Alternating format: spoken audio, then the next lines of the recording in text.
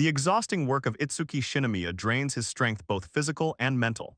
He wonders why he even continues living this way and what awaits him in his financial future. After exhausting shifts, he waits for the last train, worn out to the edge and trapped in hopelessness. He lingers with thoughts of escape to a parallel universe, repeatedly replaying in his mind how his former interest in anime and fantasy fades away.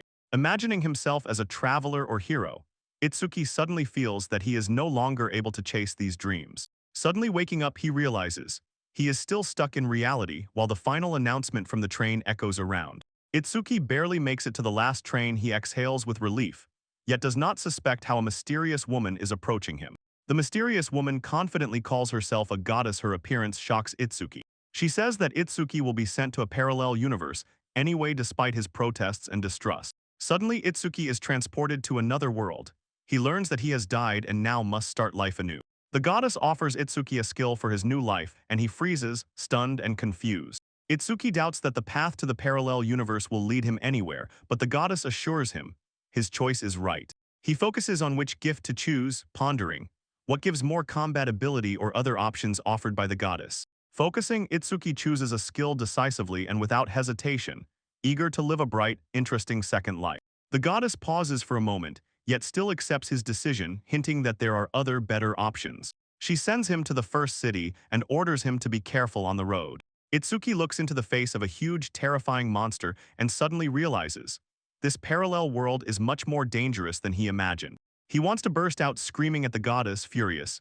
He never got the slow life that was promised to him.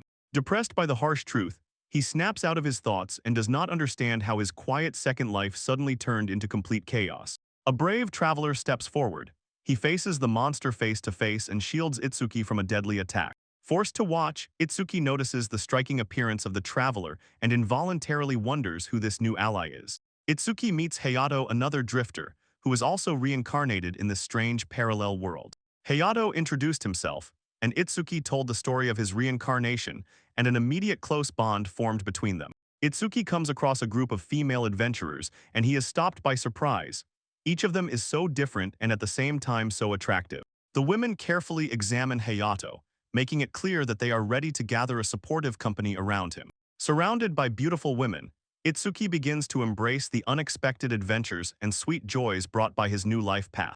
Itsuki enjoys the company of his harem as he heads to the city, nostalgically recalling Japan. They talk about what exactly makes Itsuki's unique skill stand out, and with interest consider how it might be useful in this new world. Itsuki proudly demonstrates his proficiency.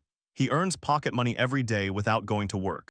The team's faces change moment by moment from surprise to interest, immediately recognizing this skill perfectly fits Itsuki's slow dream about his lifestyle. Confident, Itsuki accepts his new life. He is ready to face both the hardships and joys that await ahead. Itsuki lingers with thoughts about the next steps, weighing his skills: pocket money, alchemy, and agriculture. He decides to join the guild and level up alchemy, postponing stress and fights for later. The team arrives at a lively town where the air is filled with anticipation and open doors for opportunities just for Itsuki. Itsuki admires the female travelers and imagines a peaceful, measured life surrounded by beauty and comfort. Confident in himself, Itsuki embraces his slow life plan and prepares to fully experience his second chance. Itsuki embraces his new life full of hope and determination, and the woven parallel world stubbornly opens its doors. His adventure is just beginning. Itsuki entered the city and searched on the go for the alchemical guild according to Hayato's map, while chewing beef skewered on a small sword. As he was walking, he was suddenly tugged sharply on the back. He turned around and saw a small figure. A girl with cat ears stood quietly without any movement. Itsuki offered her the beef, but immediately noticed a collar hanging on her neck. He was sharply scolded, being explained that she was a slave. Itsuki stared at her, not believing that such a young girl could have such a fate. The slave trader Yazis approached closer, mistaking Itsuki's concern for interest, and offered to sell the girl to him. Itsuki distracted the slave trader by sharply pointing his finger randomly. The girl instantly grabbed the piece of beef and quickly stuffed it into her mouth. While she was chewing with pleasure, Itsuki smiled, waved goodbye, and quietly disappeared from sight before the trader could notice her trick. He finally reached the alchemical guild, glanced once more at Hayato's letter, and prepared for the meeting with the guildmaster. Itsuki carefully stepped over the threshold, confidently called out to announce his arrival, and did not know how exactly the meeting would start. An old woman appeared, She muttered discontentedly about his loudness and instantly revealed herself she was the guild hostess with a penetrating gaze. The old woman stared sharply and demanded an answer about what exactly Itsuki needed without a single drop of kindness. Nervously, Itsuki introduced himself and immediately stated his intention, and to ease the tension a little mentioned Hayato's letter. Hearing the name Hayato, she whispered something about how quickly drifters appear and suddenly thought, he has already become a nobleman but in some incomprehensible way. Suddenly she handed him an envelope, and as soon as this happened a magical reaction started. Itsuki shuddered and his hand flared with light. The trial ended as soon as she showed his guild card, thus Hayato's trust freed him from the exams. Itsuki asked for alchemy training. The old woman muttered under her breath, repeating the name over and over. Beautiful Rienrich. Her gaze confused Itsuki. He hurriedly apologized and begged for permission to learn until he received cautious approval in response. Rienrich carefully examined him, quickly assessed the prospects, and suggested he simply silently observe her work. She explained to him the basic mixing of medicines, laid out the tools before him, and ordered him to strictly follow her instructions. Rienrich explained that magic works faster but warned, manual labor sharpens skills and improves the quality of the potion. Rienrich warned Itsuki, to master alchemy, you need to practice everything by hand daily, and with inspiration mere cramming or theory without practice does not help. When he tried to mix the potion, Rienrich decisively cut off all his mistakes, relentlessly keeping an eye on the process and giving him precise, uncompromising tips. Itsuki continued training, sometimes using magic, but each time he lost concentration, and Rienrich continuously corrected his posture and technique. Exhausted and seemingly drained to the bone, Itsuki sank to the floor, and Rienrich noted the success of his first batch of brewed potions. Rienrich called to eat and ordered his assistant Rit to feed the boy. He was so twisted that he had no strength left at all. Rito arranged the food and poured tea while Itsuki greedily finished his meal, and this made Rienrich sharply reprimand him for his manners. While Rienrich sipped tea, he noted Itsuki's potential and calmly advised, let him start working under her supervision. Itsuki clenched his teeth, searching for the taste, but missed. He hit inaccurately, and Rienrich cut off his reaction without unnecessary words. Rienrich offered him a place to stay overnight and at the same time advised selling potions and not rushing with payment, at least for now. When night fell, she asked if he needed money. He blushed and admitted that he definitely needed it. The pirate thief rushed through the market with the stolen wallet, and the crowd was wildly shouting for help. Clenching the blade in his hand, he threateningly pressed on everyone who crossed his path and threatened to kill everyone without exception, causing panic to spread through the street. A little ahead, the calm cat-eared warrior caught his gaze and immediately sprang into action quickly, before anyone else could come to their senses. The thief lunged forward in a jump, but she effortlessly intercepted his strike, and his rage flared immediately as he went mad with curses. Suddenly, the thiefess sharply responded with a strike so accurately that she knocked her off her feet and caused her to painfully hit the ground. Sordu shouted proudly, and Aina stood straight and calm. She tamed the thief with one powerful, striking blow. Aina examined the thief's condition, and for a moment her heart tightened with anxiety, but Sort calmed her. He is still breathing. The townspeople recognized them immediately, Aina and Sort from Red Line. Grateful passers-by stood nearby, so they received thanks and admiring glances. Rienrich and Itsuki noticed the crowd gathering. She gave instructions to the Adventurers Guild and left. Standing in front of the guild, Itsuki clenched his nerves, yet still held a ray of hope inside, realizing his new life had finally truly begun. Under the same moon next to Hayato, Itsuki calmly relaxed and did not even suspect that tomorrow would again turn everything upside down. Hayato stealthily approached Rienrich and asked her to give Itsuki a gift as a sign of gratitude. Itsuki entered a dark, suspicious inn. He was immediately met with cold stares and dangerous men who looked at him with suspicion.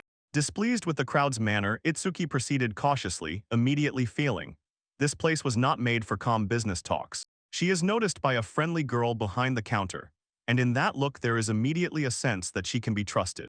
Itsuki asked to sell potions and buy ore and was surprised when the girl agreed immediately, without any doubts and without a single question. Tension thickened as soon as others noticed him. They spoke to him, accusing him of price gouging, and again questioned whether their potions were worth anything at all. Ferris calmly explained.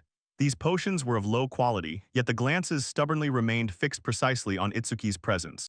The man cut off the conversation and spoke casually, but his movement sharply confused Itsuki. The bottles of potions spilled one after another. Paralyzed with horror, Itsuki helplessly watched as the fallen bottles shattered, and insect-like creatures summoned from the shards burst out in a whirlwind. When the travelers laughed, Itsuki was accused of involvement with the Apothecary Pharmaceutical Guild and selling forbidden potions. He recalled how Reinhardt acknowledged the quality of Itsuki's potions, but the bald man sneered and grabbed him by the hair. Cornered and enraged, Itsuki clenched his fist, ready to fight for his own dignity despite all odds. Angry over the destroyed potions, Itsuki tensed and struck, but a sharp voice cut his heated swing midair. Aina, an armored knight, effortlessly intercepted Itsuki's blow, standing between him and the inevitable disaster. Aina sharply, insistently silenced everyone, and Itsuki, along with the bandits, froze in place. Before Itsuki could say anything, Sword, a girl warrior with super-sensitive hearing, abruptly interrupted him, issuing a warning. Let him calm down. In armored gear, the girls introduced themselves. Aina and Sword, known members of the fearsome Red Guild front. Tension instantly covered everyone. Aina confirmed she had been here yesterday, and Itsuki began to doubt their accusations. Itsuki proudly stated his origin from the lesser-known alchemical guild, and did not hide that he was captivated by Aina's beauty and her armor. Itsuki extended the guild card. The crowd immediately fell silent. Nearby, Aina and Sword stepped forward to stand before him as a protective shield. Aina called the incident a simple misunderstanding. The bald man instantly got scared and reluctantly apologized to avoid causing even bigger problems. Sorda harshly scolded Itsuki, but he sharply responded, blaming poor understanding and the fact that his potion was damaged. And she calmed the dispute, offered compensation, and gently apologized on behalf of her team. Reinrich, the head of Purgil, flew in angrily and accused them of destroying her product, refusing to accept apologies. Reinrich shouted loudly, calling Hildmeister, and declared she would speak only when the official authorities appeared on the scene. Despite the guilt, Itsuki still felt relief. Reinrich made him understand that the fault should not be sought in the one who tried. With decisive phrases, Reinrich severed the ties between the alchemical guild and the violators, and the crowd erupted in surprise at that very moment. Panic spread instantly. The bald man fell to his knees and begged for forgiveness, already understood that from now on they would have to buy 2 expensive potions. Reinrich sharply turned to Aina and directly accused her, demanding retribution for the destroyed work of his students. He was furious that inspiration had met negligence. Reinrich pulled out the letter from Hayato, and the entire guild instantly shuddered at the fact that the hero confirmed it.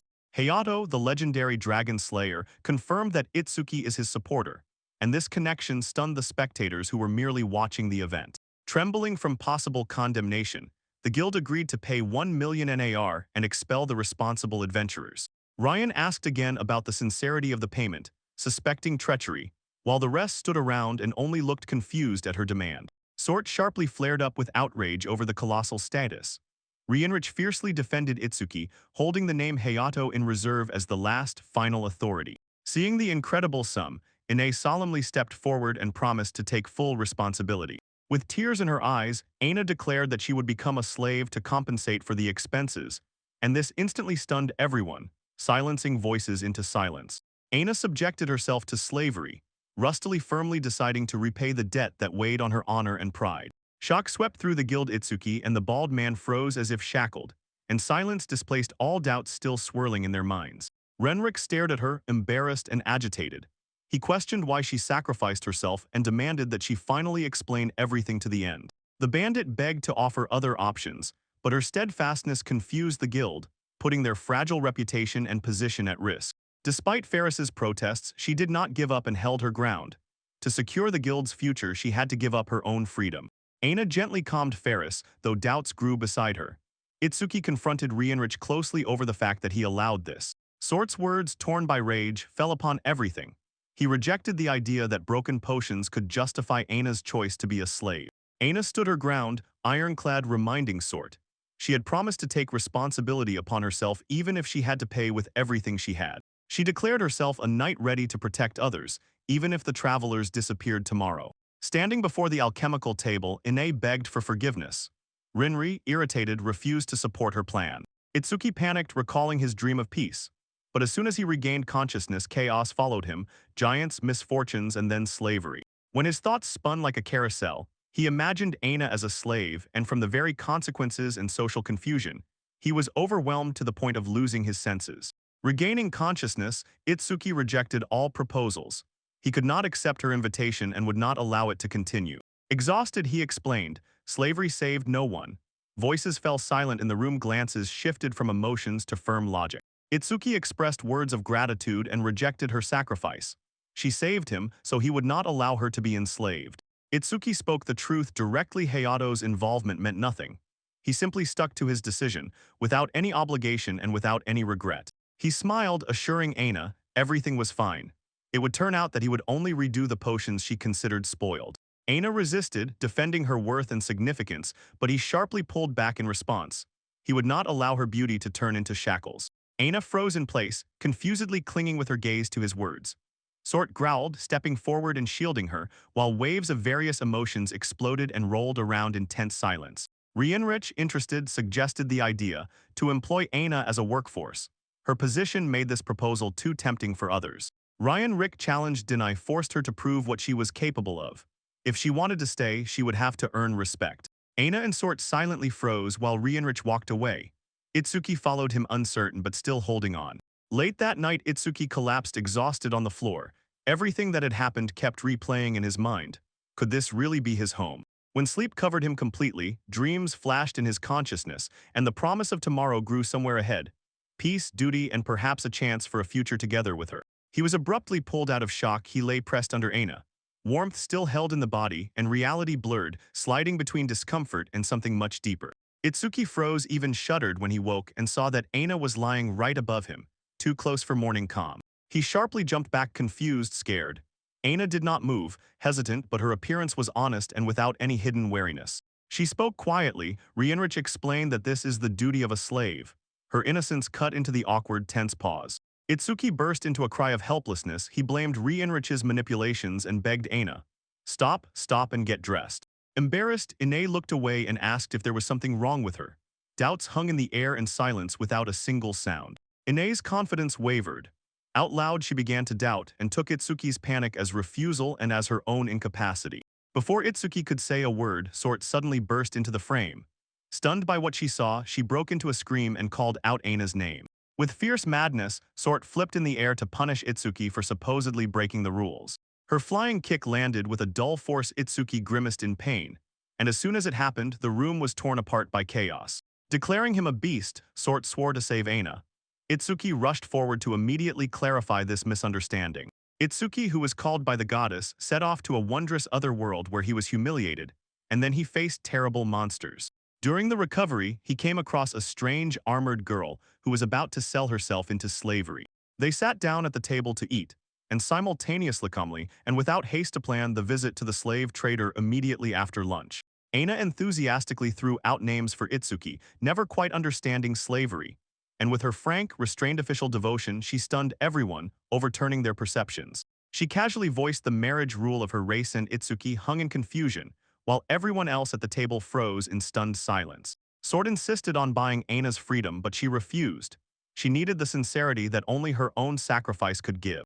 Itsuki threw in a joke about money to lighten the mood a bit, but the tension between them did not disappear. Aina held firm. Sort, catching her steadfastness, agreed to go together despite the risk hidden in it. Unwavering, as always, Sort warned Itsuki not to touch Aina and promised to personally become her guardian. Despite everything, Aina once again confirmed her decision and continued to address him as "my lord" while they walked forward. Itsuki could not figure out what exactly was pushing Aina forward. Her stubbornness earned his respect, yet her actions remained incredibly confusing to him. Meanwhile, the Travelers Guild fell silent, oppressed by the thought that they might lose someone too important to them. When Ferris finally prepared to speak, a heaviness thickened in the air. Their gloomy misunderstanding was bewildering. Ferris reminded them Aina sacrificed her position for the sake of their home, so he urged them not to waste this chance. Her words motivated the guild. She resolved to work even harder and did everything to honor Aina's selfless choice. After a long break, Reinhard entered the weapons and armor shop. The seller greeted her as warmly as before. He inquired about rumors concerning her apprentice. Reinhard confirmed this casually, but behind his restrained expression hid his own thoughts. Meanwhile, Itsuki entered a luxurious estate. He mistook it for a nobleman's residence and did not suspect its true purpose. She gently greeted him, apologized for the wait, and confidently invited him to come further inside. Noticing the name Reinhard, she smiled warmly and led the blushing Itsuki forward. Her steps were light, confident, and measured. Itsuki, Sort, and Aina waited inside. The luxurious room stunned them. The elegance exceeded everything they had expected.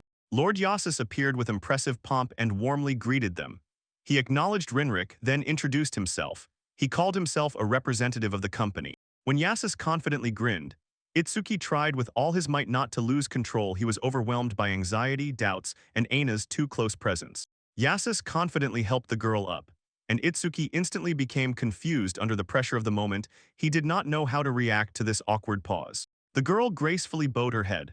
Her name was Wendy, a flawless product, raised in the famous company of Yasus. Itsuki froze in shock. He could not believe that someone as refined as Wendy was being sold into slavery, as if she were like you.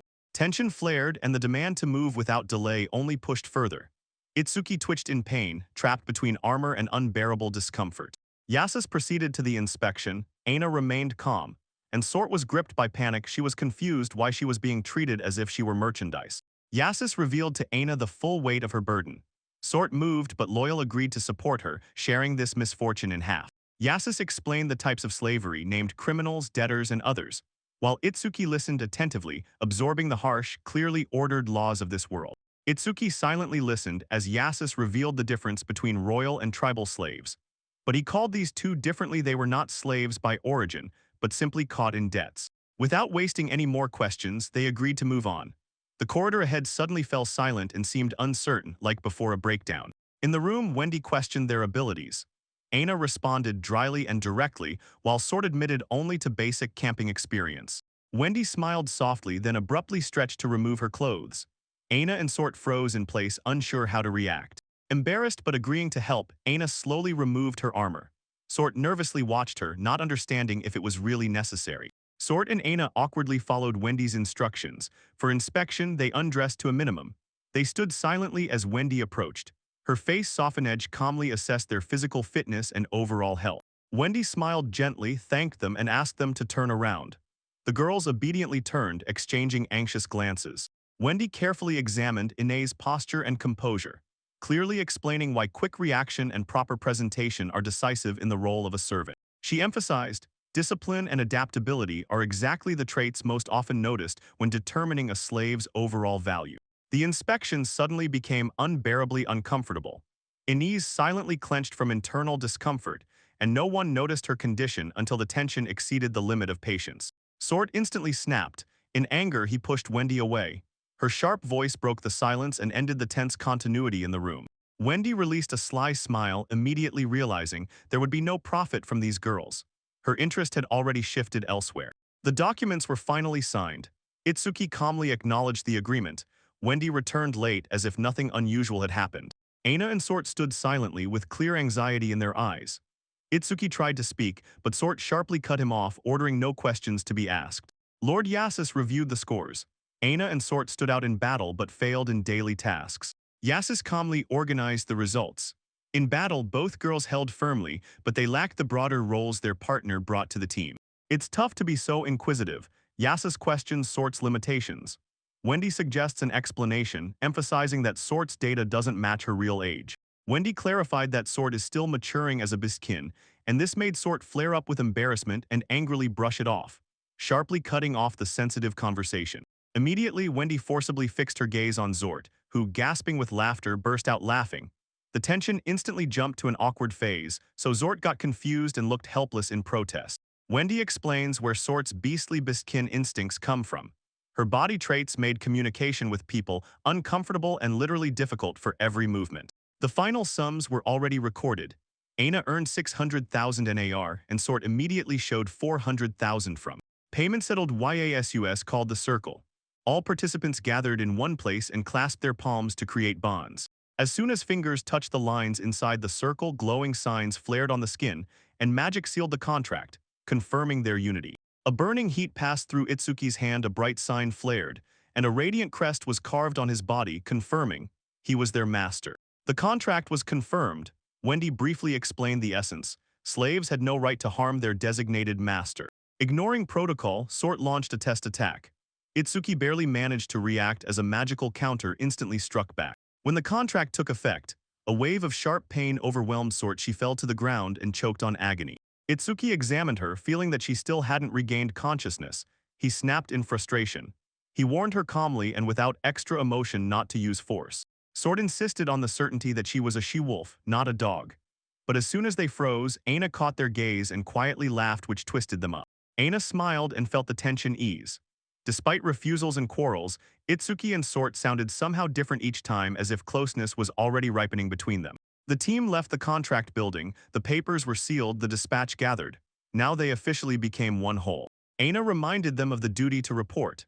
Itsuki paused for a moment, still not understanding exactly how guilds worked. Somewhere else another group was waiting for their turn. Hayato still hadn't returned, and the silence of the night camp suddenly became heavy, and anxiety spread throughout the camp. A young girl complained of hunger and began rummaging through the camp's supplies, ignoring warnings about emergency food reserves. Letty panicked when the elf returned from bathing. He argued persistently about the soup, and his clothes barely stayed on him. Letty sharply snapped at her, embarrassed and persistent. The elf just shrugged, brushing off the remark. Human modesty and the boundaries that needed to be kept in communication here confused him. While they waited, anxiety for Hayato grew. The elf teased Letty and pushed her to go to the bath as well. The way the hungry girl dreamed of meat unsettled Letty. She chased after the elf with all her might, shouting angrily and walking in circles. Somewhere in the distance, Hayato sat alone. The forest was still, but someone invisibly watched from among the trees, and it was felt. Hayato sits under the stars and stares at his own hand. This night seems much colder than usual. Another figure approached. Both allowed guessed how Itsuki felt now after the contract was broken. So far, Itsuki inside the guild was happily getting up with a good mood. Adventurers around greeted him warmly, and their mugs were raised high in a loud joint toast. Heartily thanking, Itsuki prepared to leave. The elder reminded him, let him do everything possible for the sake of his group. They sincerely apologized to him. Thanks to Aina's influence, now they stood together again, united and full of hope.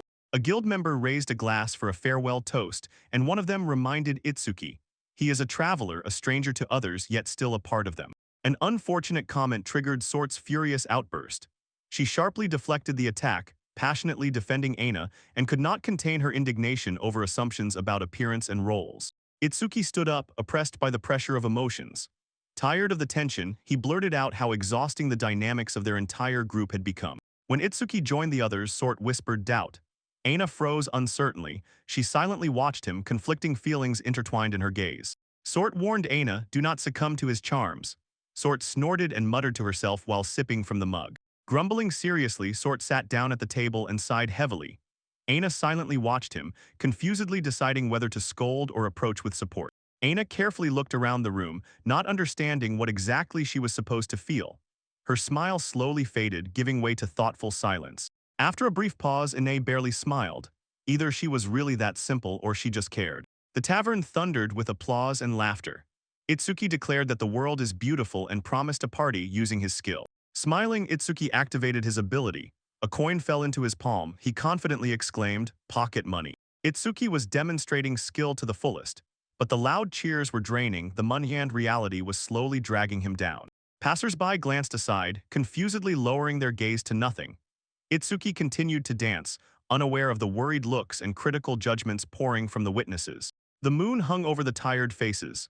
After the party, silence remained, empty bottles and the guests are sleeping. Itsuki collapsed unconscious among barrels and mugs. His thoughts drifted there too, felt that this was also part of the route. Faces he had met flashed through his memory. Aina, Sort, Hayato had left a mark on his heart. Usik held a coin in his hand and smiled.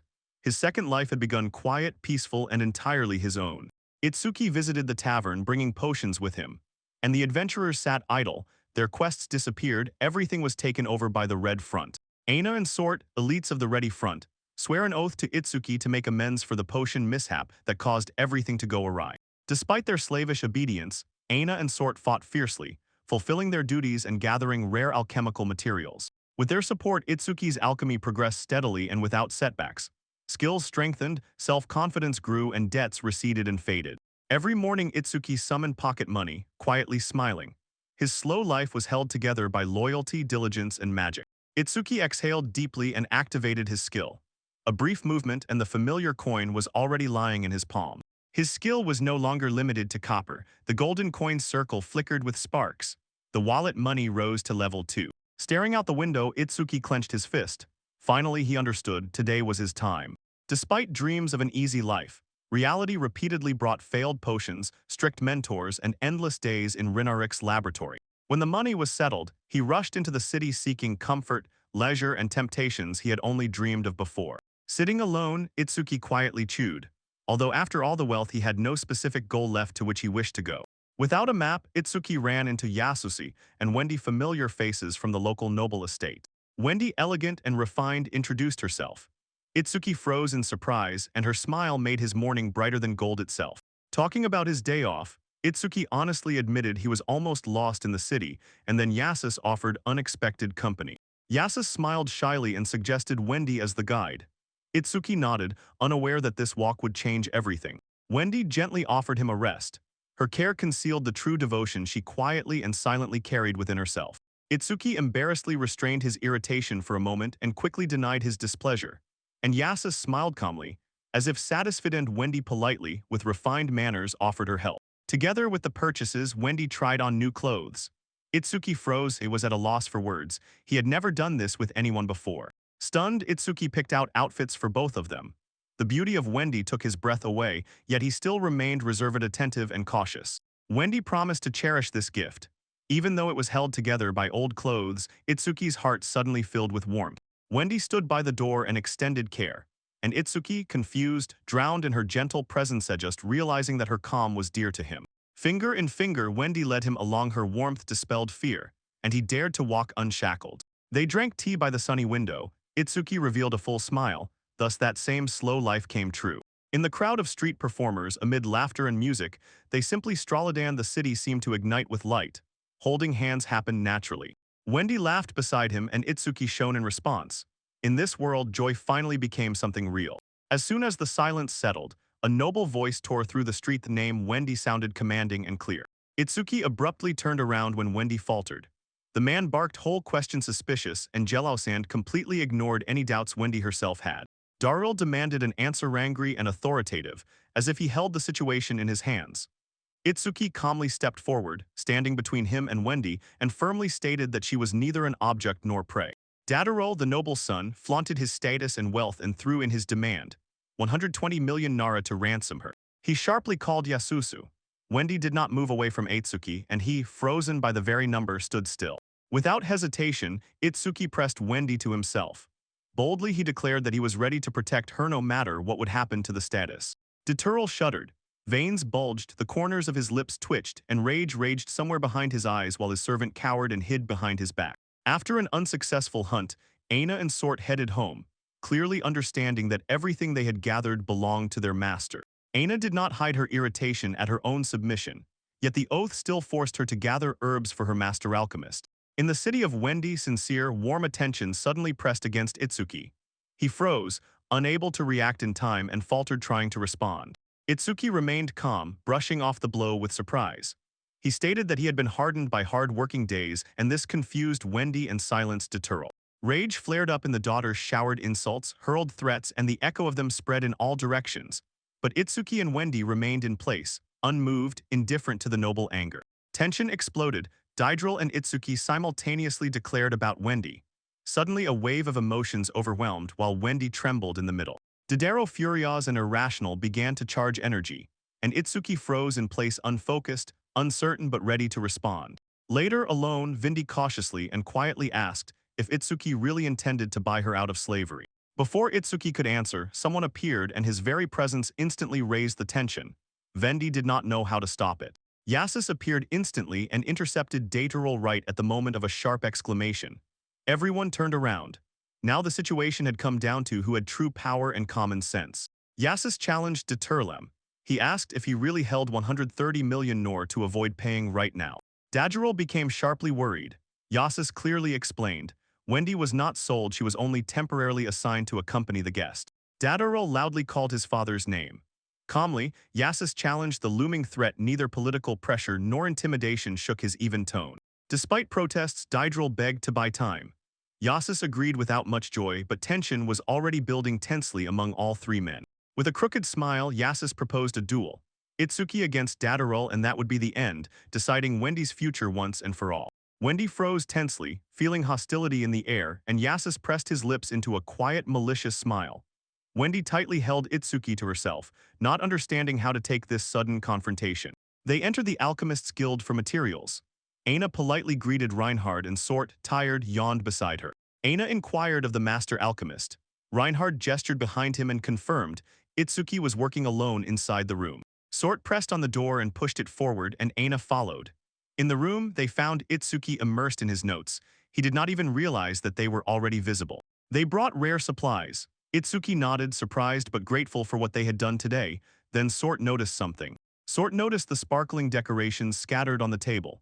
Her gaze flashed with curiosity and childlike delight. Aina looked doubtfully at the ornament and asked why it was needed at all. Itsuki almost stopped mid-step. Nervous, he tried to explain why they ended up here so unexpectedly. Sort exploded with despair, her scream echoed over the city. Itsuki shuddered and already regretted getting involved in this story at all. Sort revealed the truth. All these things belonged to Dadrill's son, the one who was famous for strength, arrogant pride, and cruelty.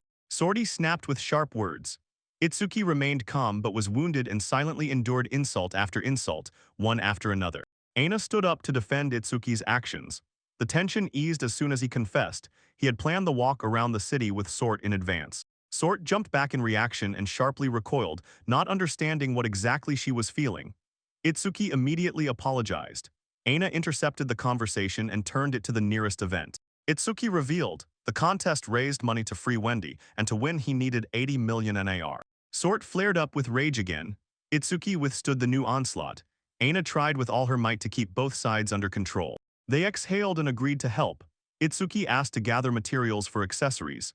Aina accepted the task, firmly holding determination. Plans fell through and Itsuki took up selling potions. Ine apologized, but he accepted this delay without any hesitation and without any complaints. Aina warmly and sincerely praised him. Sort, full of energy, pulled her along to where they hunt for materials, doing so with stubborn determination. Somewhere far away, Wainsy sat alone, silence pressing into her ears. She waited while anxious thoughts about the impending trial spun in her mind. She told Itsuki that he did not need to help. Yet despite this, he smiled and still took a step forward. He gently calmed Wendy, her fear receded, giving way to confidence. Together, they promised to face the trial that awaited ahead. Wendy, shaken by uncertainty, asked why this was being done. Yasas sensed her anxiety and carefully began to unravel the truth. Yasas appeared without any apologies, calling it fortune, a calculated risk. Wendy silently froze, absorbing the betrayal. Yasas softly assured Wendy her situation would improve. She listened quietly but was unsure if she truly had the strength to believe him. Wendy revealed where she came from. She was kept as a rare slave but with the right to choose. She suspected that Yasa intended to sell her according to his plan. Itsuki confronted Daedril directly, and he was breathless.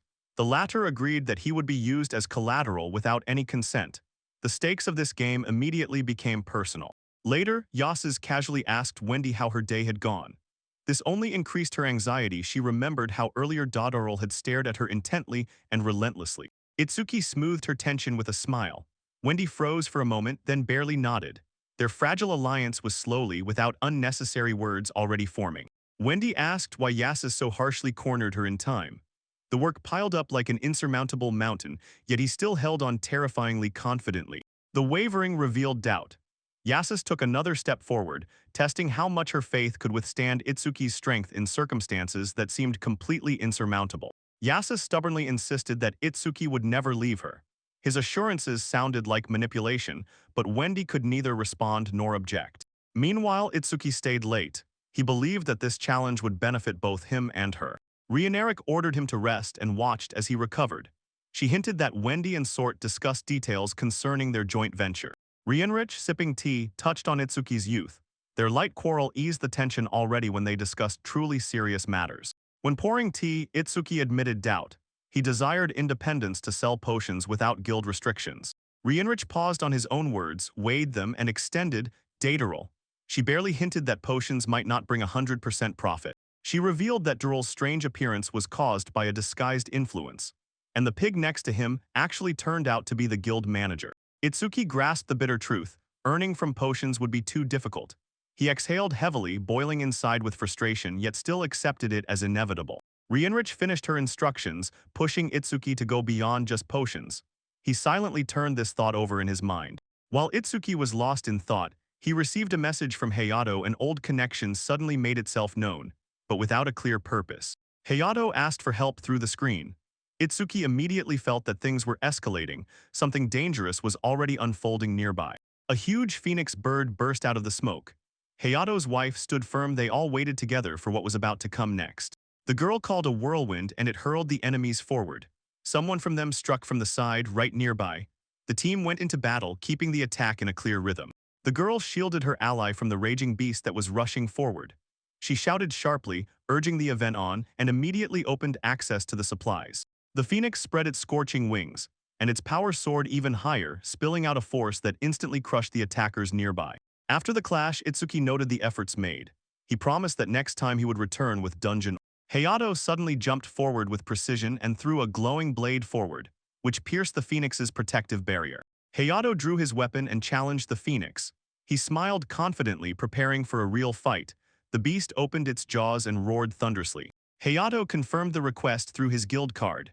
When the smoke cleared over the battlefield, the girl burst with joy. Returning to the workshop, Itsuki gazed at the guild card and admired its usefulness. It maintained a live connection right now like a magical phone. He resumed work again. Despite fatigue, he did not give up. He continued working, refining tools and formulas, focused and without a single sound, precisely keeping focus on every detail. While they were hunting, Sort instantly rushed forward. Aina tried to speak, but Sort was completely focused on his prey. When everything needed was gathered and the tension subsided, Aina smiled broadly. Sort confirmed her words and made it clear it was time for the two to head home. Aina gathered the necessary materials with maximum caution. She hoped that they would be enough for Itsuki at home to create truly valuable things. She repeatedly released the accumulated anger over how this thing was used. It was unbearable for her to see something important turn to a wrong purpose and reduced to a trifle. Aina remained calm, quietly sipping tea, while irritation grew. Sorting stirred smoky, louder anger because Aina was thrown off by her careless relaxation and blind forgiveness. Sorty struggled with her own thoughts. She was irritated by everything she did, yet she could not completely dismiss how Itsuki behaved. Despite the outbursts, Sort still rejected her own feelings. She mocked preferences to hide confusion and stubborn pride. Still confused, Sort forced herself to smile. She got down to work, pushing herself to overwhelm Itsuki with tasks. Returning home, they were immediately engulfed in chaos. Rienric brought a suspicious potion, assuring that it would revive the exhausted Itsuki. As soon as he managed to start his objection, the girls pressed him to the ground.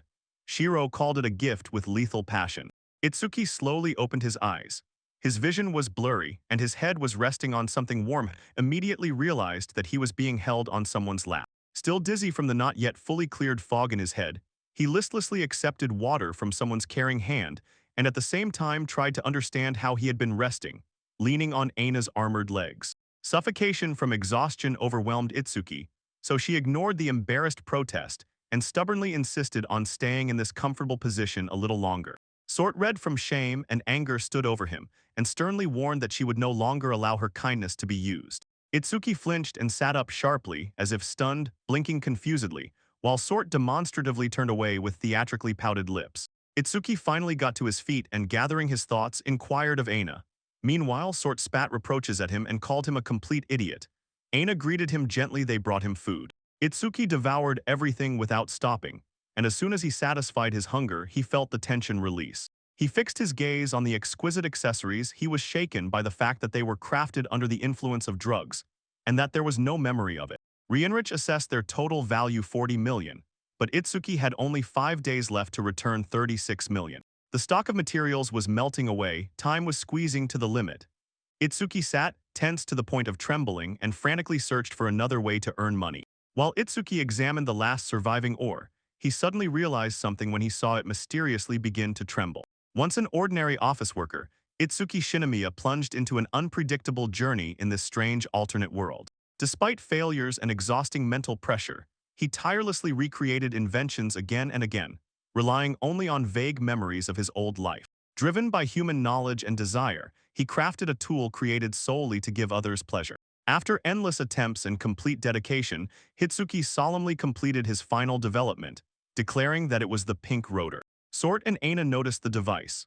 Compelled by curiosity, they were drawn in. They caught Itsuki's gaze and asked what exactly he was holding in front of them. Embarrassed and evasive, Itsuki tried to find words to explain the instrument while Sort guessed. Supposedly, it was intended for massages. Sort teased Aina, hinting that she had already tried it. Aina froze for a moment, but the very thought of it drew her in. As soon as the device turned on, Inus's face flushed. She was overwhelmed by a sudden and incredibly strong physical wave. Unable to control her reaction, Ine shuddered, caught by the trembling wave from the instrument pressed against her skin. From the wild vibration, Aina's body immediately went numb. She could no longer resist the powerful influence of the strange device. The sensation overwhelmed her so much that Aina lost strength and sank to the ground. Euphoria blazed before her eyes. And Sort indifferently remarked that from the outside it looked incredibly calming. Aina turned to Sort and asked her to try it. Sort hesitated, clarifying what exactly the instrument was intended for, but she never got to find out. Itsuki nervously explained that it originated from his world. Sort froze without emotion and silently clenched her growing irritation, staring with an empty gaze. Suddenly, Sort grabbed a weapon and froze in fierce irritation. Unable to hold back, she sharply asked if she could end Itsuki right now. Caught under Sort's burning gaze, Itsuki tried to escape the room, but she angrily ordered him to stop. Under the moonlight outside, Itsuki again stared at his invention, as if checking every detail and was already making plans to sell it as soon as possible to make a profit. Quietly uttered the name Wendy, holding the given promise in mind, and then nervously looked around the area in search of possible shop owners. A crowd of people approached closer and smiled. He decided that they were ordinary customers and did not suspect that he was chosen as the target. He did not manage to catch the reaction. They already launched the attack. He stumbled, and the tension grew until their faces became sharply, anxiously sharp. During the escape, Itsuki stumbled, and those men played out terrible injuries, forcing him to pay for imaginary medical treatment. The surroundings closed and Itsuki handed them the potion. Suspecting extortion, he immediately accused them, saying they worked directly for Darai. Blinded by the accusation, he rejected everything to the last, but when they tried to stop him again, he already rushed out like a whirlwind. He shouted a made-up distracting maneuver about gold coins, thus causing confusion for a moment, so that the opponents got confused, and he managed to rush far ahead. When they chased him with drawn blades, Itsuki only gave a crooked smile. He managed to activate the skill pocket money just in time. When the sword lunged toward Itsuki, the girl suddenly appeared out of nowhere, and with no hesitation cut off the attacker with a strike. Under the moonlight, the girl softly landed and confidently looked back at the stunned Itsuki, whispering, "I managed." Itsuki froze under the moonlight when the girl in the cloak appeared. Her fur strangely shimmered with pure white light. He immediately recognized her, the same girl he encountered on the day of his arrival. Short, silent, sold like a slave. They ran into each other again in the city while sitting together for a meal. She easily and without unnecessary words gave her name Shiro. Late that same evening, hostile men blocked their way. Shiro stepped forward alone without hesitation and without fear. Firmly standing in the alley, Shiro declared herself Itsuki's shield, face calm, gaze unshaken. Shiro coldly warned them. Any threat to Itsuki would end with deadly consequences without hesitation immediately. The gangster suddenly lunged forward blindly, but Shiro easily dodged to the side. Her reactions worked flawlessly, too fast for him to intercept. She prepared to deliver a deadly blow. Itsuki was frightened and before it was too late begged for mercy. Shiro obediently carried out the order, leaving the attacker with severe injuries. Her movements were fast, precise, and ruthlessly harsh. In a moment, Shiro rushed forward, cutting through the space to the rest of the enemies. Their surprise flared immediately as her body soared into the air. When the enemies were defeated, Shiro stood victorious. The locals froze in their gaze, stunned by the power they had not expected and her confidence. Itsuki thanked her. Shiro calmly explained the mission. Yasus ordered her to protect her new master. Confused, Itsuki asked about her home. Shiro explained that Yasus was her former master and now it was Itsuki. Although Itsuki could not yet take her home, Shiro accepted the pause and without any hesitation quietly followed. Walking side by side, Shirov carefully clenched his cloak in his hand, demonstrating trust. Their strange connection had just been born. Shiro peacefully curled up near Itsuki. Pani watched how tenderness and attention sincerely suited her, while Itsuki awkwardly waved off, dismissing any hidden meaning. In the closed room, Itsuki voiced his idea. He was going to sell a mysterious item to make a profit from it. Yasui snorted mockingly at the price and stated that it was worth much less. Itsuki silently held to his determination. Itsuki explained he was not selling the item itself but the exclusive rights to its production and marketing. Yasus instantly understood his plan. This pink rotor was a massage tool and rights meant the right to own the business. Yasus showed interest in the product. Itsuki, fired up with emotions, demanded to discuss the contract terms before making final decisions. Yasus expressed reservations. No guarantees of return, no promises regarding deliveries, and the price seemed too inflated. Itsuki confidently countered and stated that he could gather the necessary materials, and with the support of others, establish stable supplies. Shiro silently watched him and with understanding felt, Trust, when meeting a person for the first time, turns out to be extremely difficult to build, even if you take on a business proposal. To prove his sincerity, Itsuki put himself up as collateral. If the deal fell through, he was ready to become Yasu's slave. Wendy's memories flared with Seizi's warning, and this made Itsuki take everything too seriously. His proposal was not one to be accepted without hesitation. Yasus only laughed at the audacious proposal, immediately accepted the agreement, and completely removed the clause about slavery. Yasus declared readiness to buy full ownership. Permanent rights meant that no symbolic contract was needed between them anymore. Narrowing his gaze to a razor, Yasus warned Itsuki. Betrayal would instantly erase trust and cancel all future chances. When the conversation was over, Itsuki nervously asked him for one more favor, completely diverting the talk from business matters. As the morning flared up, Itsuki finished working on the rotors. Yawning tiredly, he noticed that the sun was already rising above the horizon. Drowsy from sleep, Shiro staggered forward. They had already reached the guild, but she was barely standing on her feet. Although Shiro's eyes were sticking shut from drowsiness, she stubbornly held onto Itsuki's protection even when she was being dragged across the cobblestone road. Somewhere else, the bandits were being chased by their boss for failure. They had failed to stop the stranger. Rage boiled throughout the hall. Daryl DeNoble ignored all warnings. Determined to win, he devised a sabotage plan regardless of risks and consequences. He put an end to all vows of revenge, swearing to kill anyone who dared to touch Wendy, while Wendy calmly bathed meanwhile. Wendy, holding her breath, quietly and thoughtfully spoke to my master while she herself calmly washed, lost in conflicting thoughts and silence. The next morning, Itsuki arrived at the Alchemist's Guild. Two datings had not yet reached a final agreement. Standing shoulder to shoulder with Dadaro, Itsuki remained calm while the opponent forced him to admit defeat in advance. Itsuki boldly called Datorol to settle the dispute between them. Datorol confidently took a superior tone and mockingly sneered at him. Without trembling, Itsuki slapped Datorulu with an insult. Sort and Aina froze nearby, burning with the desire to see how everything would explode. Lord Yeshus announced the result long before the end, confidently naming the winner in the duel between the two opponents. Itsuki revealed huge bags of money to everyone, 80 million in profit. Datorol froze, stunned into silence, unable to believe it. Triumphantly, Idzuki held his fist high above his head and proclaimed a complete victory. The humiliation of the Datorols was unconditional and broadcast to the entire public. Lord Yeshus finally confirmed the result. Itsuki was the first to achieve his goal and Daidrol froze in complete confusion, unable to utter a word.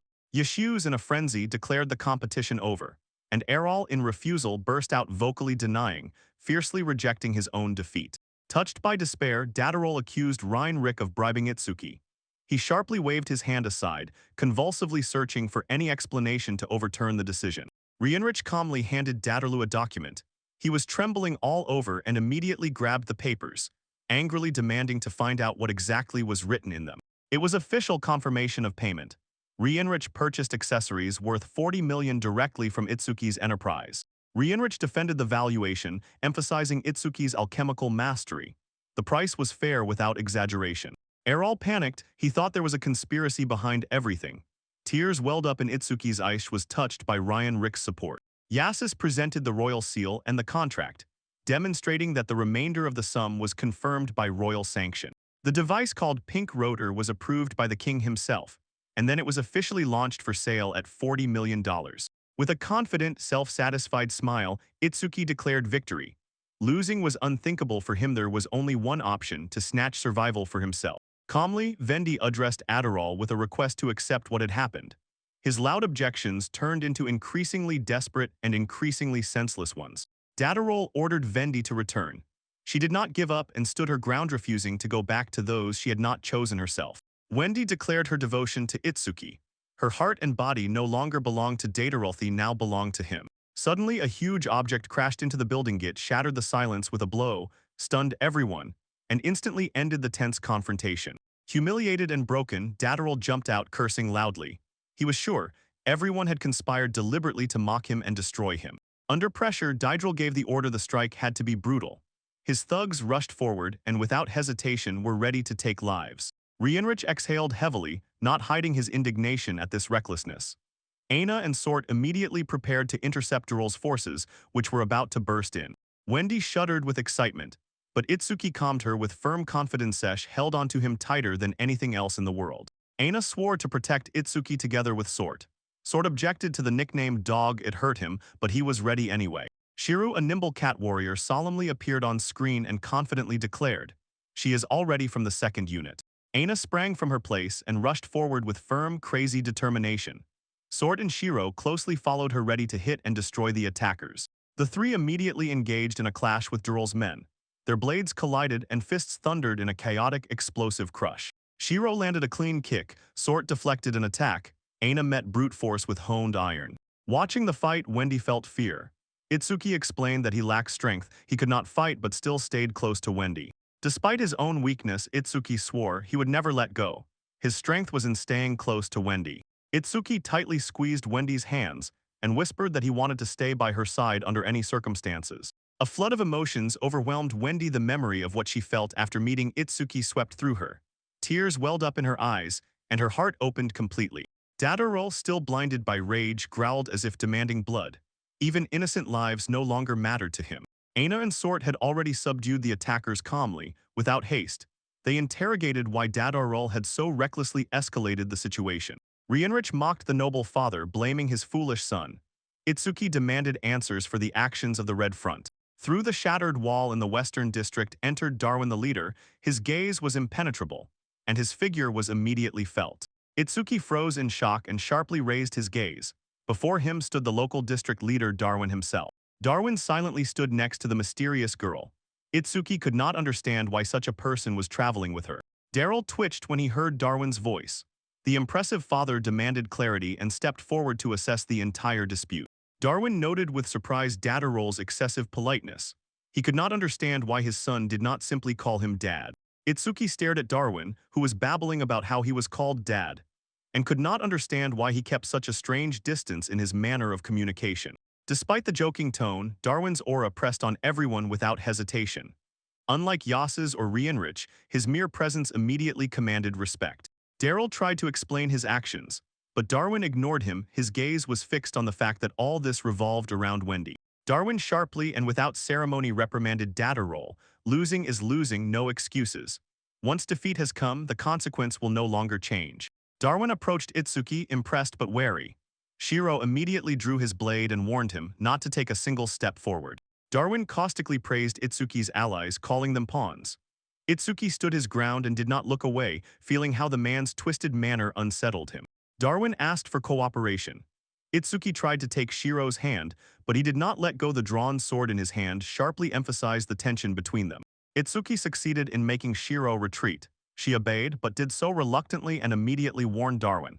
If she notices anything suspicious, she will have to intervene. Darwin confidently collapsed onto the sofa, demonstrating complete control. The mysterious girl beside him did not utter a word and silently watched him. Everyone sat down for the discussion.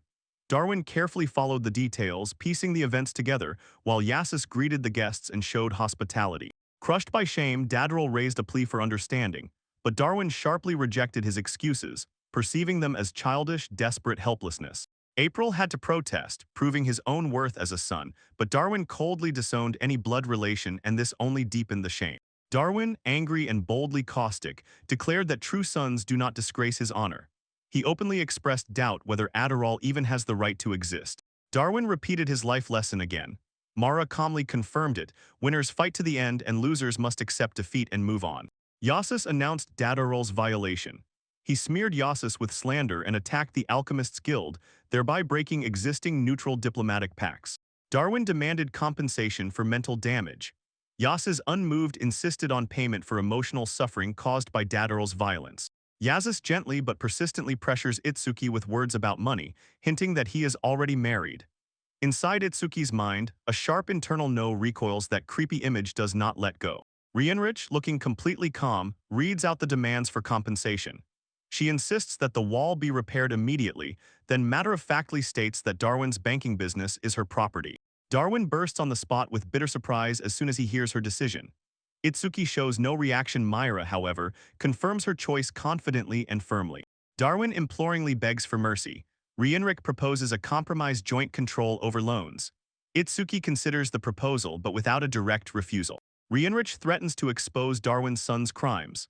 Itsuki pretends not to understand anything, while Darwin is being broken by severe pressure. Darwin, in a fit of irritation, bursts forward. blaming the arrested criminal for all his new problems that arose due to illegal schemes. Tied to Darulu goes crazy with panic while Darwin warns. The church will not forgive him and will also humiliate him publicly. Darwin tries to regain favor and offers help, while Itsuki feels trapped from all sides. Reinhard only condescendingly mocks his anxiety. Shiro meets Darwin with a deadly assault, and he, trembling, nervously begins to praise her, instantly realizing Shiro can easily end his life. He also praises Wendy's kindness, then calls her over trying to win her trust, though hesitation is clearly visible. Itsuki defends Wendy, fending off Darwin's remarks. Darwin mocks him and at the same time touches Wendy, causing tension to explode between both sides. Darwin's trials press on Itsuki's resolve. Itsuki stands firm. He neither retreats nor lets others take away the right to call his people their own. Itsuki confidently declares that he intends to live his life to the fullest.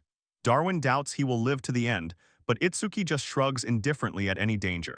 Izuki rejects reconciliation, demands that Darwin finally be held accountable by law for his fault.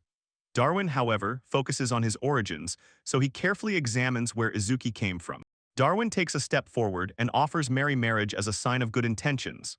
Hitsuki, in response, freezes in confusion. Proposal doesn't fit in her mind. Mara boldly flirts with Itsuki, teasing him as if playing, yet at the same time carefully observing and asking if he can really meet her expectations. Embarrassed, Itsuki awkwardly refuses the offer. Quietly, without pretense, he admits that he cannot meet Mara's demanding expectations. Itsuki asks for one request, and Reinhardt encourages him let him speak frankly and ask for everything he truly wants. Instead of chasing wealth or power, Itsuki chooses silence, takes a sip of tea and allows himself peaceful solitude. While they drink tea, Reinhardt squints and notes how his luck ruins everything, causing chaos. Itsuki shows him that everything worked out and with every detail, he remained in the positive, gaining many advantages. Reinhardt regards the bank as a quite worthy reward, while Itsuki immediately downplays it, calling it a modest and normal compensation. When Aina and Sword approach, Itsuki awkwardly laughs and realizes that Darwin's plan was designed to deceive them from the very beginning. Reinhardt assigns tasks to Itsuki. He nods, accepts the order without hesitation, and maintaining calm in every aspect, goes out to meet Darwin's messenger who is about to arrive. Walking through the city streets, Itsuki dismisses the thought of luck. The girl only smiles in response and teases him, saying that unexpected gifts and ease come by themselves. Holding the map in his hands, Itsuki charts the way forward. Aina and Sort catch up beside him, growing increasingly fond. The map serves as a guide. Itsuki, together with the girls, reaches the final point.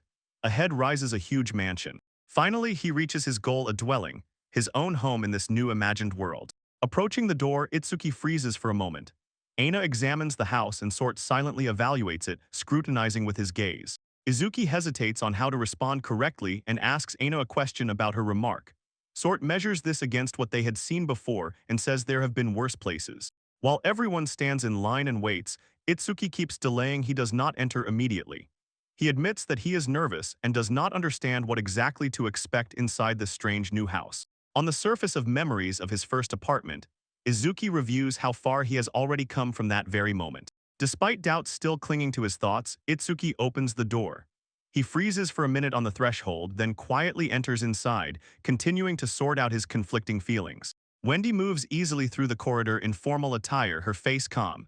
She is focused and ready to perform her role. She greets Itsuki with a warm smile, and this throws him off balance. Her appearance is calm and sincere, and all that remains in his head is complete confusion. Wendy confidently and calmly explains why she is here without a shadow of doubt.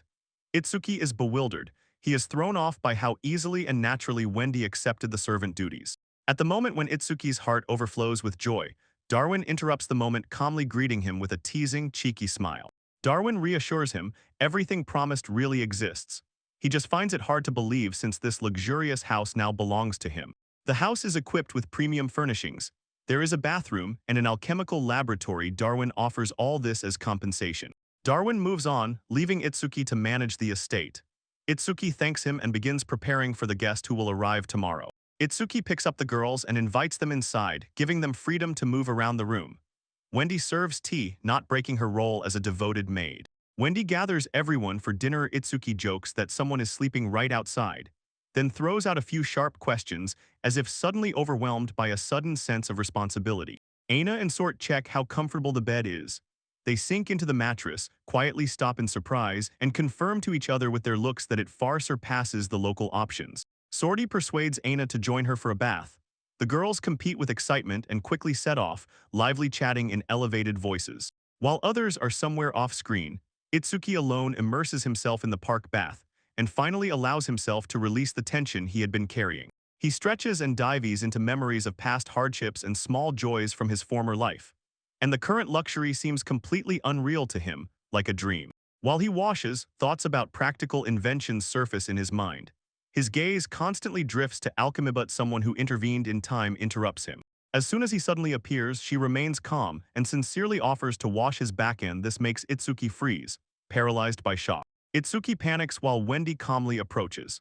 She insists on washing his back-end. Because of this, he remains stunned and without a single word.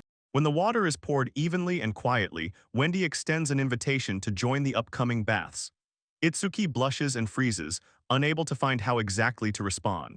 Wendy starts rubbing her back, and Itsuki clenches his embarrassment with all his might, trying to maintain a calm, composed appearance under the awkward pressure. Wendy leans forward too low. Itsuki flinches from surprise, instinctively reacting to the sudden closeness and her softness. Wendy asks him to turn around, and Itsuki panics inside. He understands that now she will start washing his front part. Wendy hugs Itsuki from behind, and a fog flashes in his head.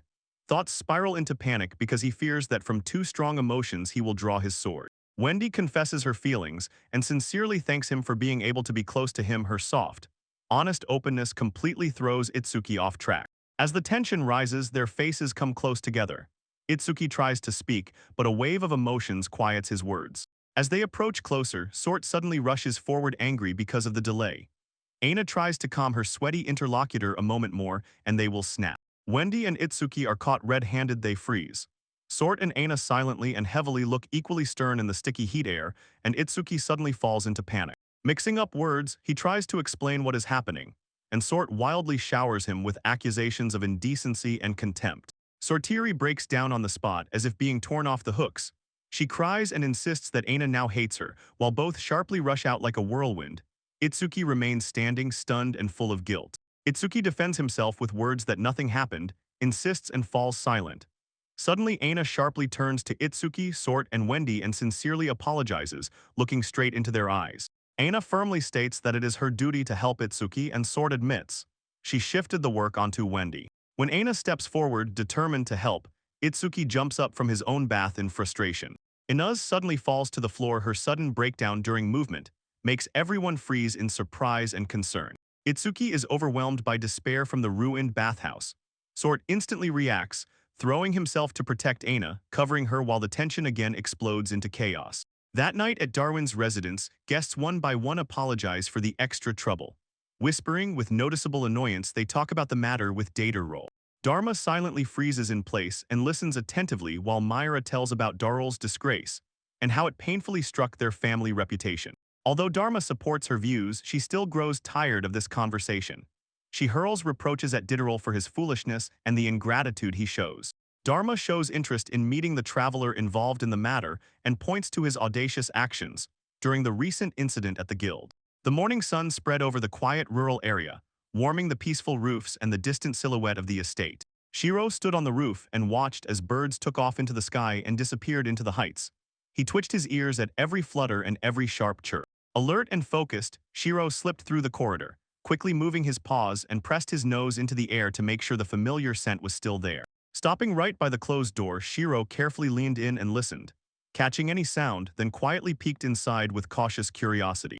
In the room, Itsuki was still asleep without waking. Shiro quietly entered and with anxiety in his voice addressed her as his mistress. Itsuki whimpered in his sleep from anxiety, reliving a difficult dream again. Shiro silently watched him, confused and attentive, full of alertness. Shiro gently stroked Itsuki's head, calming him while he muttered something incoherent. Step by step his breathing became steadier and calmer. Sunlight seeped through the window. Shiro averted her eyes, blinked softly and felt that morning had come. Itsuki struggled to get up, staggering, and saw that Shiro was sleeping next to him. He quietly whispered her name. Wendy came in with breakfast. Itsuki explained why Shiro was here. She sighed heavily, ran her fingers through Shiro's hair and called her quite the problem. Someone made a sudden attempt to wake Shiro but stopped. Itsuki quietly calmed her, deciding to let Shiro rest peacefully. Everyone gathered for breakfast. A luxurious abundance was spread on the table. Their eyes lit up from sudden hunger. He and the others praised Wendy's cooking. Sonort felt humiliated as soon as she realized she couldn't compare. Yet despite this, she quietly and silently observed the dish and accepted it with admiration. Although Itsuki really liked the food, his chaotic way of handling it unsettled Shiro. He sat without saying a word, silently drinking in the sight of him eating messily. When the work was done, they politely thanked Wendy served tea, and the calm morning routine finally fell apart. Itsuki lives peacefully and today again shares a luxurious dinner. Wendy's food warms and at the same time brings together feelings of calm and daily joy. In the morning, teasing started again. Sort jokingly touched on Itsuki's addiction and hinted that Wendy had already completely tamed him. Defensively and passionately, Itsuki fell silent, speaking about how food can control feelings, how taste and expectation turn every meal into something truly meaningful. Following his words, Wendy became an emotional center. Her food gathered the home together, giving everyone hope and a sense of unity. After this, Wendy quietly thanked Shiro for tidying up. Finally, peace reigned in the house. It was held by shared responsibility. Cherry quietly noticed Wendy was no longer the same as before. Her preparations now breathed softer care. Restrained affection was felt in every step. Gathered all together, the company froze in anticipation, while Itsuki nervously prepared to express gratitude for their support. He took out small, thoughtful gifts, sincere tokens of thanks to each of them for help and friendship. Seeing this gesture, Aina, Sort, Wendy, and Shiro accepted it without hesitation. Their faces softened. They were touched by the sincerity of Itsuki's smallest attempt. Wendy promised to keep it, she whispered casually, then added that everything was fine. Her heart shone with quietness, filled with genuine joy. Itsuki suggested they stay a little longer, but Sort refused.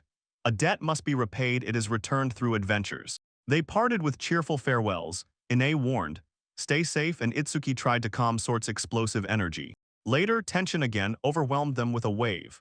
The guys in the group feared that Range would sniff out their situation and perceive the connection with Itsuki differently than intended. Despite the anxiety, Sort moved forward decisively, kept course toward the goal, and promised herself to do everything as best as possible with firm intention and pride. At that same afternoon, under Yasusu's supervision, Itsuki formalized a contract with Wendy and Shiro, cementing their unity. Trembling with their palms and speaking words, the magical contract was sealed, and it finally fixed loyalty and shared fate. Yasus accepted the result with playful ease, and Itsuki sincerely and humbly apologized. He was grateful for the trust that laid their future paths upon him. When dusk approached, Itsuki sat silently and Wendy called him, noticing that he was gazing at the distant hills. He said he was considering using the open lands for farming. A calm thought, ignited by a feeling of satisfaction. When he asked with curiosity, Itsuki answered casually and lightly. The peaceful silence around encouraged him to start all over again. Itsuki gently pressed Shiro to himself, silently promising him a life full of warmth, care, and peace. Wendy joined them, and watching how everything unfolded, her heart warmed for the first time. A dream of a peaceful family began to take shape. No sooner had silence and relief settled in the house than a sharp knock struck the door. Wendy peeked outside. Strangers entered the room, and with them rolled in unexpected tension. Dharma introduced himself officially along with Mira. His words shattered Itsuki's quiet existence. Dharma proudly introduced himself, listing his merits and connections, and Itsuki listened attentively, immediately feeling. The voice sounded too confident and oppressive. Later, Dharma brought Mira to Itsuki's home and solemnly thanked him, while acknowledging regret for all the misunderstandings in the past. He apologized for the trouble brought by Dharma, and admitted that the situation had become worse than they had assumed. Dharma extended an offer to tell more, but Itsuki refused, deciding to quietly close this topic and leave it behind. Dharma again offered to explain in detail, but Itsuki retreated again, preferring not to raise it, but to erase the event from memory like the past. Giving a predatory smile, Judge Dharma Dedarul holds his gaze silently and quietly contemplates why someone took such a humiliating man into their family.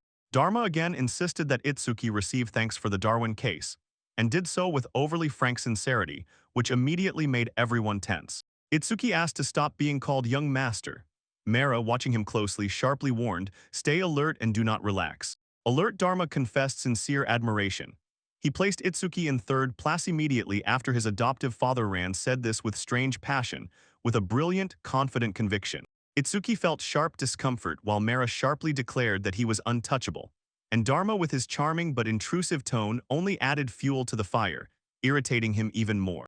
Later, already outside near the house, Dharma habitually and casually checked if Itsuki was comfortable, as if nothing had happened. Itsuki expressed admiration for the quality of the bath, and when he learned that Dharma made it personally, with attention to detail, he was impressed. Madara said that she listened to Drifter's advice and made every effort to meet Itsuki's expectations. When she suggested city landmarks, Itsuki managed to catch her restrained confidence, but he could not understand where she got such upbringing toughness, since in his mind remained her adoptive background. Dharma and Mara respectfully said goodbye, extending support, and Itsuki quietly accepted it with restrained gratitude. Tired and hungry, Shiro pressed against Itsuki. He apologized and promised to treat him to dinner. In the evening, Wendy would cook would grill. The tables were fully set and the food was already waiting for them. Laughter spread at the table while Itsuki, Shiro, and Wendy enjoyed every dish. After that, Itsuki sat in the chair next to Shiro. They both reclined, full to the brim from the abundant feast that Wendy had prepared. Wendy handed Shiro an invitation to the bath she had just prepared herself, so Shiro immediately declared that he would join, and Wendy promised to follow his plan. Warm water flowed in a stream and Itsuki carefully helped Shiro wash, making sure she was clean and felt comfortable. Shiro pouted but still obeyed.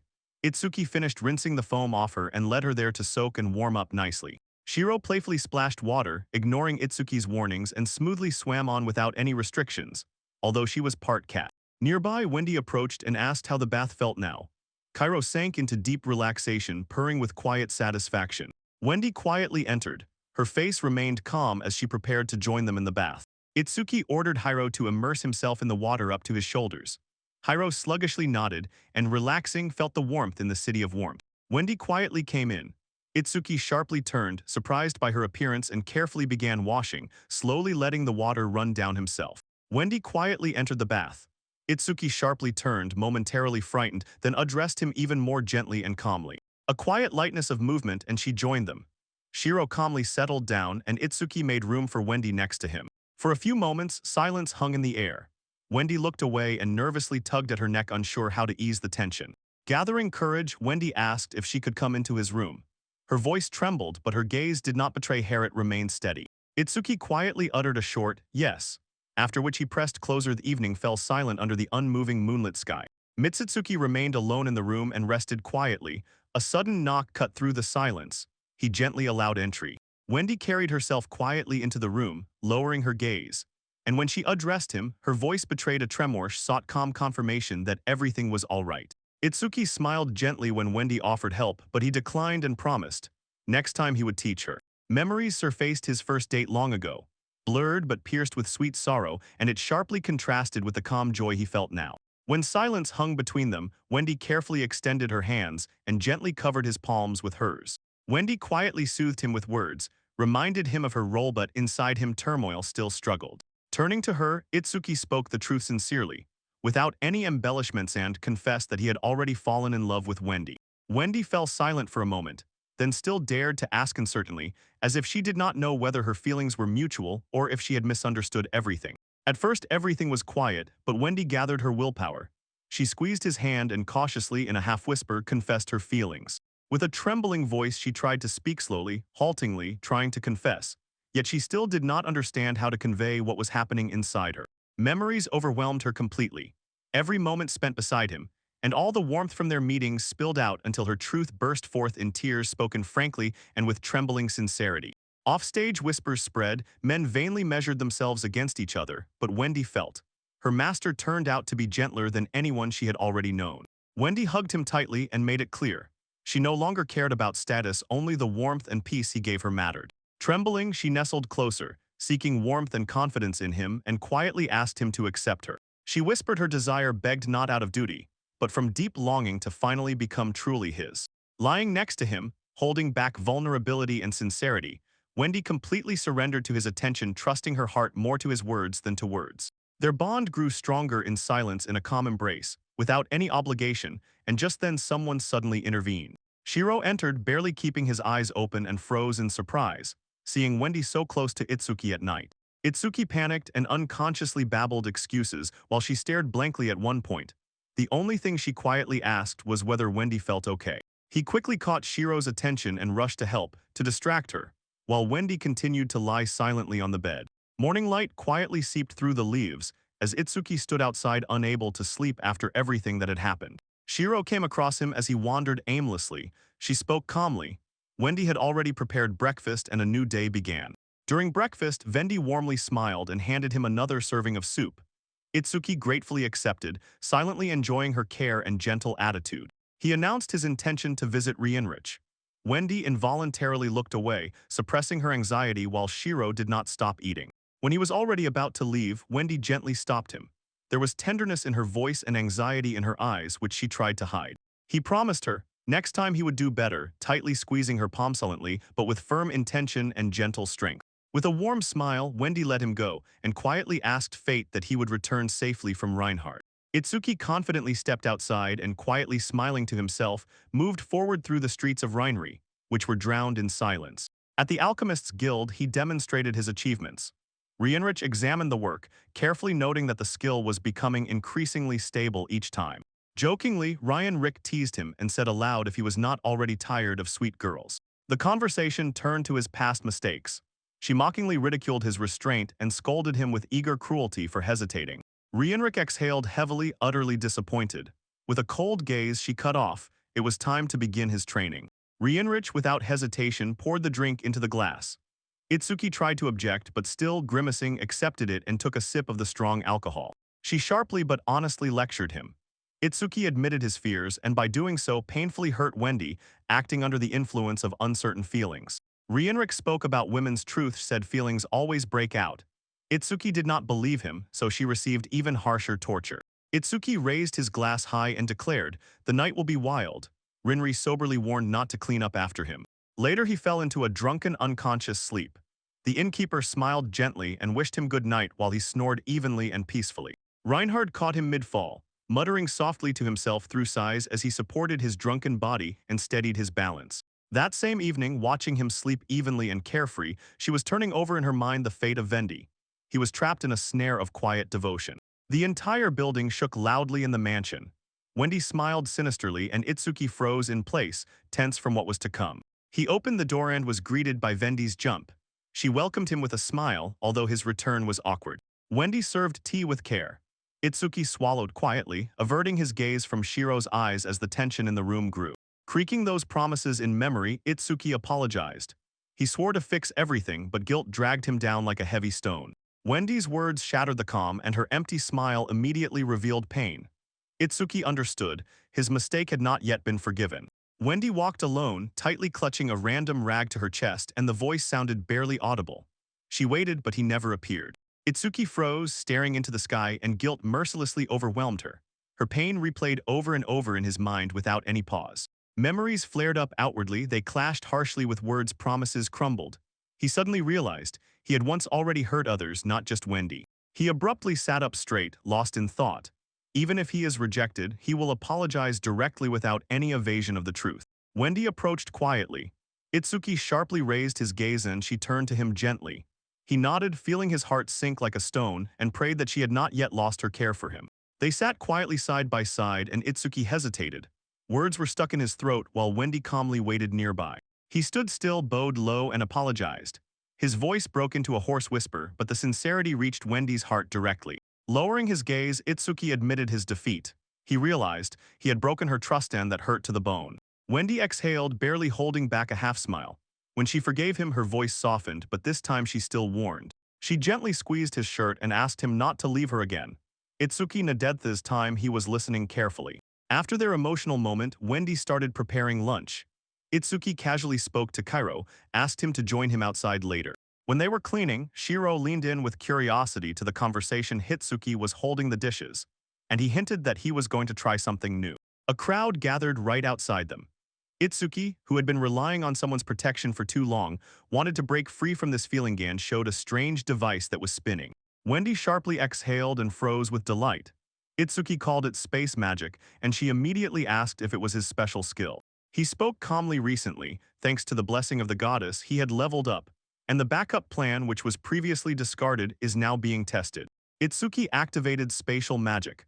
A radiant shield flared around him, tightly enveloping his body with a shimmering protective shell.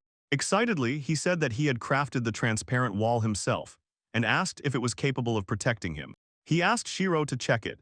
She prepared her weapon, a moment of hesitation in her hand, yet she trusted his confidence. With a sharp cry, Shiro dashed forward. Her first strike hit with force, but the wall did not give way and held firm. He insisted that she not stop but continue. She struck again and again. He watched anxiously, not believing his eyes, because the wall endured and still repelled the attacks. Clinging to the thought of magical resistance, Itsuki turned to Wendy. She agreed to help and immediately demonstrated that she was well-versed in spells. Wendy approached calmly, and magic swirled around her. Itsuki gave the signal and took a stance behind the barrier, preparing for the attack. She released a water sphere without hesitation, and it hit the shield. He instinctively covered himself and braced for the blow, but the wall stood firm.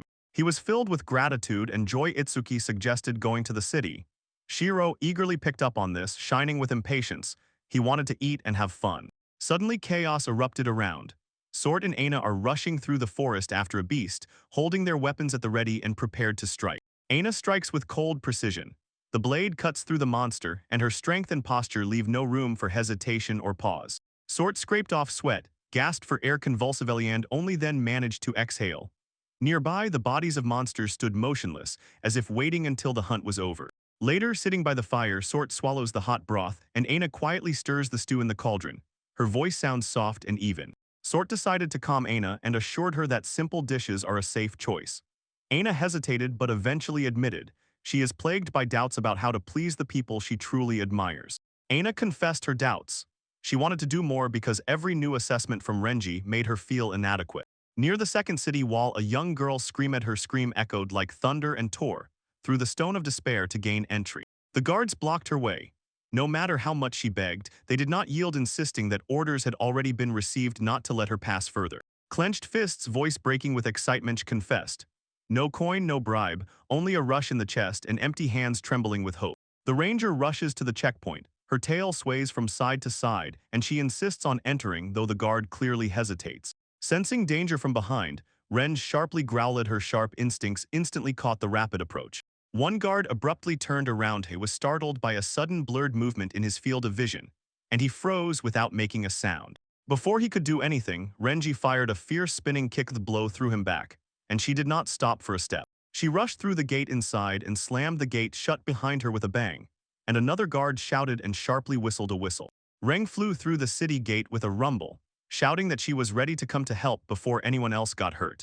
Meanwhile, a creature resembling a living potato was springing nimbly across the market, confusing the locals and attracting curious glances. Itsuki approached the strange creature while Wendy explained that it was a moa, a type of vegetable that jumps. Surprised, Itsuki realized here vegetables could walk, whereas at home only fish moved. Shiro suddenly grabbed him, pleading for food, while already without hesitation gnawing on a living plant. Shiro screamed, demanding meat, and Itsuki gently laughed, promising her a full, hearty meal. Wendy smiled at Itsuki's request and confidently promised to lead them to the best place in the city.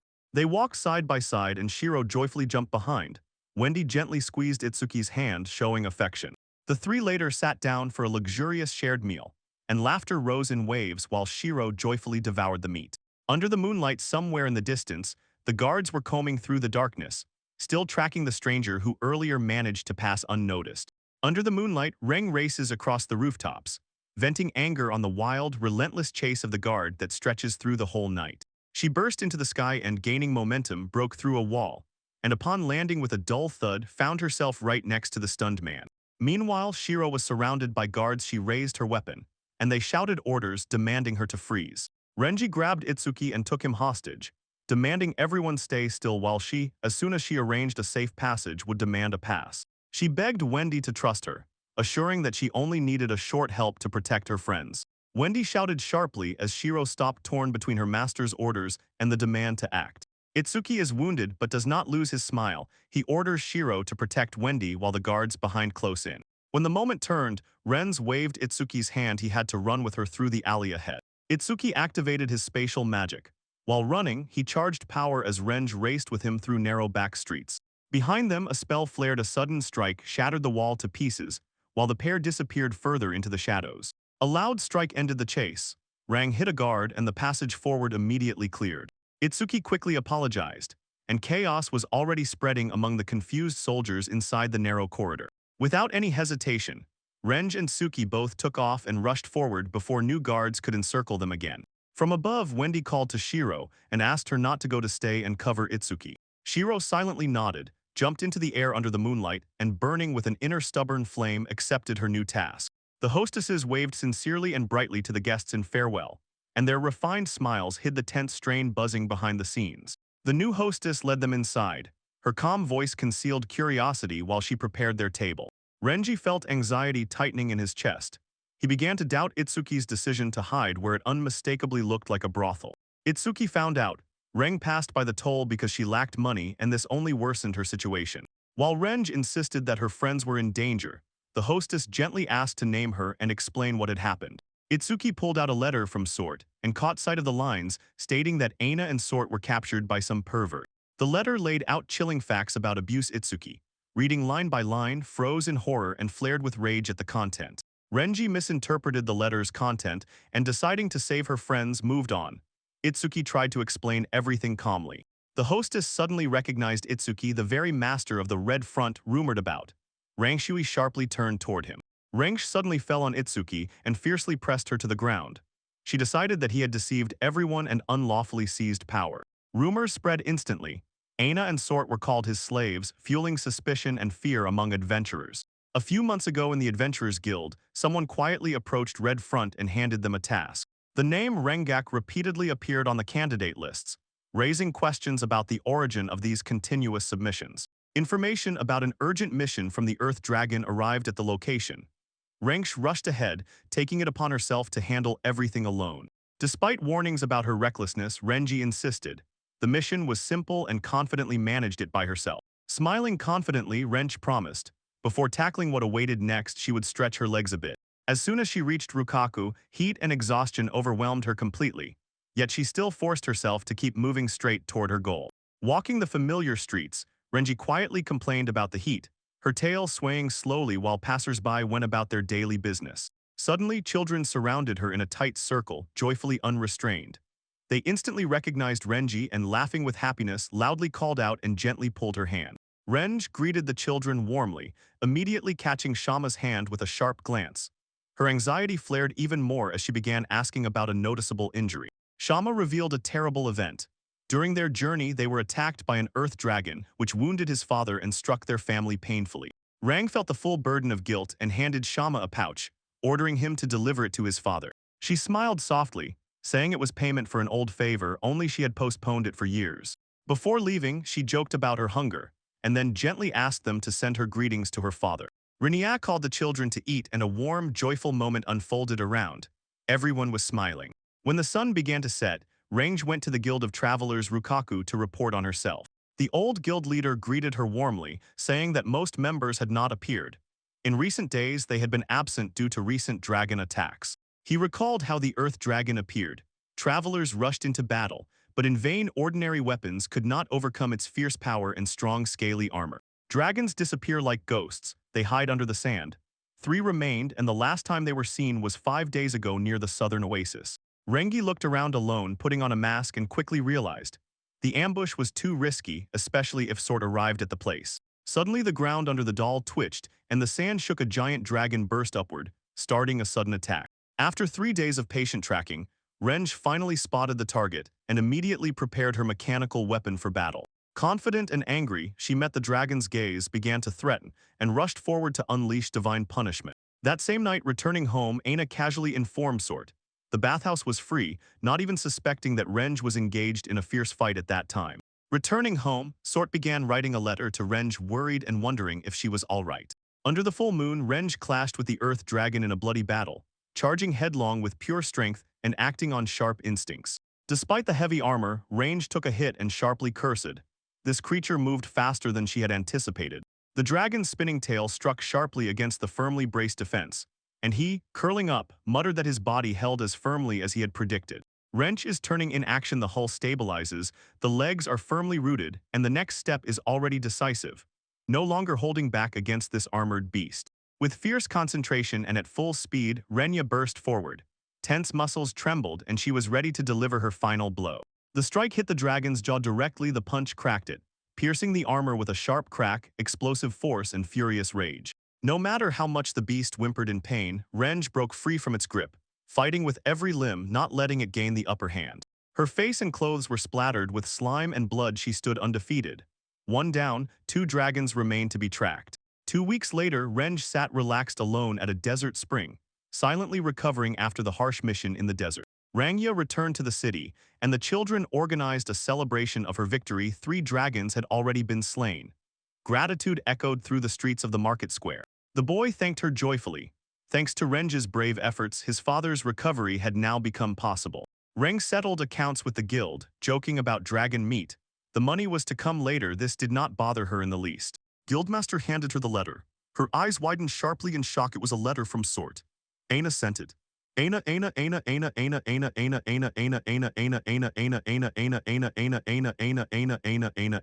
Having read the letter, Renji without hesitation threw away her weapon and rushed off, filled with anxiety. Something urgent had happened. Rank rushes away from the guild, shouting about an emergency, and completely forgets about the letter behind. Rage boiled inside her and she ran through the wild thickets. Aina and Sort were in danger. She swore she would save them herself. The name stuck in her head. Renya clenched her fists and reduced all the burden to one culprit, Itsuki. Her rage boiled as soon as she recalled the rumors. Gritting her teeth, she moved forward with burning stubbornness. Suddenly she ran into Itsuki. Without hesitation, she stepped forward and burst into a shout, ordering him to stop immediately. Renge drew a blade and spun it into a strike, but Shiro intercepted the blade with a block in fury. If Renge had made one more move, she would have struck. Itsuki burst out in shock, Shiro, as the clash unexpectedly twisted and suddenly became much more personal. Renji blocked the corridor, growling at Shiro. Shiro did not retreat a step. The tension between them both became thick, almost tangible. The clash of steel on steel, sparks fly. Shiro desperately parries the attack as Renge puts all her strength into the forward push, locking their blades in a deadlock. As the fight flared up, the onlookers froze in amazement. Renge pressed even harder and shouted at Shiro, unaware that a crowd was already gathering around.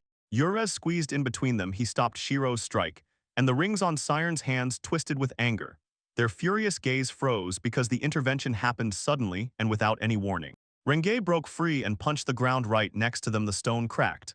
Her rage immediately transferred to Itsuki. Shiro threw a sharp high kick, but Renji stopped it with her knee as soon as Shiro's dagger blade hung in the air. It shattered, cracking right in midair.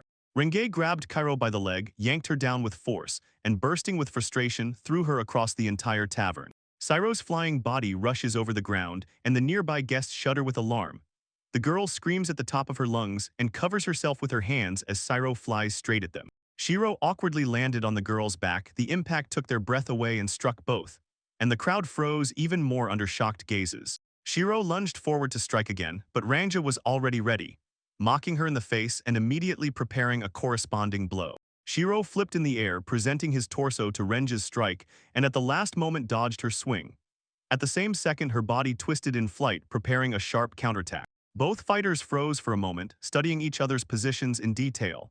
Siro held her hands ready and Renge gathered herself for a strike. At speed, Shiro whipped his leg through the air and landed a clean hit on Renya's side with precision, striking with a sharp, whipping impact. The sharp blow made Renger's body twitch convulsively. In pain, she clenched her teeth and a loud crack echoed throughout the space. Renya ricocheted across the floor. Just as one of them tried to move, Itsuki flew into the hall and he stopped everything instantly. Shiro stood over Renja's body, clenching her claws and directing them downward with cold, deadly determination, ready to finish her off and end the fight. Only Shiro had time to swing when a hand firmly grabbed her wrist and the final blow hung in the air, interrupted just before landing. Itsuki revealed who Renge really was. Shiro froze in place. He suddenly realized that before him was not an enemy but an ally who had simply been misunderstood. Renge, still shaky and outwardly weak, confirmed everything. She spoke the Danon sort and swore that she would save her dear comrades herself. Proud, defiant, and full of emotion, she declared that she would save them on her own. Itsuki forced Shiro to leave. Severely wounded but unbroken, Renya whispered about the connection with Aina and Sort, and completely ignored everything happening around her. Sensing danger, Shiro noticed movement and instantly pulled her master back. She barely managed to dodge the object flying toward them. The thrown object flew past Itsuki just a few centimeters away. Shiro's instincts managed to divert it, but the danger still hung in the air. Shiro suddenly declared that she would set aside any threat, and Itsuki ordered to move forward without hesitation, without delay. Shiro boldly rushed forward, and Itsuki began casting spells, relying on her words and promising to reach victory at any cost. Renj activated her magic with fury, promising that Shiro would not escape, and a deadly spell flared up right under her feet. Crystal spikes burst from the ground. As the yelled rank released the spell, the power spread outward sharply and quickly. Shiro reacted lightning fast. She dodged the barrage of thorns, shielding herself with protection. Beside the background behind her, Itsuki was rushing at a distance. When Shiro landed, her eyes widened sharply. Renja's magic did not latch onto hair, it flew towards someone else. The thorn jabbed toward Itsuki, blood immediately flowed. His eyes trembled. In the sprint he never managed to react, completely caught off guard. Itsuki fell full length and blood flowed profusely down his side. In his dim, weakened mind, the realization slowly dawned. Something terrible, irreparable had happened. Lying on the cold floor, Itsuki whimpered through his teeth. Blood flowed freely and incessantly from his handreel, painful and his. Shirnalt ended up nearby and flustered fearfully. She urged him to stay conscious and trembling shook him as they descended steeply. Renji approached closer again and her voice cut through the air. She ordered Shiro to step back and move. Shiro froze, but his body could not hold, it was pierced by a trembling shiver. Suddenly the city guards burst onto the stage. A new voice proclaims that the fight is over. Everyone freezes in place without any delay. Around him were soldiers. Reng remained standing still and Shiro knelt beside Itsuki. Her face frozen, her gaze silently shattered. Lord Yasus arrived and, sighing heavily, surveyed the entire ruin. With his gaze, he took in the chaotic scene and froze with a grim judgment. Wendy pushed through the guards, pleading desperately to be let through to reach Itsuki. Her despair struck a chord of Rion, involuntarily felt it in their hearts. She reached him, gently embraced him, and begged him not to leave, just to stay alive a little longer. Itsuki barely opened his eyelids, tears were streaming down. Wendy called to him with a trembling voice, worried about her master. The guards gathered around Renj with raised spears. Wendy pressed Itsuki to her chest and pleaded desperately for him to stay alive. Shiro silently turned back. Wendy sprang up at the cry for help, but Rengus, with a cold, firm expression on his face, seized the resolve. Yasus gave the order for medical treatment. Wendy immediately provided help. She pressed the potion to the wound while Itsuki grimaced in pain and groaned. The guard stepped forward and firmly announced that Rench was arrested. As soon as she froze silently, the spears surged closer, twitching forward. Suddenly, Renj unleashed magic right under her feet. The guards roared with a scream, but she immediately lifted her leg, preparing to break her way through them. The J-spinner struck Quagmire in the side, and the ground beneath him gave way, softening the earth. The guards lost their step and staggered, but when the support suddenly shifted, their bodies fell down and confusion froze in their eyes. The guards panicked, their feet sank into the marshy ground. They screamed, unable to move or keep their balance. Ranger jumped high above the swirling chaos, landed on the sturdy upper floor, and cut off the soldier's path. He got stuck in the same wave behind her. Madness flared in Renji's eyes.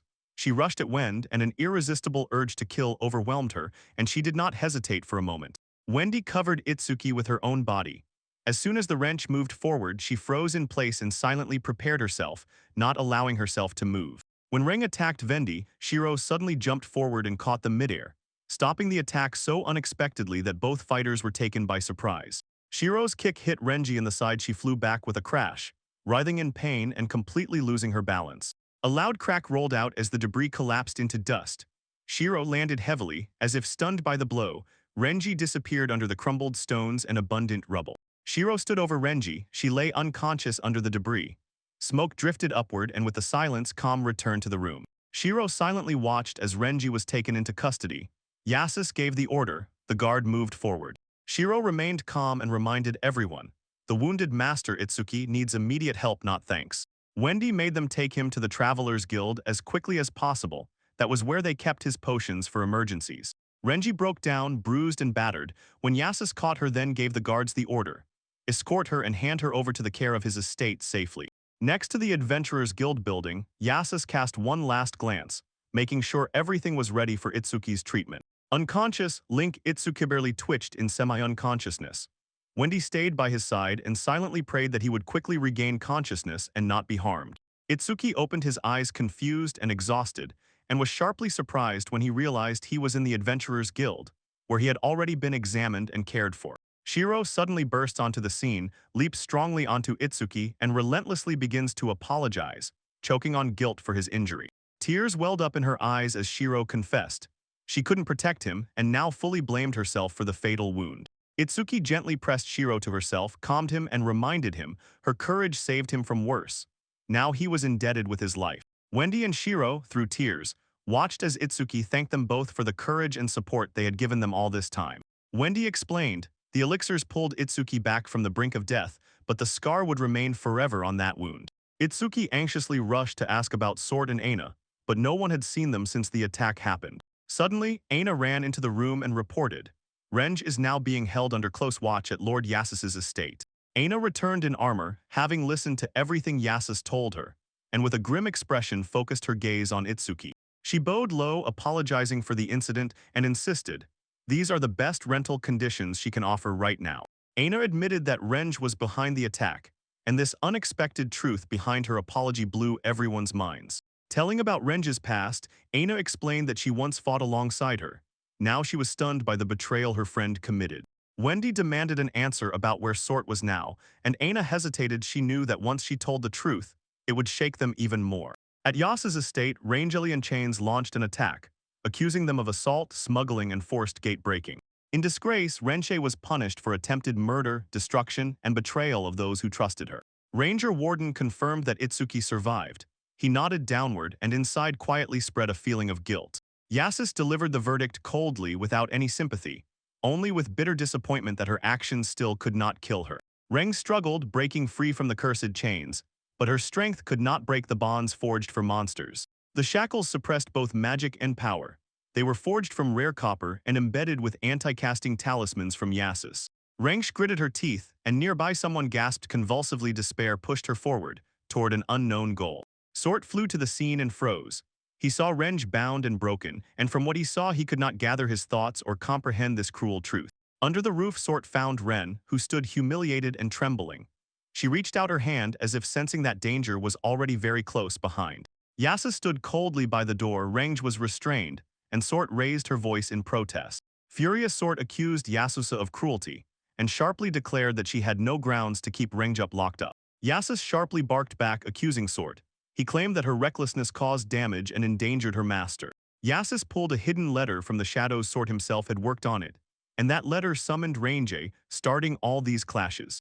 Yasus coldly reminded Sort, her intentions do not matter in the eyes of justice, only the consequences count. He declared Renju a criminal. During the commotion, his ally was injured, and somewhere nearby in all this mess, an important person almost died. In front of Sort, Yasus again condemned her, and when guilt overwhelmed her completely, a thrush-like cry broke the silence. She shouted fiercely for him to stop. She suddenly snapped at the clinking of chains and demanded explanations. Why should the blame for Rengi's crime be placed only on Sort? Renji broke out with a resolute confession. She declared that she did everything herself and acted alone to protect Aina and Sort without any regret. Sort's crying subsided, and when Renge spoke, her voice broke. She insisted that Renge should not bear everything alone. Sort admitted the truth. Aina and she suffered no abuse, and Renge simply misinterpreted their situation. Ashamed, Sort, choking with tears, apologized. Renge was confused and froze in anxious misunderstanding because she could not comprehend. Why did she suddenly start saying such apologies? Lord Yasus explained grimly. Sort and Aina were not wronged. They themselves signed a debt slavery contract. The truth surfaced. The guild wronged the merchant, and Sort and Aina accepted the punishment silently. Rang finally revealed the truth. Sort and Aina became slaves, but they both voluntarily accepted this outcome together. Yasus broke down the contents of the letter point by point. It turned out to be misleading. It was not a warning, just fragmented words from Lokak Guild. The letter arrived too late. The truth had not yet surfaced, but the damage was already done. Sort was caught on the spot, unable to utter a single word. The truth overwhelmed her like a wave, and everything spiraled into a storm due to a misunderstanding she hadn't even considered. Once jealousy and fear clouded her mind. She was angry at his presence and at how Aina smiled. Sort recalled joyful moments spent with Itsuki and Aina, and despite her offense, greeted her warmly and sincerely. Itsuki immediately forgave her without any hesitation. Holding a flower in his hands, he smiled warmly, without reproach for what she had felt. Under his gaze, anger broke down and turned into laughter. Slowly, joy displaced guilt, and her heart began to open. Shame covered her again. She remembered how she secretly wrote a letter, then she was driven by confusion, fear, and her own pride. Crying, she confessed everything. She had hurt Renge, endangered Itsuki, and realized she had behaved like a child. Sort collapsed to her knees and sobbed uncontrollably, uttering apology after apology. Her incessant sorry filled the silence and squeezed into the tense pause in the room. She begged for mercy, admitting guilt and readiness for anything, begged for Renja's forgiveness and for safety. Reng fiercely rushed to Sort's defense.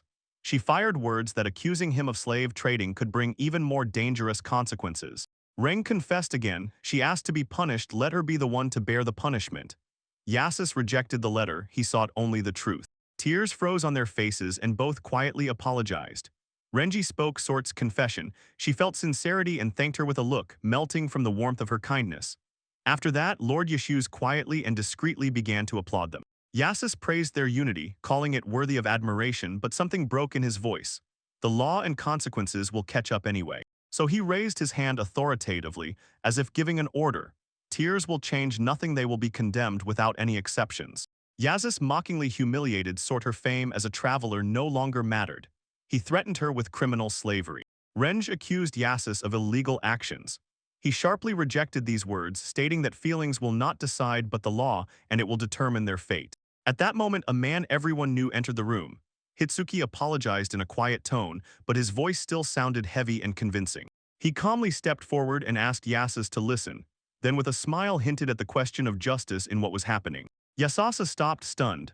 Sort's tear-filled gaze rose with hope. Now everything depended on what the man would say. Itsuki stood up, shocking everyone, but despite his injury confidently addressed the room, hiding his deeper anxiety inside. Sort froze in place. Guilt overwhelmed her with such force that she stood still. When she saw that Itsuki was alive, her eyes instantly clouded with tears. Her body did not obey, she could only whisper broken fragments of apologies. Kneeling down, Sort spoke everything to the end. Her voice trembled. She was convinced she had ruined everything and there was no turning back. Itsuki gently touched her head. He smiled calmly and warmly, not with anger, but with a quiet confirmation she did not expect at all. He sharply pulled her to himself without hesitation for a second. "Give everything to me," he whispered. She finally broke into sobs. Renj slowly opened her eyelids. The cold air struck the skin with a sharp sting. In the dark room, chains clanked. Itsuki appeared on the spot and demanded to remove the belt restraints from Rengaza. Lord Yasis refused, immediately branding her a dangerous criminal. Itsuki tried to reason the situation, promising to pay the damages, but Yasis waved him off. He did not accept his words and deferred the decision to the Lord. Itsuki is still bargaining and he promises more gold. The Yusi teasingly provoke him gently, almost with deliberate audacity. They are interested but not yet ready to believe and act. Itsuki raised his voice, pleading directly, but Yasuta's response was cold and final, leaving Renj no chance. Aina decisively stepped forward and swore that she would take full responsibility. She begged Lord Yeshus to release Ranju and Sort. Yasis coldly asked if she agreed to become their criminal slave. Aina nodded, resolute, with the intention to protect her friends. Sort screamed, pleading with Aina not to do this. Itsuki was stunned by her unwavering decision. Yasis, slightly breaking the silence with his own words, put everything in order and cleared up the misunderstanding. Apology alone could not settle the scores. Next must come the court, justice, and only it, regardless of feelings. He explained, lawbreakers must be judged. An order must be maintained even if hearts are broken in response. Yesis firmly refused, and at every step the law took effect. He pressured Itsuki to abandon all hope and submit. Itsuki at first faltered, then admitted, the law is unyielding. But he did not stop there. He had not yet finished presenting his argument. He changed tactics and addressed Yasis not as a lord, but as a merchant, as a person with whom one can negotiate. Itsuki offered himself, his knowledge and origin, as a bargaining chip. He reminded Yasis how valuable an outsider's perspective can be. Returning, Itsuki made an exchange proposal. He hinted at a promise to alchemy and implied that the deal went far beyond mercy. Itsuki sharply changed his tone and made a well-thought-out offer. He was giving himself as collateral to cancel the harsh sentence. Despite Yasis's warnings, Itsuki and Aina insisted anyway. Itsuki proposed immediately arranging a direct competitive duel to end the dispute. Itsuki announced clear terms. If she wins, Renj and Sort will leave unhindered, unharmed. Yasis threw in an unexpected twist, but the final decision did not depend on him. Itsuki realized that mere persuasion would not be enough. Yasis leaned forward, carefully absorbing the essence of the proposal, and agreed, but immediately warned. They could lose everything. Itsuki voiced his last ultimatum: if they fail, lifelong enslavement. His self-sacrifice completely stunned everyone in the room. Reng shouted, not believing his own eyes. He was bound and squeezed in a vice, yet she still could not understand why he risked absolutely everything for her. Itsuki smiled gently, hinting that Renga held special value for Aina. Sort confirmed his determination for him. Family meant everything. In memories, Rang recalled her own desperate escape and suddenly felt She had always been covered. Tears streamed down her face like a river. Renj suddenly realizes her own guilt and shame. She scolds herself without any hesitation. She calls herself a fool. Shiro quietly warned Itsuki. Yasuo's partner Jordan was not working properly. If this continues, the fight will easily become one-sided and dangerous. Despite this, Itsuki smiled confidently. Shiro's calm faith in him only fueled his reckless, stubborn zeal. Bound by pride, Yasus accepted the challenge. As a merchant, retreating would mean disgracing his name. Yasi reveals the test format, a repeat of the previous test, where one must instantly build a high-risk economic strategy. The task for Itsuki was set as follows: to earn 120 million Nora in 1 week to achieve a complete victory. Yasus outlined prohibitions. Joint rights to the pink rotor cannot be used. Assistance from allies was still allowed. As a temporary measure, Range and Sort entrusted Itsuki with guardianship until the very end of the game. Under the clear sky, a new day began. After long negotiations, the tension finally subsided. Calm prevailed over the entire company. Exhausted but breathing a sigh of relief, Itsuki led everyone outside. The weary face of each hid the heaviness that the night had brought. The rank interrupted his movement. Tears rolled down again as she begged for forgiveness, choked with guilt, and still reached for her own path of atonement. Sort collapsed on the spot and, sighing, confessed everything. She, breaking into sobs, insisted that Renji was not to blame for anything. It was her fault, and hers alone. Aina even apologized to Itsuki. He calmed them both. The pain had already passed and they had endured enough. When the sun broke through the darkness again, Itsuki smiled and announced that it was time to rest. Their long, exhausting journey was finally over. They returned home, but something in the air seemed off. Wendy greeted them with a smile, one that concealed deep anger. Itsuki apologized for his absence, and Wendy immediately recognized Renji. Slowly stepping forward, Wendy suddenly struck Renji sharply on the cheek. Wendy remained calm and took the helm into her own hands. She ordered everyone to settle in their places and prepare for breakfast. The tension was easing, and silence was slowly returning. In the silence, Wendy confessed. She was afraid of being left behind again. She just wanted to feel that she was being included. Itsuki did not raise any illusions. He spoke only the truth. There are things that cannot be undone, but support can still remain nearby. At breakfast, they shared laughter and bread. Ahead awaited a calm, measured life, but not today. Itsuki woke up late in a soft bed, in a strange place far from home.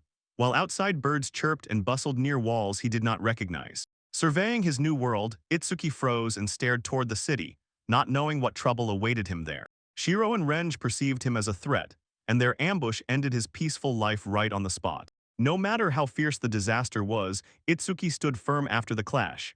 Now he only had to overcome Yasusu to save his friends. When there were only 7 days left until the finish, Itsuki did not stop for a moment, continuously preparing everything for the trial that could decide absolutely everything.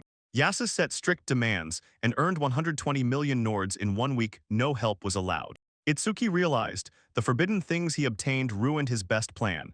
Craftsmanship alone could not quickly raise the necessary money. Half of the goal was kept in hand, and the rest still hung in the fog of uncertainty. He went to the bathhouse and ran into Shiro. Shiro did not back down, insisted that he be taken along as well.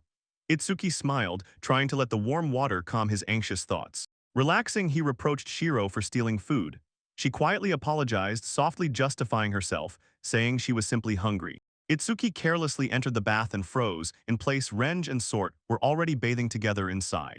Panic overwhelmed Sorter as soon as he grabbed the bucket. Itsuki apologized incessantly in a panic, covering his eyes from shame. Glancing confusedly, Sort covered herself and looked sharply. Her quiet words humiliated Itsuki so much that he turned away in shame.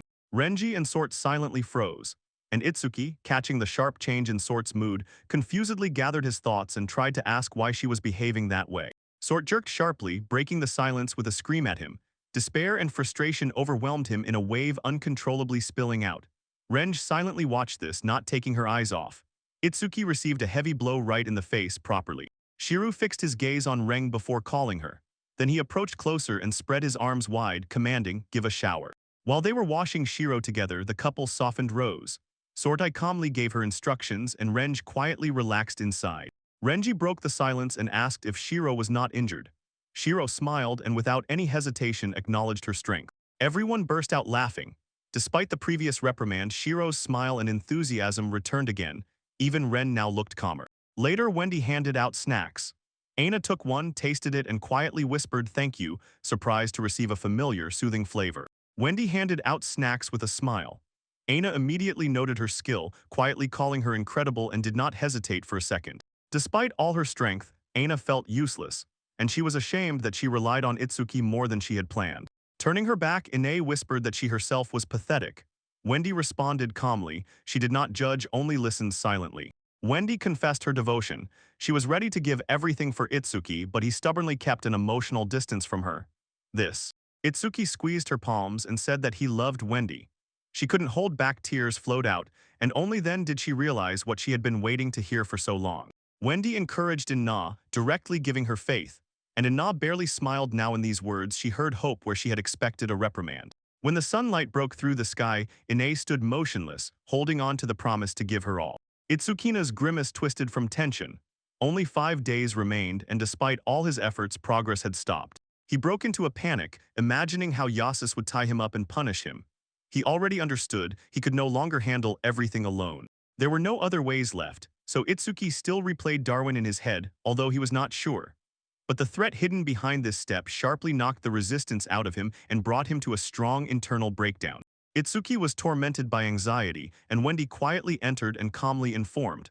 An unexpected guest was already waiting downstairs. He was horrified. Darwin's daughter was smiling at him gently and warmly. Panic overwhelmed him completely. Why did she appear right now? Trying not to break down, Itsuki quickly gathered himself and asked why Mara was here. She mentioned the incident at the brothel, and he immediately turned pale. She started talking about money. Itsuki admitted that it was difficult for him. She listened to him calmly with warm sympathy in her voice. Mara looked inquisitively and prompted self-reflection. If everything is so hard, then maybe it's necessary to start with him. The problem stems from his side. We questioned Itsuki's abilities, hinting that his secret powers might go far beyond simple alchemy. She leaned forward, flashed a smile, and started a conversation about new skills, carefully sensing that he was hiding something. After Mater spoke about the goddess, Itsuki thought long and hard about what he had heard. He was curious about which skills he would receive. He touched the status card, activating it. The card appeared instantly. Mater asked with interest, "Show everything." The light screen flickered, displaying a list of skills, and alchemy sharply rose in it. Special skills like pocket money immediately caught the eye. They were read first. Amazed, Itsuki suddenly realized his alchemy skill had grown, and immediately he began to notice how often he unconsciously activated it. Carefully examining his own hand, he immediately understood how much he had progressed. Looking at the tools lying nearby, he again prepared to craft something necessary and practical. Itsuki focused intently on studying both forging and hand molding. Each method promised advantages, but their limitations could not be ignored. He first planned unique items by making them through hand shaping, then dared to establish mass production by forging the process, even despite the drop in quality. Mara again pressed upon him the thought of his outsider status, so now he had to carefully plan sales and allocate resources as wisely as possible. Fixing his gaze forward, Itsuki gathered his courage. He was already preparing to speak and addressed everyone living in the estate for support. Sort Renge, Aina, and others listened silently. Itsuki's request would shift their shared future, and it begins right now. Sort Reng and Aina instantly lit up with impatience, and without waiting for Itsuki to explain exactly what he needed, shouted support in unison, showing their devotion. Itsuki handed them a list of resources and asked to gather everything as quickly as possible, hinting that without this, it would be impossible to accomplish the plan. His second demand stunned them. Someone present had to undress. The silence in the room broke. Confusion immediately overwhelmed them. They misunderstood his intention. Ine boldly volunteered, not suspecting that for the alchemical test, he meant something completely different. The girls gathered together and burst with energy. With confidence and perfect harmony, they set out to fulfill his request. Itsuki asked Wendy for help. She agreed without any hesitation. While this was happening, Shiro was dozing, and everyone else had already set off. He worked all night, moonlighting and hand-molding the forms himself. Even with strengthening potions, exhaustion hit sharply and mercilessly. Wendy carefully covered him with a blanket, quietly whispering words of gratitude. The last phrases before sleep, he spoke about tomorrow's sales task. Standing in place, Itsuki announced the Plana time frame. Only 4 days remained. Everyone gathered to squeeze in one last push and wrap things up. The goods were already ready. The team clenched their fists in unison and prepared to sell everything together. A crowd gathered in Market Square. Curious travelers and ordinary residents flocked there because of the mysterious new shop. Interested by the hum, several girls were watching everything from afar, then decided to act together and sniff out what was happening. When the crowd parted, the trio Renji, Aina, and Sort stood solemnly on the front showcase stage. Three girls, shining in luxurious outfits, drew everyone's attention around their confident posture, immediately emphasized the presence of the store. From the side, Itsuki loudly cheered, one energetically promoting his goods. Buyers flocked to their noisy stand. Wrench highly appreciated the strength and convenience of the gear. Sort chimed in. He assured that the thing brings blessings and so quickly gained the trust of clients that no doubt remained. Aina praised her beauty and versatility. The design captivated both travelers and fashion enthusiasts. Excitement flared in the air. Everyone was rushing for the same things the girls wore. Itsuki went into action with discounts to boost sales. Wendy and the team quickly and smoothly served the customers. Smiles and laughter ring everywhere, and the lively hustle of the market is bustling around. Itsuki approaches the backstage meter with self-satisfied confidence. They reach their turn. The plan worked. His face cleared up. He quietly sighed with relief. The strategy worked. Sairo and the rest drew all the attention, and demand for women's items soared instantly. Mara reminded Itsuki about the borrowed item. He hesitated. He didn't like living in debt and accepting others' favors, but still admitted the chance to catch this opportunity was worth it. Although Mara understood he was hesitant, she still saw. Itsuki acknowledged her support, and she noted his honesty and felt drawn to him even if he was clumsy. Only 3 days remained. Itsuki switched to full production mode. He made, sold, and launched everything again and again, pushing himself with the burning threat of the looming deadlines. With tears of joy and relief, they gathered together and celebrated. The goal was achieved. Everyone gave their all and was proud of themselves. Wendy blushed with gratitude. Itsuki thanked her for the work on the clothing and accessories design. At the Yasusu estate, Itsuki proudly handed over the full amount of money. This was how he bought Sort and Rengus their freedom. Yas's confirmed 120 million NAR, and Hitsuki refused dinner. This is how he kept his promise and stuck to his intended plans. Late that night, everyone gathered together to celebrate the event. Guests raised their glasses and shouted toasts filled with joy. Sort blurted out a name on the verge of tears, unable to hold back relief. Laughter echoed like a roar. Itsuki drained glass after glass satisfied. The rest joined the applause, but a few still warned him not to overdo it.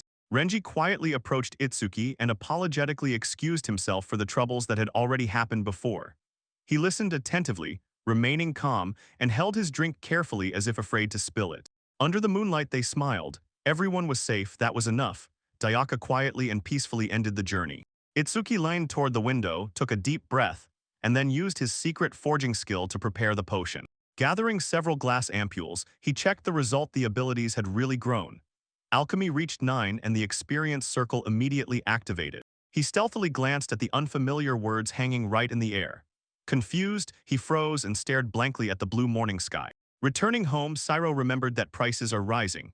Itsuki gloomily considered, the more mouths there are, the more effort is needed to maintain the same level of comfort. Wendy offered help, but Itsuki firmly refused. As a provider, he swore he would handle everything on his own. He was overwhelmed by Wendy's words. She did not strive for wealth. She only wanted to share happiness with Itsuki. Despite the fact that Itsuki supported him, she begged Rienrich for more orders, hoping that the extra money would lift the burden from them.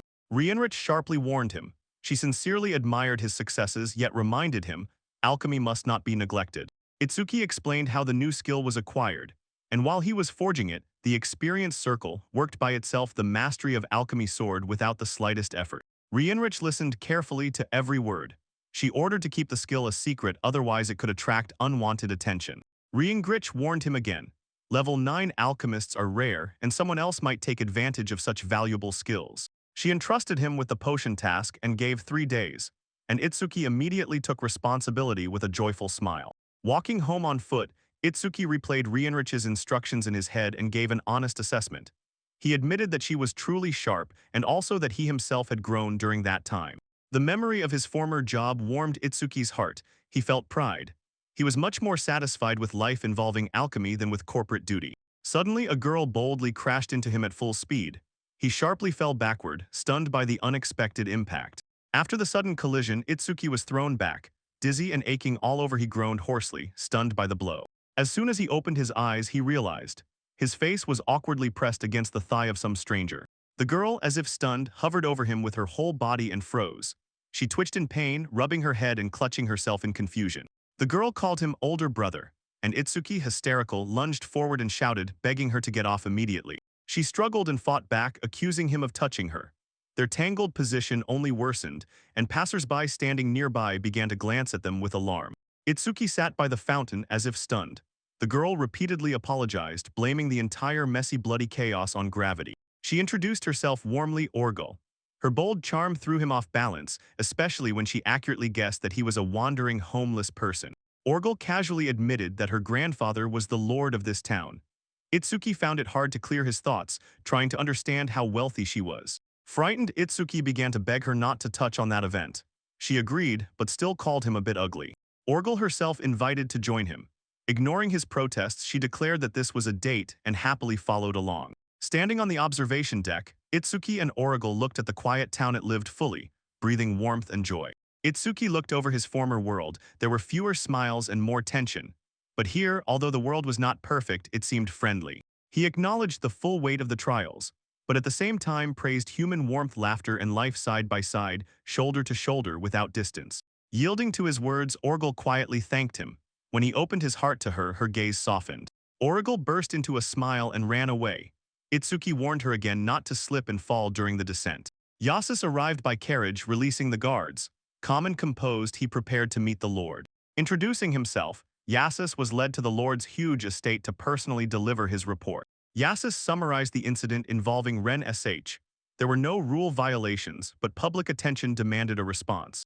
He insisted on justice, but also asked for leniency, hinting at Itsuki's uniqueness and demanding a decision that would correspond to all the nuances of this situation. The Lord agreed. Itsuki behaved strangely, which only made him more interesting. The fact that he and Yasus once had something in common once again put everything in its place. When asked, Orgul carelessly admitted that she had already met Itsuki. Her face became focused, and in that look, curiosity was barely discernible. Settling into the chair, she defiantly grimaced and quietly confessed, "Maybe Itsuki is her type." Orgul spoke calmly and confidently, revealing her curiosity about Itsuki in a casual tone. Yasus responded with quiet concern and slight surprise. Yasus noticed how Orgul was quickly deteriorating. Despite the smile, her cough revealed how badly her health was holding up. Orgul admitted political continuity is cracking at the seams. When Hayato and others are trying their best to hold on, she, with a heavy heart, began to transfer power. Yasus quietly pondered, reflecting. Could the traveler Itsuki finally succeed where others before him clearly stopped and failed, falling short of the result that Yasus himself never managed to achieve? Yace ordered himself to restrain. He dismissed her hopes as premature and shut down, leaving Orgul silently tormented by doubts about his decision and tone. Yas quietly stepped aside, politely declining and leaving Orgul behind. She watched him with her eyes while doubts rolled heavily in her mind. Lonely Orgul gazed out the window and quietly dreamed that she would have a little more time for a walk around the city. Outside, laundry danced in gusts of wind. Wendy and Renji hung sheets and quietly conversed while a light air wave rocked them. Strong wind swirls leaves around them. Rang calmly assured Wendy, helping with the household is not a bother at all. Renj confirmed that the master summoned Ainan's sort, then held his gaze on Wendy and admired her beauty. While Itsuki was busy, Wendy suggested having lunch. Renji agreed and they went inside to eat. At the table, Shiro ate quietly. Wendy gently addressed him, and Shiro replied that the dish turned out very tasty. Noticing Rengi hesitating, Wendy cautiously inquired. Rengi blushed and stubbornly insisted that the food was tasty despite her silence. Suddenly confused, Rench froze in place and apologized. Until then, she had not been able to properly convey that she regretted what she had done. Wendy also apologized, feeling guilty. Itsuki calmed her down. Although they had known each other for a very short time, her concern was obvious. Reng confessed to her guilt. Once she tried to kill the person whom Wendy now sincerely loved and served. Her voice trembled. Renji bowed low. Finally, with honest shame, she uttered a sincere apology to Wendy. Wendy nodded gently, acknowledging her words. Itsuki had already forgiven, so Wendy would accept it and move on. Smiling warmly, Wendy spoke about her forgiveness. Her love for Itsuki prompted her to embrace peace and healing. Then Wendy stepped aside. Renji nodded, agreeing to bring Itsuki food, and Shiro voiced a cautious warning. Wendy quietly laughed, trying to hide her anxiety. Itsuki worked tirelessly and often skipped meals, not even noticing it. Her thoughts kept returning to him again and again, to his fatigue and stubborn determination. She dreamed of somehow easing this burden. She quietly whispered the truth to herself once more. She had fallen in love with her gentle mentor. Every confessing thought, even the one that said nothing aloud, squeezed her chest. She was afraid these feelings would never reach the addressee. And this suddenly emphasized to her, he was kind to everyone. She clung to the thought, was she really distinguished among others? Wendy leaned toward Itsuki, catching in her memory that warm moment. Since that silent evening, he had not touched her. Longing burned in her chest, and she needed clarity and proof. She reached out, hoping he would respond sincerely. When he pressed her to himself, Wendy closed her eyes.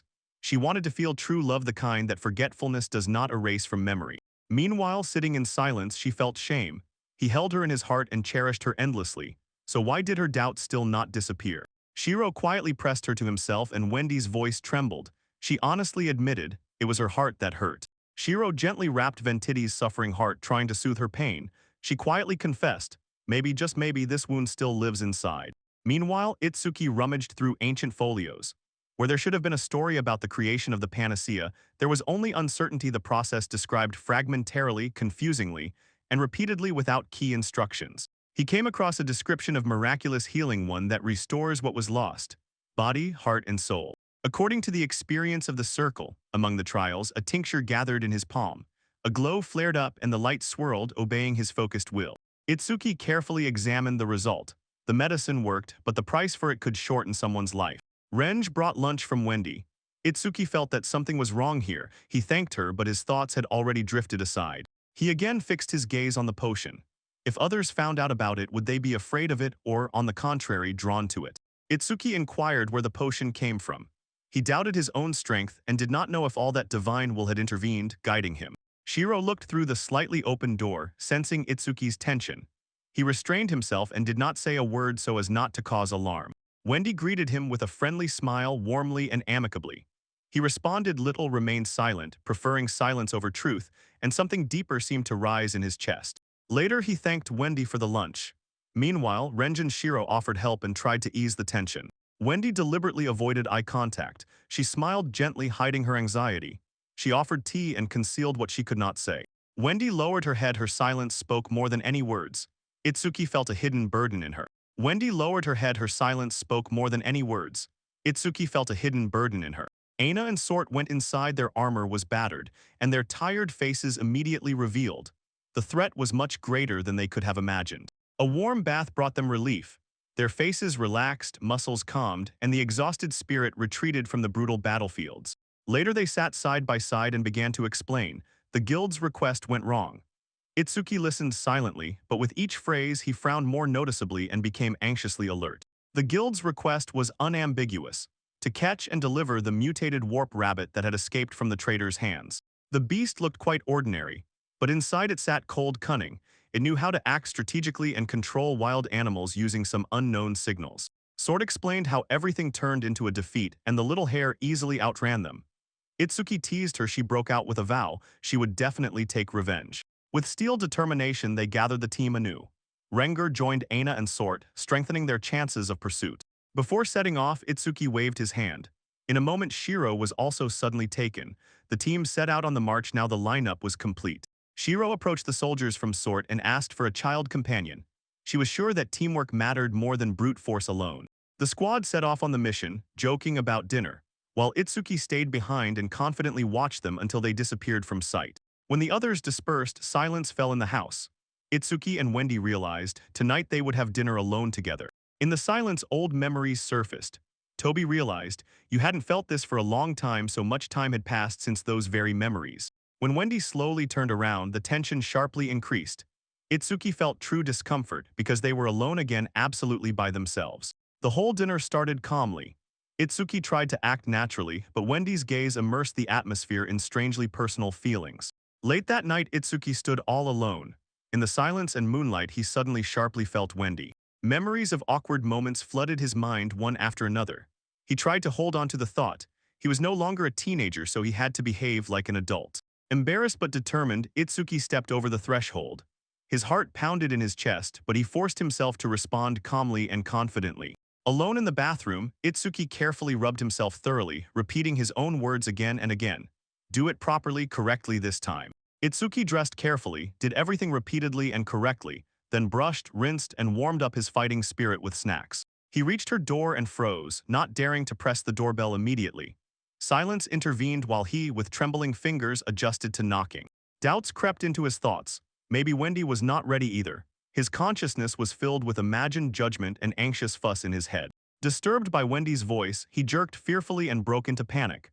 Sharply rejected strange thoughts and began to retreat hastily, stumbling with his steps. Wendy quietly opened the door and carefully let him inside, while he stammered aloud, suppressed, confused, and unable to form words. They sat silently. The air thickened with tension. Each did not know how to start this long-postponed moment. Wendy extended the tea, and Itsuki, overwhelmed with excitement and determination, carefully held back her hand even before standing up. His voice became stern. He called her name. An unbreakable resolve was read in his gaze, stronger than the moment of hesitation earlier. He firmly took her hand and his voice trembled. He asked if he could still fulfill their shared promise. She did not utter a word, only squeezed his hand tighter, and her gaze softened as the answer quietly echoed. Wendy smiled gently, but her fingers trembled. Closing her eyes, breathing evenly, she whispered a quiet yes. Wendy stepped closer, spoke softly, and gave him her heart, begging to stay by his side forever. As Itsuki just began to start a phrase, he leaned forward, their lips touched, and this kiss sealed the bond that had been hanging and waiting for years. Tears shimmered in her eyes as she held him tightly to herself. Finally, she spoke, "I love you." Itsuki silently waited as Wendy took a step closer. The moon hung above them, seemingly watching as their quiet distance disappeared. The curtain swayed quietly while he held her firmly. She did not resist. His warmth made her tremble slightly. When their lips were very close, Wendy froze in place. Their hearts pounded wildly, and no one could decide what would break through first, desire or nerves. Their fingers clenched the fabric convulsively. Instinct acted before words. They were silent, but something very personal flashed between them, cautious, shy, hesitant, and still truly mutual. Itsuki quietly apologized. Wendy, blushing and faintly embarrassed from lack of air, did not respond, but her gaze lingered longer than before. Wendy gently wrapped her palm around his neck. Her whisper was warm. She did not want to leave any regret behind. They left their clothes without a trace behind and laid them down so that they lay peacefully without moving. Beyond this place, the night hung in silence and knew nothing of the emotions unfolding inside. Wendy stood before him straight and without any shame. Hitsuki sat motionless and silent, catching her movements with her gaze with hesitant admiration. She approached slowly and her gaze was gentle. Itsuki reached out his hand. He immediately felt that she could be trusted. It seemed no words were needed. They lay down together and their breathing merged into one. His hand froze, searching for her eyes. She nodded silently, confidently, and sincerely. In the dim light, Wendy pressed against him, holding the space between them. Her breathing faltered, emotions flared, thoughts scattered, and warmth spread through her body. They moved together and at the same time still did not know exactly how to hold on, but fear did not break them. At that moment, silence spoke for everything they dared not say. Between broken gasps of air and how they pressed closer, the last doubts melted away. They gripped each other tighter, and every movement emitted silence, vulnerability, and trust without any hesitation. The whisper broke off and turned into names. Their connection strengthened, not hurried, not abrupt, but steady, joined not only by desire. She instinctively reached for his hand. He gently squeezed her palm, holding her balanced amid the storm of feelings. The moon dimmed slowly as the night retreated from the edge of the sky. Outside their quiet room, the world was covered by a muffled silence. A barely audible bird song awakened the morning. Sun rays slid through the curtains and scattered gold across the room, which a moment ago was drowning in shadow. Itsuki stirred, his eyelids heavy as they closed, and the warmth left from the previous night still lingered nearby, genuine, calm, and painfully familiar, like a quiet support. In the silence, he rose, casting a brief glance over his shoulder. Inside, something seemed to switch. It became lighter, yet more confident. Wendy slept soundly, and her smile held no trace of caution. Not a word escaped her lips, yet everything had already been said between them without unnecessary explanations. Itsuki gently pushed a strand of hair back. A faint smile appeared on his face, and in his sleepy eyes settled a calm satisfaction. Wendy flinched at his voice. Lying still, she slowly opened her eyes and warmly met his gaze. She greeted him kindly and warmly, quietly, very close. There was no need to explain anything, just a shared morning moment, simple and peaceful. Their lips met again, unhurried, but with a silence in which a new beginning was born. Deep in the forest, among the branches, something stirred. Russell sharply tugged at the bushes, rustled through the silence, and fixed his gaze, carefully watching the movement. In a remote corner of the forest, Sort races wildly forward, madly chasing a thieving rabbit filled with wild fury. She was about to shout that this time she would definitely get her own. The rabbit flipped over in flight and, boldly wearing a smile, teased her. She lunged forward sharply but missed. Her tail twitched sharply again, and when she crouched in anger, the tip touched the ground. Breathing heavily, she growled. Her gaze flared and did not waver for a moment. She would not allow herself to be mocked twice in a single hunt. Suddenly, a deep guttural rumble rolled from behind. Sort sharply turned around, the fur on her muzzle tangled with the wind as a gigantic beast stood before her. No rabbit, only him. The beast's limb dashed forward with a roar. She barely managed to slip away, her body pressed to the ground and taut, all her senses focused on the clash. Sort abruptly changed position, twitching hastily. Her gaze relentlessly followed the beast's movements, wounded but furious to madness. The rabbit dashed again through the grass, running around the feet as if paving a path. Nearby, Reng froze in readiness, tensely waiting to see where this path would lead next. But she did not move as the rabbit approached. The girl stood firm in place and immediately adjusted her stance, calculating his frantic direction. The rabbit rushed forward.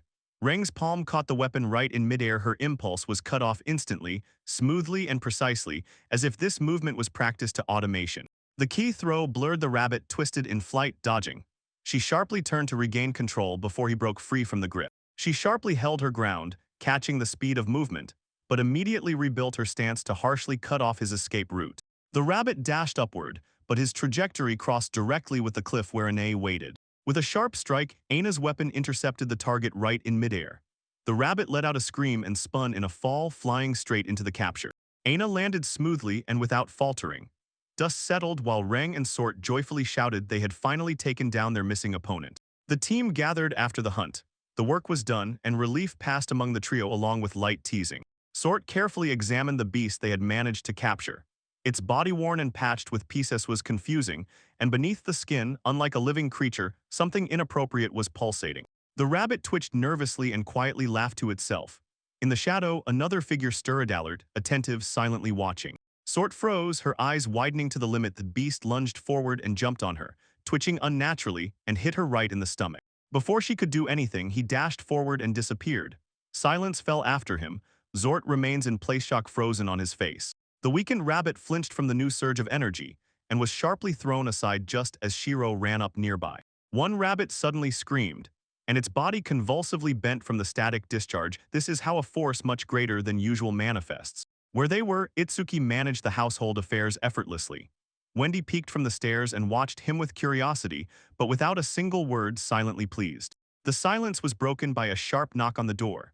Two visitors entered, a young girl and an older butler, and their faces revealed neither thoughts nor intentions. They silently froze on the threshold. Whatever message they carried, it would undoubtedly change everything. When the chaos around Renge subsided, Itsuki finally felt silence and peace until Origal suddenly appeared without warning. To show her appearance, the narrative rolls back to the period when Itsuki had not yet inherited the estate.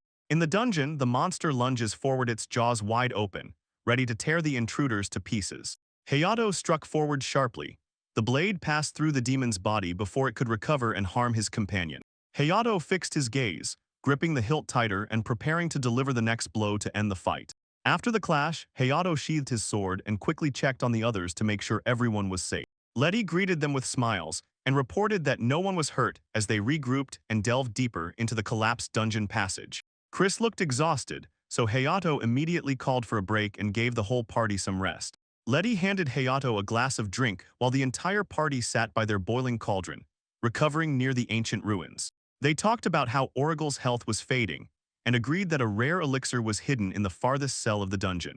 Letty froze at the thought of the assassination attempt, and only then did she realize Origal's condition made her an easy target for enemies. Hayato calmly responded, acknowledging the intent but firmly stating that such treacherous acts could not go unpunished. As they walked, Letty spoke about Itsuki and aloud asked how Hayato's friend was doing outside the dungeon. Hayato, sipping tea, explained that he had failed to contact Itsuki but promised to bring ore as a token of thanks. Seldy admitted she did not dislike Itsuki, and Hayato teased her about the charming pouch she had given him. Letty was suddenly attacked by a hungry teammate. He mistook her cloak for food. She tugged up Letty's skirt as a protest and demanded real food, ignoring both the reactions of everyone around and basic decency. Emily and Chris called them over and ordered them to be silent, reminding everyone, monsters can hear even their screams. Chris calmed Hayato with words about her condition, while Letty scolded Mii again for recklessness and inappropriate behavior. Having just rested and regrouped after the clash, they set off into the fight again and continued their path through the ancient corridors of the dungeon, pressing deeper into the dark halls. They solemnly announced the next mission to rescue the feudal Lord Orgal, thus marking a new turn in their journey. Original arrived together with the butler Soma and ordered to immediately summon Itsuki. She needed an urgent conversation on an important matter. Her appearance caught Itsuki by surprise.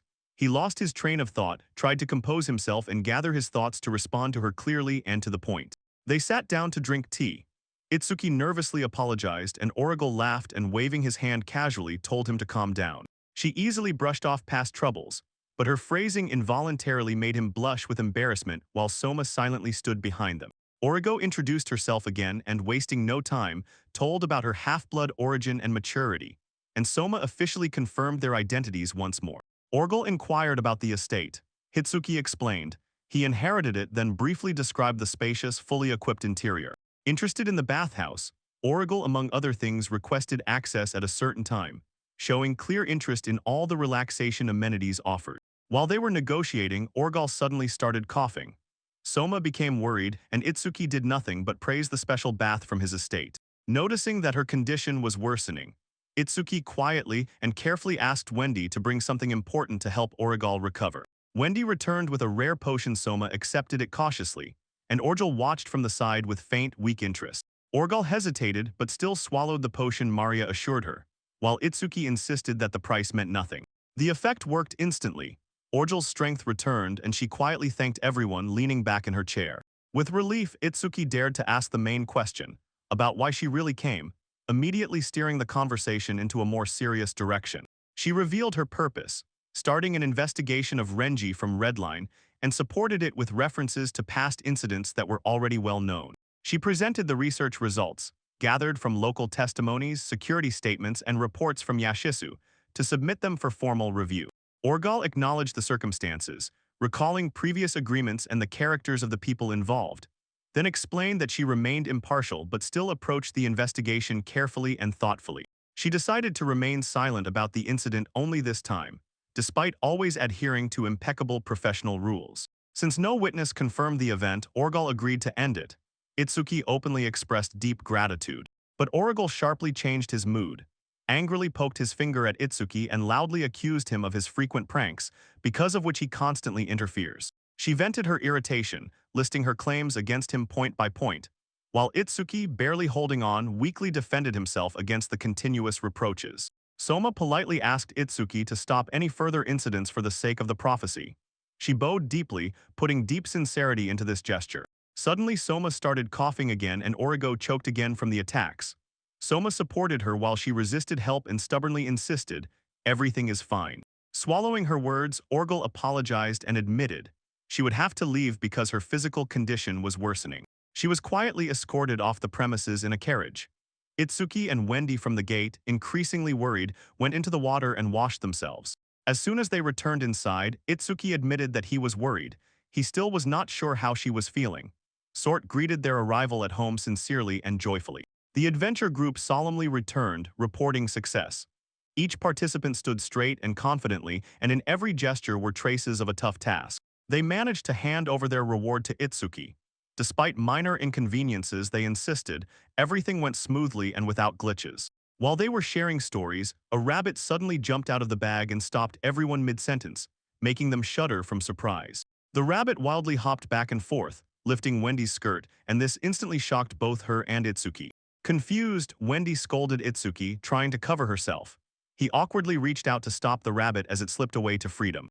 The rabbit suddenly managed to slither sinuously into Wendy's skirt and, suddenly everything around became a confusing jumble. Shiro instantly rushed to pull him back out. Later, Orgal collapsed powerless in her bed at the estate and could barely utter a single word. Two stewards whispered to each other about how she was feeling worse and worse. Orgal fainted again and her strength continued to fade. The elder man admitted Lord Hayato's elixir did not work. Despair slowly spread across his face. They stated that only spiritual medicines could save her from the deadly curse. Origal's condition was now approaching the most critical limit. Itsuki sat motionless and silent, with doubts and anxiety in his heart. Healing for all could not ease Origal's suffering. Opening the box, Itsuki noticed a strange dagger inside. He stubbornly believed that it would provide the answer they so desperately lacked. Itsuki washed his face, running his eyes over the light stubble, and was already considering whether to make a rotary trimmer to shave much more efficiently. He stubbornly adjusted his tie and silently got ready, preparing for any task that lay ahead. Majorca stood up and quietly gave Orgel a strong push in the back. Her slender body was already exhausted by illness. She asked to have her hair done, insisting, if a chance suddenly arises, she must look neat. While she was dressing, the maid suddenly quietly confessed to Orgel her sincere love for Angel. The maid reminded Orgel how much he was loved for protecting the city and its people. Weakened but composed, she begged her maids not to lose hope and to hold on until everything was over. Gathering her will together, Orgel confessed her fear, but longed to see the light of her world again. She drew back the curtain, fixed her gaze on the space outside, and quietly confirmed her fulfillment of duty to the city she loved. Orgel, having just arrived, received the guild messenger of alchemy and immediately gave Itsuki the chance to speak through the haste. Itsuki knocked on the door, apologized embarrassedly, and received a warning not to come again until there was an official agreement. Inside, a light lit up and Itsuki bowed respectfully. Orgel, sitting majestically in his place, asked why he had come so suddenly. Orgel smiled gently in response to his modesty. Itsuki apologized but still asked him not to be so tight and strict. With great composure, Itsuki stepped forward and showed that he had something truly important for her. While others watched him with interest, he extended a glowing glass of powerful miraculous remedy. The servants were stunned. Itsuki dodged questions about the source of the drug, giving no direct answers. Itsuki confronted Orgel and pressed the truth. It seemed that her ailment was not just a disease, but something deeper and entirely unnatural. Soma revealed the truth.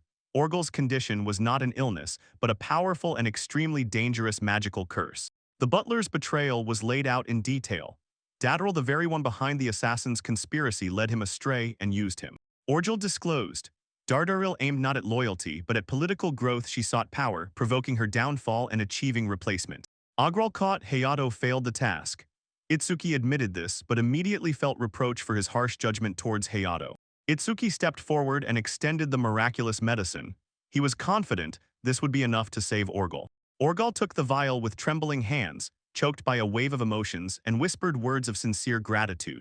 Those present bowed deeply, thanking Itsuki, and begged to properly compensate him for the miracle. Orgel immediately understood what returning the debt meant. Itsuki hesitated, not knowing what exactly to ask for in return. Itsuki made a restrained proposal to make the town peaceful and livable as payment for everything that had happened.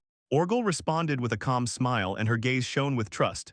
She accepted his terms. Later, Itsuki slowly walked through the town and noticed something unusual near the gates. Driven by curiosity, he turned his gaze there. He approached the gates, near which guards were arguing with someone. Itsuki calmly inquired if everything was all right. The guard recognized him with surprise. Itsuki found Sort and the others and, unable to hold back, scolded them for the delay. Itsuki assured the girls that he was fine. They suddenly rushed outside, noticeably worried about his safety. To ease the tension, Itsuki invited everyone for a drink, treating them to lift their spirits. They walked side by side under the open sky, laughing. Peace returned, and their bond quietly grew stronger again. Itsuki savors the silence of the clear sky and drinks tea, sitting and reflecting on the peaceful days after delivering the miraculous medicine. Softly smiling, Itsuki takes a sip of Wendy's tea and feels its warmth as if it muffles anxiety and lightens his mood. Rienrich and Yasus appear on the scene. They are drawn by curiosity about the tea and they begin asking Itsuki why he disappeared for so long. Darwin sharply comments on Range's enslavement and mocks Itsuki, saying that he brought a woman to his home again. Amid the clamor of the bustling guests, Itsuki regrets their presence and longs again for a quiet, peaceful tea break. Itsuki begins to suspect, is another murder plot brewing among these powerful guests? Despite the inner tension, he takes a sip of tea while the guests examine his home and admire its impressive details. Darwin praises the luxurious bathhouse and alchemical laboratory, and Rienrich confirms that their high-class magical equipment has a deep origin. Mara, Darwin's daughter, points out the profits that the alchemy room can bring and entertains Itsuki with business talks. Despite her charm, Itsuki hesitates. Darwin's adopted daughter, her eccentric brother. Real troubles he prefers to avoid at any cost. Darwin suddenly demands answers and corners Itsuki with questions about the origin of the so-called miraculous drug. Everyone's gazes sharpen. Rienrich and Yasus fall silent. Itsuki flails in search of a reasonable explanation.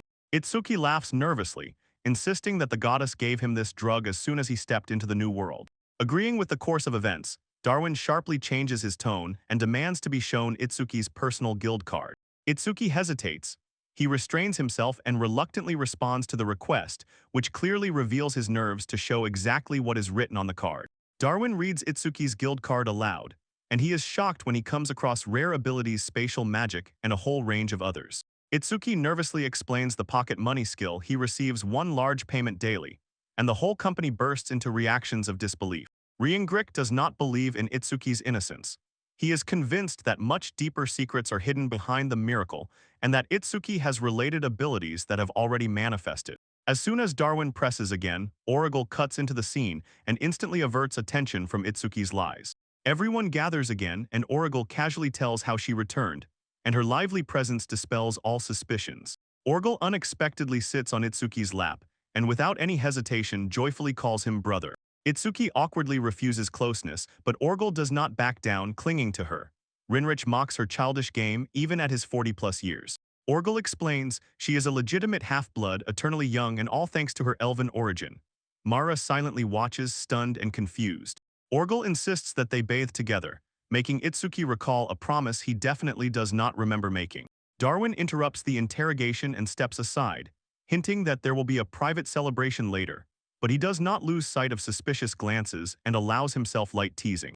Origal energetically clenches his fist and, excitedly shouting, announces that it's time to immediately go to the bathhouse. Itsuki nervously escorts Origal and Mara, trying to guess if she has really recovered, because Mara happily stays close and clings as if everything is fine. In a carefree mood, Origal undresses while singing and confidently prepares to enter the relaxing bath. Itsuki freezes in shock when Origal rushes in naked, and one question flashes in his mind. Is she really truly in her 40s? Suddenly Mara appears in revealing lingerie and casually states that she is joining, causing Itsuki to instantly panic and blush confusedly.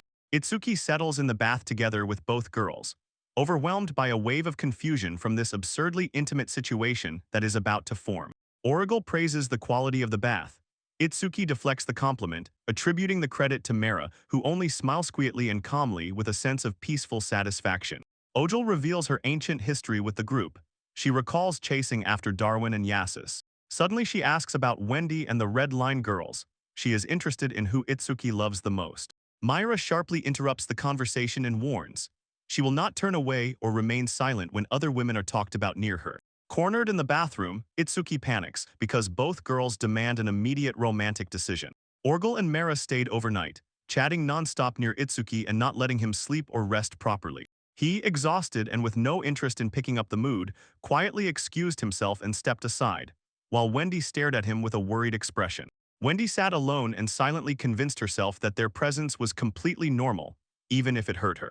She clenched her fists, fought her own feelings, and repeated again that everything around was fine, perfectly fine. Itsuki returned to invite her for tea, sensing that she was relaxed, and found a reason to make her feel needed.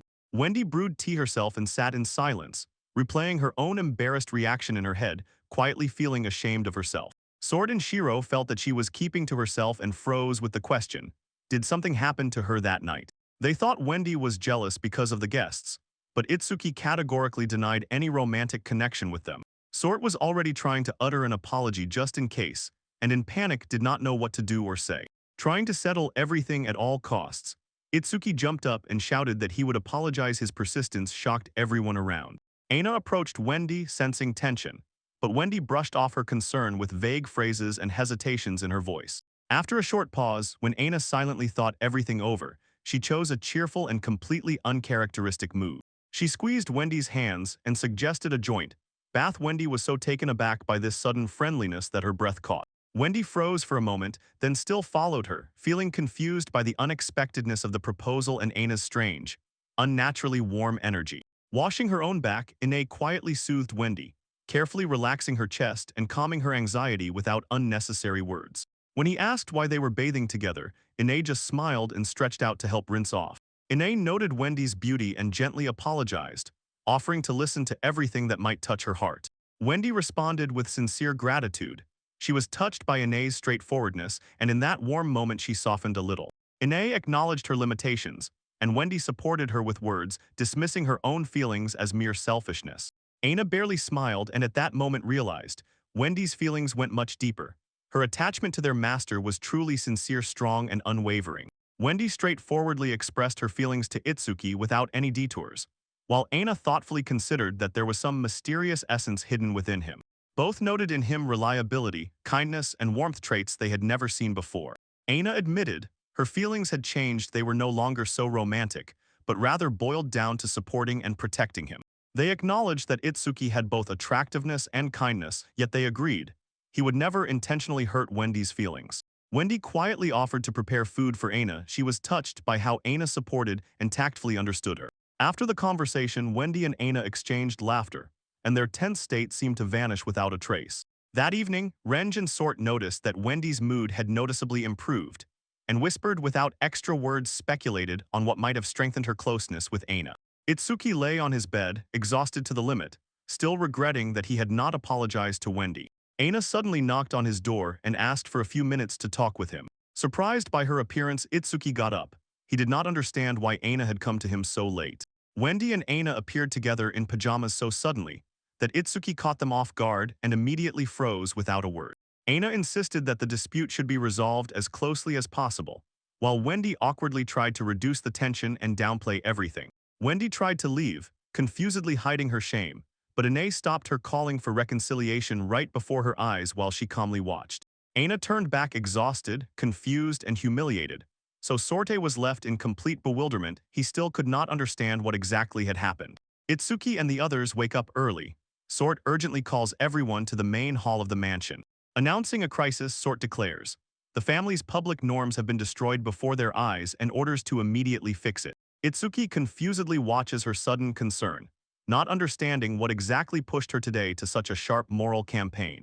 The suspects fell apart on the spot, and Aina noticed something indecent, wildly furious.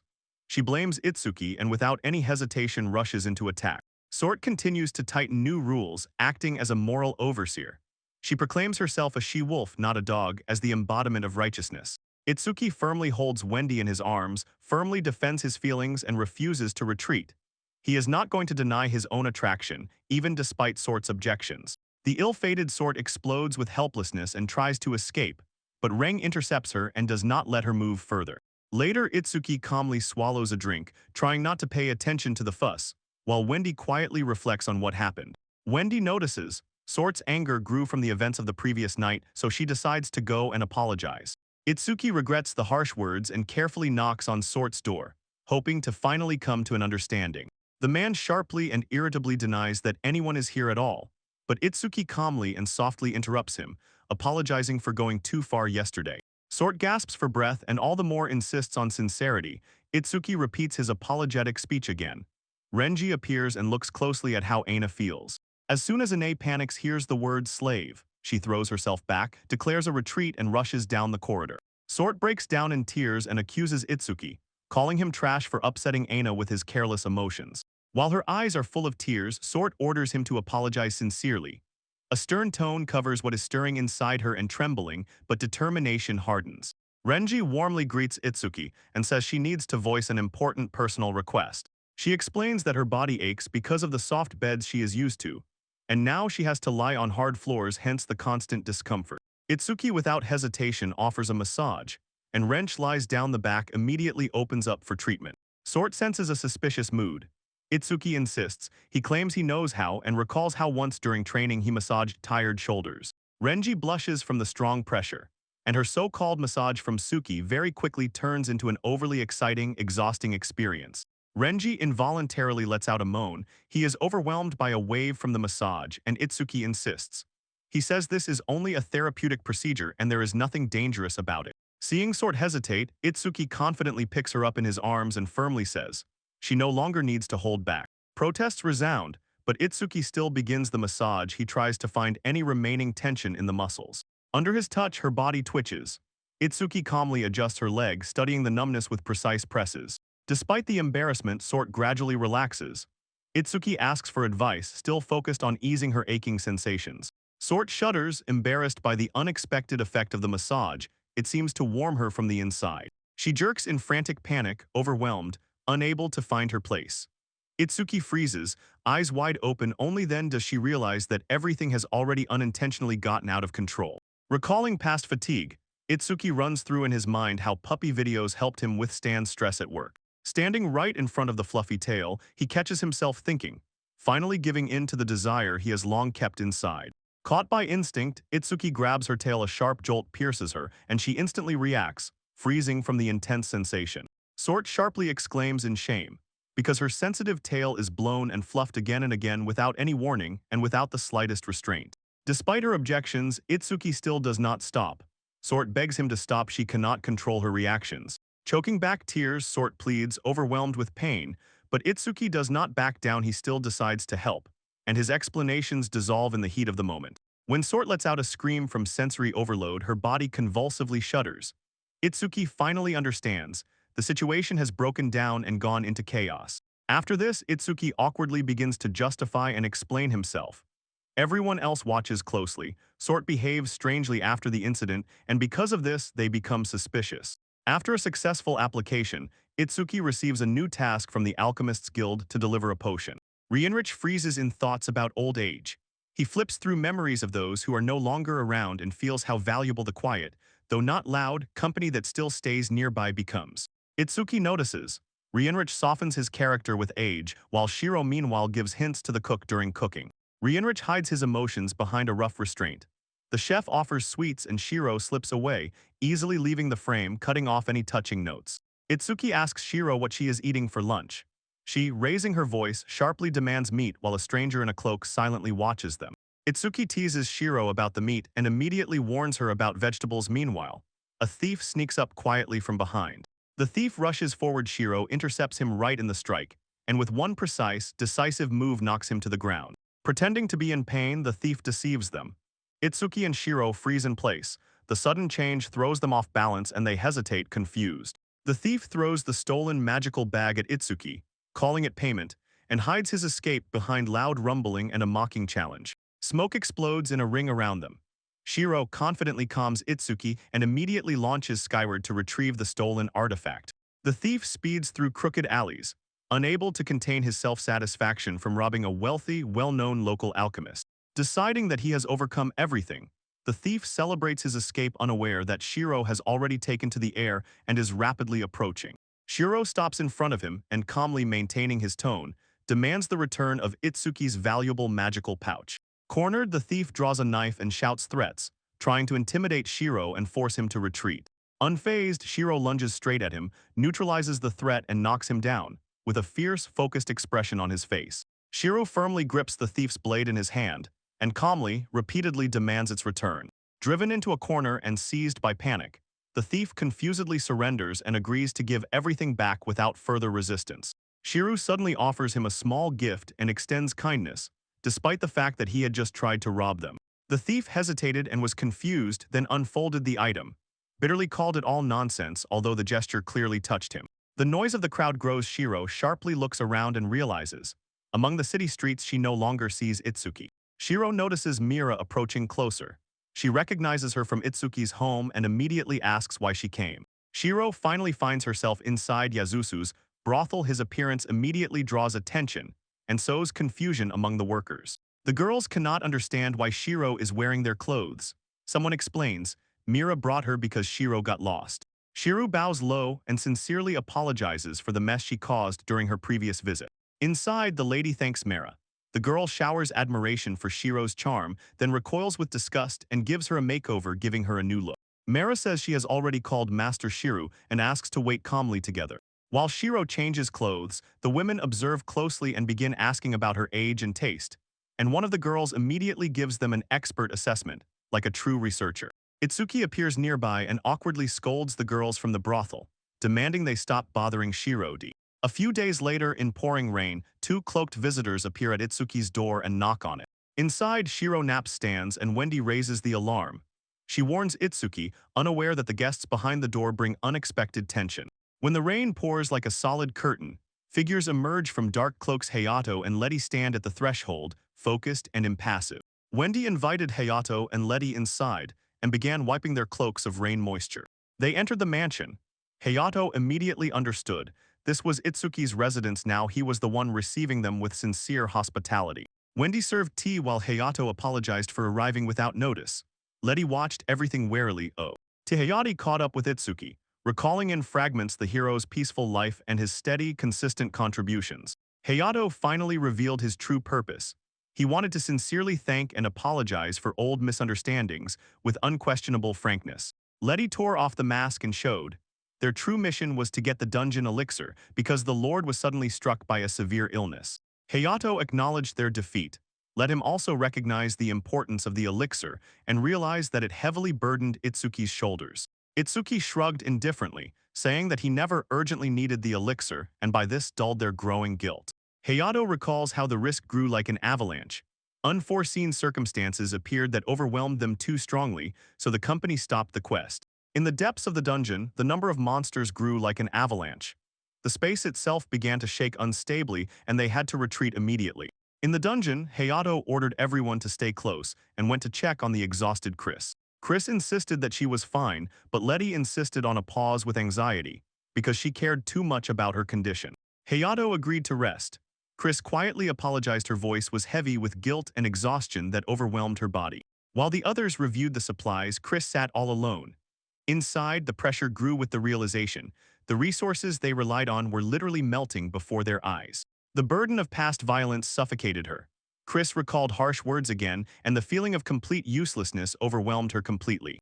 Letty gently called Chris. He heard everything, but inside he was shouted at by doubts even louder than her voice. Chris stood unsteadily, barely audible replied. Her palm touched the wall and immediately the mechanism clicked piercingly. The stone trap triggered with insane force. Letty let out a loud scream, but it was already impossible to stop it. A sharp leap was directed straight at Chris. Her wide-open eyes froze in place, and fear instantly blocked any reaction. Returning to the table, Hayato admitted his guilt. He took all that happened during that mission solely upon himself. Itsuki asked how Chris was feeling. Letty immediately explained. She was nearby and Hayato was not to blame for anything. Hayato said that Chris lost her right eye and ordinary potions cannot restore such a delicate organ. Determined to help, Hayato planned to buy an elixir at a secret auction in the capital. Itsuki suddenly realized. Hayato wants to save Chris with his own hands because she is truly a very important person to him. When the rain stopped, Hayato and Letty said goodbye and left, holding a quiet rebirth of hope in their hearts. Itsuki extended emotional support. Though younger in status, he spoke like an elder in life, advising and mentoring. Hayato smiled gratefully, feeling Itsuki's sincerity. He suggested they go to the auction together. Impressed, Itsuki suddenly realized he had not left the city. At first he paused and hesitated for a moment, but did not close the way for himself. He remained open to thoughts. The decision was made final. They will set off in 3 days as soon as all preparations for the journey are completed. Itsuki slipped in the forecast. Wendy and Shiro will join them. After that, they started their journey to the capital. Letty stopped Hayato while he hesitated. She seemed to already hold something important in her mind, but she just couldn't put it into words. Letty got flustered and refused to explain anything. Itsuki teased her lightly, sensing romantic tension and her own awkwardness from the hints. Itsuki, jokingly hinting, touched Letty's feelings. Hayato stood motionless and silent. Letty was embarrassed by this misunderstanding. Letty sharply scolded them both for their tactlessness. They were clearly overwhelmed by discomfort when they started asking about feelings and intimacy. Meanwhile, the assistant caught the moment when Chris skipped meals again. Concerned for her, she gently called out for her to respond. Chris sat alone in silence. Knees pressed to her chest, and waves of pain rolled through her body. Shame and growing despair pressed beside her. Me quietly entered and stared downward. Emily stopped reading. She immediately felt that something was wrong with his mood. Chris never got to eat. Emily hugged her tightly. The feeling of sadness suddenly became heavier than her recent injury. Hayato and Letty returned and froze in surprise at the scene before their eyes. Emily calmly said that Chris was feeling really bad. Emily spoke timidly. Hayato immediately understood everything and stepped forward, offering to personally check Chris's condition. Hayato silently approached the door, focused, and gathered himself inside before facing Chris's quiet, painful struggle. Hayato froze in front of Chris's room, repeatedly uttering sincere apologies as guilt quietly rose within him. Inside, Chris sat curled up, quietly choosing apologies for the empty space. Loneliness and reproaches eroded him from within. The next morning, the group gathered around the table and quietly held hope in their hearts. Chris would recover, and peace would finally prevail for everyone. Letty put forward her option. Hayato hesitated for a moment before agreeing. Emily remained silent, but a cautious confirmation froze on her face. Letty reminded them about Itsuki, about his offer to help when needed. Hayato gathered his thoughts and took the idea seriously. Emily reminded Hayato to stop carrying everything alone. Only then did he agree to seek help from Itsuki. Itsuki immediately responded kindly. He invited everyone to his home and promised full support without any hesitation. Itsuki explained the situation to Wendy, and she immediately responded warmly without hesitation and without any questions. She offered her help. Wendy accepted the offer with a gentle smile and was ready to help in any way she could in this matter. That night, the group reached Itsuki's home. They were warmly welcomed and they sincerely thanked for the support. The two of them stood before Itsuki and sincerely asked for help. Chris remained silent, emotionally detached. Wendy felt Chris tense up awkwardly and gently shifted her gaze to her. Itsuki silently registered all the complex emotional tension between them. Emily and Wendy kept their own history. Emily strictly warned Itsuki, Wendy's feelings could not be discounted. During dinner, Itsuki voiced the plans for their trip. The team relaxed a bit and, feeling his sincere hospitality together, allowed themselves to enjoy the moment. While I eagerly devoured everything in sight, Letty quietly blushed. She was surprised at how incredibly delicious the food was. Itsuki suggested going to the bathhouse, but he froze for a moment with hesitation, yet the girls were fired up with curiosity about his confidence. Itsuki proudly told where the ladder came from. He had crafted it to replicate the one that was in Mary's homeland. With enthusiasm, me pulled Letty along. Emily supported the idea, and Letty finally gave an embarrassed but agreeing. Wendy gently led Chris aside.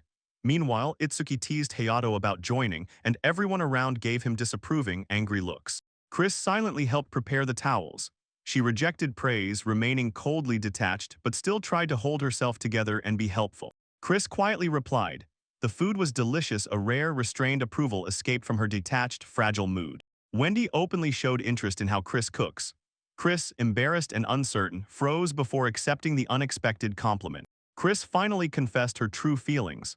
She decided to leave Hayato's party with no exceptions. Frightened that her injury had really slowed them down, Chris felt ashamed for having hindered the execution of this important plan.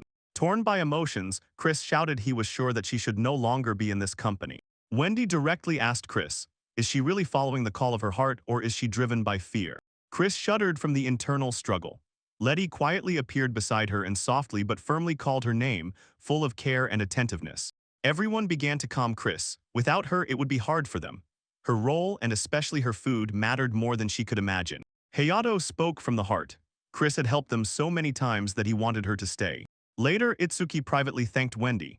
She only smiled quietly. It was enough for her that her words reached Chris. Letty gently helps Chris take a bath, meanwhile reminding her that during recovery it is worth relying more on others. Chris barely flinches from the cool water, but Letty calmly dispels her anxiety with soft, careful movements. Letty gently addresses Chris with a request for his soup, and in response, Chris utters a sincere, quiet thank you, which falls into the pause between them.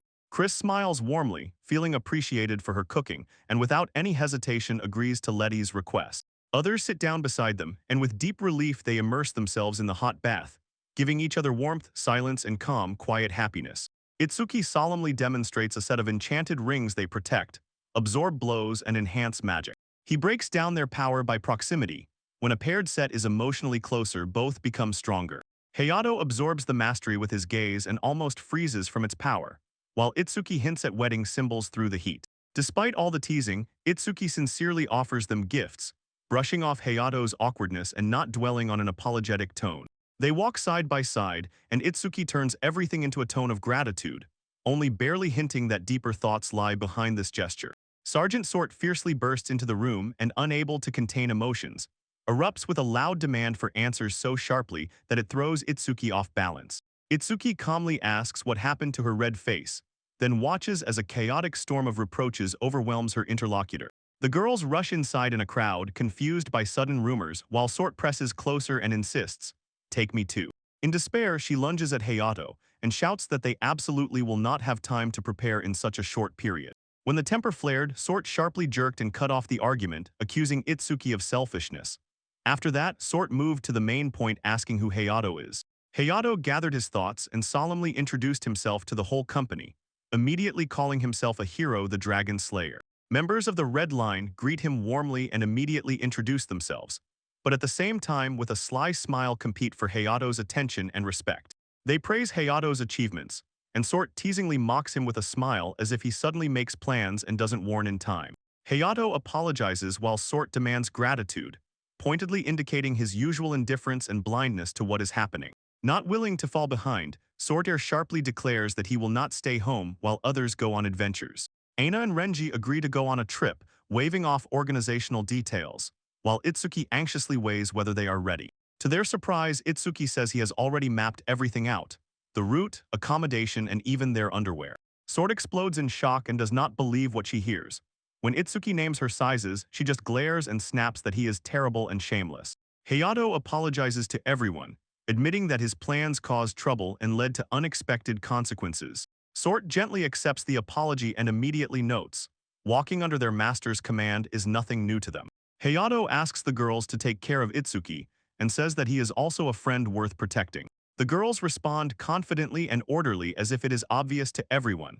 Sort joins the conversation in her usual dramatic, piercing tone, as if speaking from the heart. Shiri is caught off guard by Sort. He approaches and joins her side, swearing with all devotion to protect their dear master. Suddenly, Emily and Letty sneak up behind Hayato and whisper his name so quietly, but with eerie excitement. In the area near the bathroom, the girls are dizzy. Hayato and the rest are bustling, trying to cope with what is falling apart. The night quiets imperceptibly. The calm sky looms over the house like a watchful witness after a busy day. At dawn, Itsuki waves from the carriage, sees them off with his gaze and keeps his thoughts steady, while his heart is already set. With a smile, he announces their departure.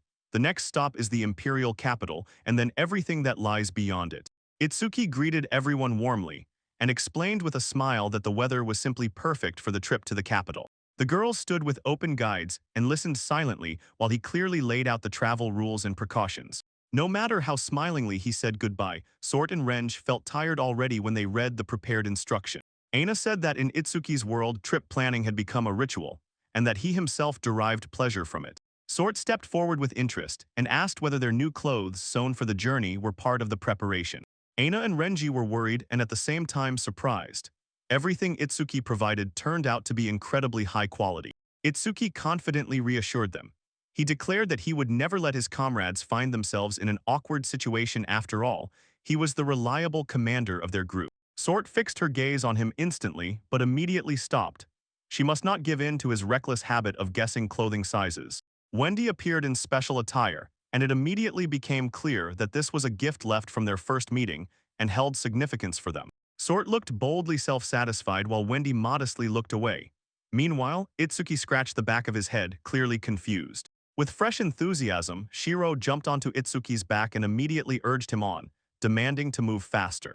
The team left the estate in a sturdy horse-drawn carriage, and Itsuki confidently held the reins and led the horses. When the trip started, everyone settled inside, friendly smiles flickered on their faces, and a light, casual murmur spread in the air. Their carriage rolled past the tall city walls, approaching the main gates, the very boundary where their journey began. At the gates, Hayato and Letty greeted them warmly, waving their hands, letting them inside, and offering smiles along with respectful nods. The carriage wheels rolled evenly along the wide road, surrounded by quiet hills and trees darkening in the distance. Itsuki felt fatigue and muscle pain growing from riding. He rubbed his back while trying not to lose control. Hayato estimated that only 2 days remained until the capital, when suddenly something strange caught his attention. Next to Itsuki's foot, a strange round creature screamed, and everyone nearby involuntarily stared at it. The girls instantly decided it was a threat. As soon as the creature let out a piercing scream, they drew their weapons. Frightened by the innocent creature, Itsuki clung tightly to Hayato and trembled while the whole group awkwardly froze and watched. The little animal playfully rolled onto its back, revealing that it was completely harmless, an ordinary small caterpillar baby without any danger. Shiro carefully lifted it, as if calming Itsuki, but he screamed in response and demanded to take it off. The nearby girls fussed and ran over, looking confused at the commotion. They decided that something truly serious or dangerous had happened. Itsuki pressed even more tightly to Hayato. He could not stand insects, so he gave up, retreating to the other side. The sun slowly set over the lake, while the carriage wheels silently rolled through the rugged, rocky terrain. Hayato suggested making a stop before darkness fell, and Itsuki agreed. They stopped the carriages. The squad hurried out of the saddle and stretched out in a line, preparing equipment and supplies while the knights slowly sneaked through the forest. Itsuki and Hayato drew water from a quiet stream, holding out buckets. Everything was ready while Aina gave instructions. By the river, Itsuki admitted he had learned camping skills from anime, but in reality, he really liked it. While Itsuki was drawing water, near the waterfall she noticed a unicorn and froze, staring at it deeply impressed. The unicorn revealed a troubled face and twitched it strangely, as if it had a life of its own. Hayato silently froze and Itsuki panicked. Hayato casually told about the terrifying sight of the night moth horse, Itsuki immediately rushed to beg him to stop at once. Seeing the unicorn standing still and staring intently, the two decided to cautiously retreat backward. The buckets were still full. Meanwhile, the girls triumphantly returned with meat for dinner, not even suspecting the strange encounter with the unicorn. Wendy's dish impressed everyone, and Chris sincerely praised her cooking, and she immediately offered to share the recipe. The group gathered near the tents, eating, drinking, and bursting into laughter, catching the silence of the peaceful evening air. While the rest rested under the moonlight, Aina and Emil played music, and a warm, friendly conversation took place between them. Later, Itsuki sat alone, staring at the starry sky. Nearby others were sound asleep resting after dinner. Wendy quietly joined him and extended support, promising to always stay by his side. Sort and Renge discussed how their home baths had spoiled them so much that they no longer wanted to bathe outdoors. They joined the others in the river, but in Sort's gaze a silent thought lingered for a long time. Renger and Aina gave warm smiles, and the tired soldier seemed about to fall asleep and collapse at any moment. Nearby new girls were already appearing lively, radiant. They without hesitation simply joined the relaxing open-air bath. He quietly watched how everyone felt comfortable, and admired the beauty around. He was overwhelmed by how truly wonderful they were. He lingered at the edge of the forest, feeling awkward as he was about to join the others in the open bath. Sorta gently patted her, and the men, without looking away, calmed from a distance, and the travelers in mourning arrived quietly. When everyone returned to the camp, Itsuki greeted each person and placed breakfast next to Hayato. A luxurious meal was already waiting on the table. The girls gathered together, and sleepy eyes lit up as soon as they saw the appetizing treat. While everyone praised the cuisine, Letty silently stayed aside, and with each minute felt warmer to accept it. Wendy apologized for not helping, but Itsuki confidently assured her cooking again had truly become enjoyable. Everyone agreed. Today's morning dish was special, much more filling than their usual quiet breakfast. When dinner ended, Itsuki with a joyful smile reminded that dessert was still left. He proudly showed a scoop of ice cream, and while handing out portions, passersby curiously drank in the sight. Smiling, Itsuki confirmed, the last surprise was real creamy ice cream. Hayato froze, impressed by the sight and smell of the ice cream, and was overwhelmed by a wave of nostalgic familiarity. He carefully lifted the spoon, took a sip into his mouth, and began slowly savoring the cold sweetness. His face lit up with joy. In front of him was a genuine vanilla ice cream without any doubt, and it impressed him. Itsuki explained that the dessert was preserved using spatial magic. It provided precise control over environmental conditions and kept the treat in perfect condition. Hayato smiled gently, immersed in memories of the sweets from his world. Ice cream brought back the past in a way no sugar lump could. The team froze from the delicate vanilla flavor. Letty stood as if stunned. A wave of unexpected delight washed over her completely. Even Emily, who previously did not know about vanilla, felt its coolness and gentle creamy texture in the dessert and sincerely enjoyed it. Suddenly, Aina drew her blade and ordered Sort and Rangi to defend the supply wagon. The roar of enemies grew closer, and while chaos flared over the road, Sort managed to take a stance beside the wagon. Aina sharply charged into attack, and with a fierce swing, intercepted the beast leaping straight toward her flank. Aina's blade cuts the battle beasts rushing at her precisely and without hesitation, while she holds her position immovably. Enemies again attacked him from all sides, but Sort blocked their way with a firm stance and unwavering resolve. Shouting in unison, she sharply turned and rushed forward, throwing her body directly into close combat range. Sortly jumped high and lowered her spear, striking before the monsters could recover or regroup. One opponent fell dead almost instantly, and Sort, turning midair, maintained her form and did not break the rhythm of the fight. Renge lunged forward with a crushing force, and her strike landed precisely on the monster's gaping jaw. Renge easily and powerfully finished off another creature, impressing Itsuki with the brutal yet coldly calm display. Aina, Sort, and Renge formed a solid, powerful frontline, and only then did Itsuki finally see their full fighting spirit. Even though Itsuki knew monsters were common, encountering them live still threw him off more than he had imagined. A monster quietly crept up behind him. Unable to withstand panic, Itsuki sharply turned and instinctively struck, saving his own life.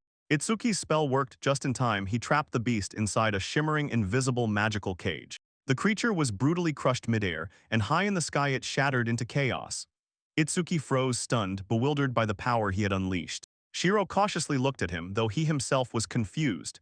He nodded and hid his anxiety behind a weary, indifferent response. Feigning laughter, Itsuki withdrew from future clashes, although he had previously insisted he wanted to become better. The danger receded, warm compliments followed one after another, and the power of Red Line was confirmed once again beyond doubt.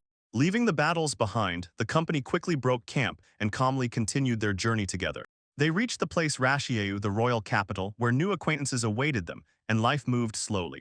After a long road, their carriage entered through the huge gates of Rashieu, the royal capital. He closely watched the elegant women on the exquisite streets, and noticed that the charm of Rashiv was unlike the bustle of Ainshil. He felt embarrassed.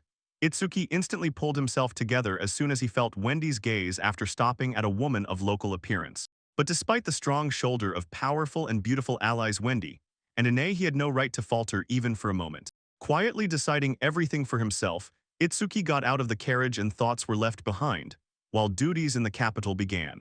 Hayato returned to the capital, the crowd erupted in greetings, and loyal servants met him with admiration and sincere joy. As the excitement grew, he ordered the guards to announce his official return to the estate. A nervous rookie guard approached and asked Hayato for a blessing for his sword, bowing with deep, trembling respect.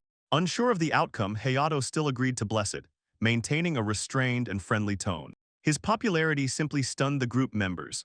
Offers poured in on him without stopping for alliance, for worship, and even to bear his child. The team froze halfway, eyes wide, faces as if stunned by the incredible scale before them. Nearby stood a luxurious mansion, a structure so grand it surpassed Itsuki's house by 4 times. Tension flared, and clumsy comparisons only added funny awkwardness. They stretched the silence even more among the werewolves. Hayato opened the mansion doors with a smile and warmly invited everyone to settle in, though it was extremely awkward. Slender maids with impeccable posture greeted the banquet, politely honoring Hayato and his guests. Far in the hall, a commanding voice echoed.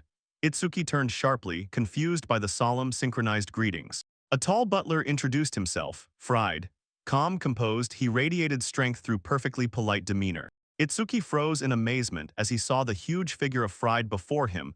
The reaction could no longer be restrained. Hayato explained how Fried came to be, half human, half giant. Fried apologized, as if preparing in advance for the awkwardness his unusual heritage might cause. Itsuki burst with admiration, declaring that the appearance of the released size and the role were incredibly cool, impressing everyone nearby.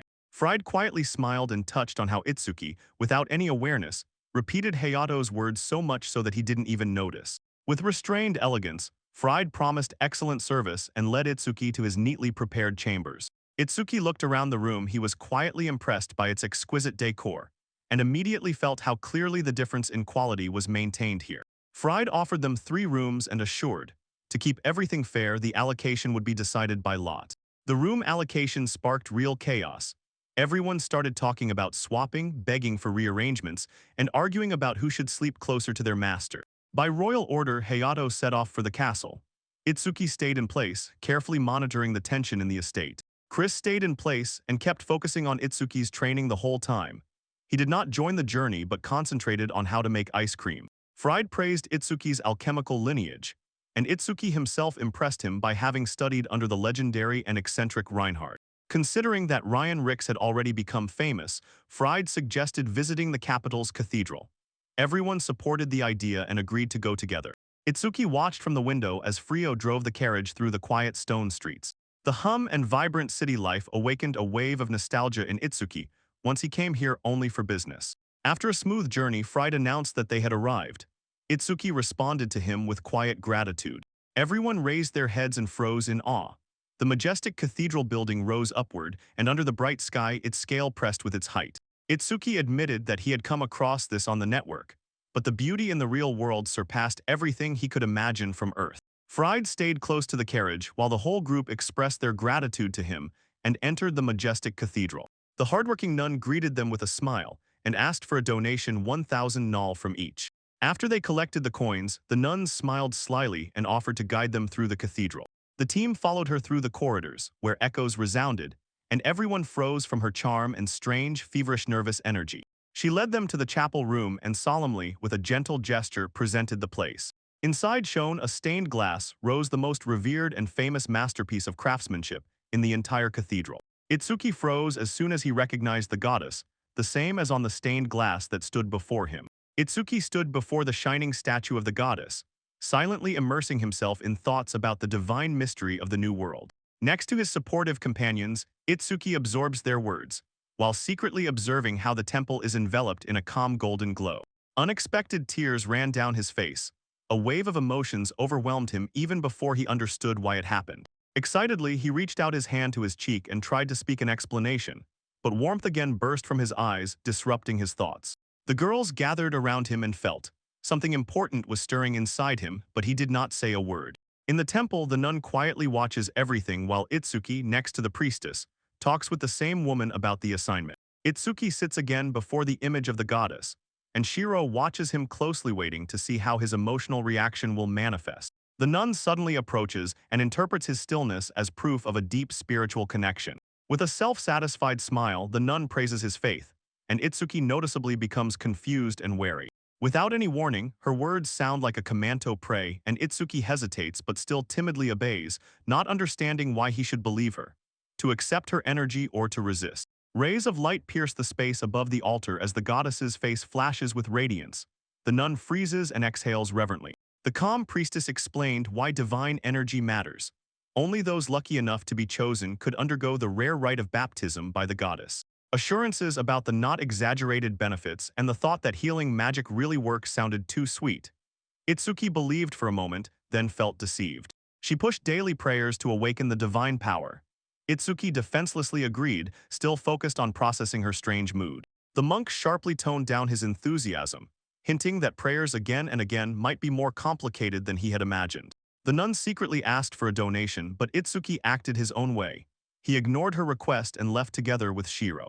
In panic, the nun rushed after them, insisting that the divine energy fades precisely as they move away from the temple. Pressed, she clumsily lowered the price from 100 to a single gold coin. Smiling, Itsuki casually sacrificed as if expenses were worthless, so he shrugged and called it a trifle for the goddess. The nun blessed him for the show, a solemn, genuine ritual intertwined with what seemed like a rehearsal of a sales pitch. Stepping back, Itsuki replayed persistent sales techniques in his mind, while Shiro felt something strange ahead. Shiro followed her nose to the door, confident that the dining hall was just behind it. Inside, the nuns indulged in luxury, smoking, drinking, laughing with no sign of holy restraint. One nun proudly shouted downstairs, declaring, "Alcohol tastes better when fully funded by donations from faithful supporters." Peeking inside, Itsuki froze. Their behavior shattered all his expectations. All this debauchery in the room completely destroyed his imagination.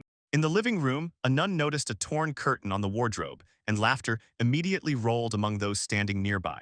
As if nothing had happened, the nun boldly displayed all the damage and joked that she would replace it again with the believer's money. Itsuki began to suspect. Watching Shiro eat, he decided the temple's behavior had crossed a dangerous line. Hearing footsteps near the door, the nuns instantly became alert and suspected that some outsider was watching them. Itsuki suddenly ran into an ambush. He was knocked down and thrown to the ground. At first, he was mistaken for a peeping threat until he began to explain why he was here. The nuns sharply confronted Itsuki, blocking his way with words about a forbidden zone and accusing him of sneaky spying. Nervously, Itsuki stated that he had lost his way.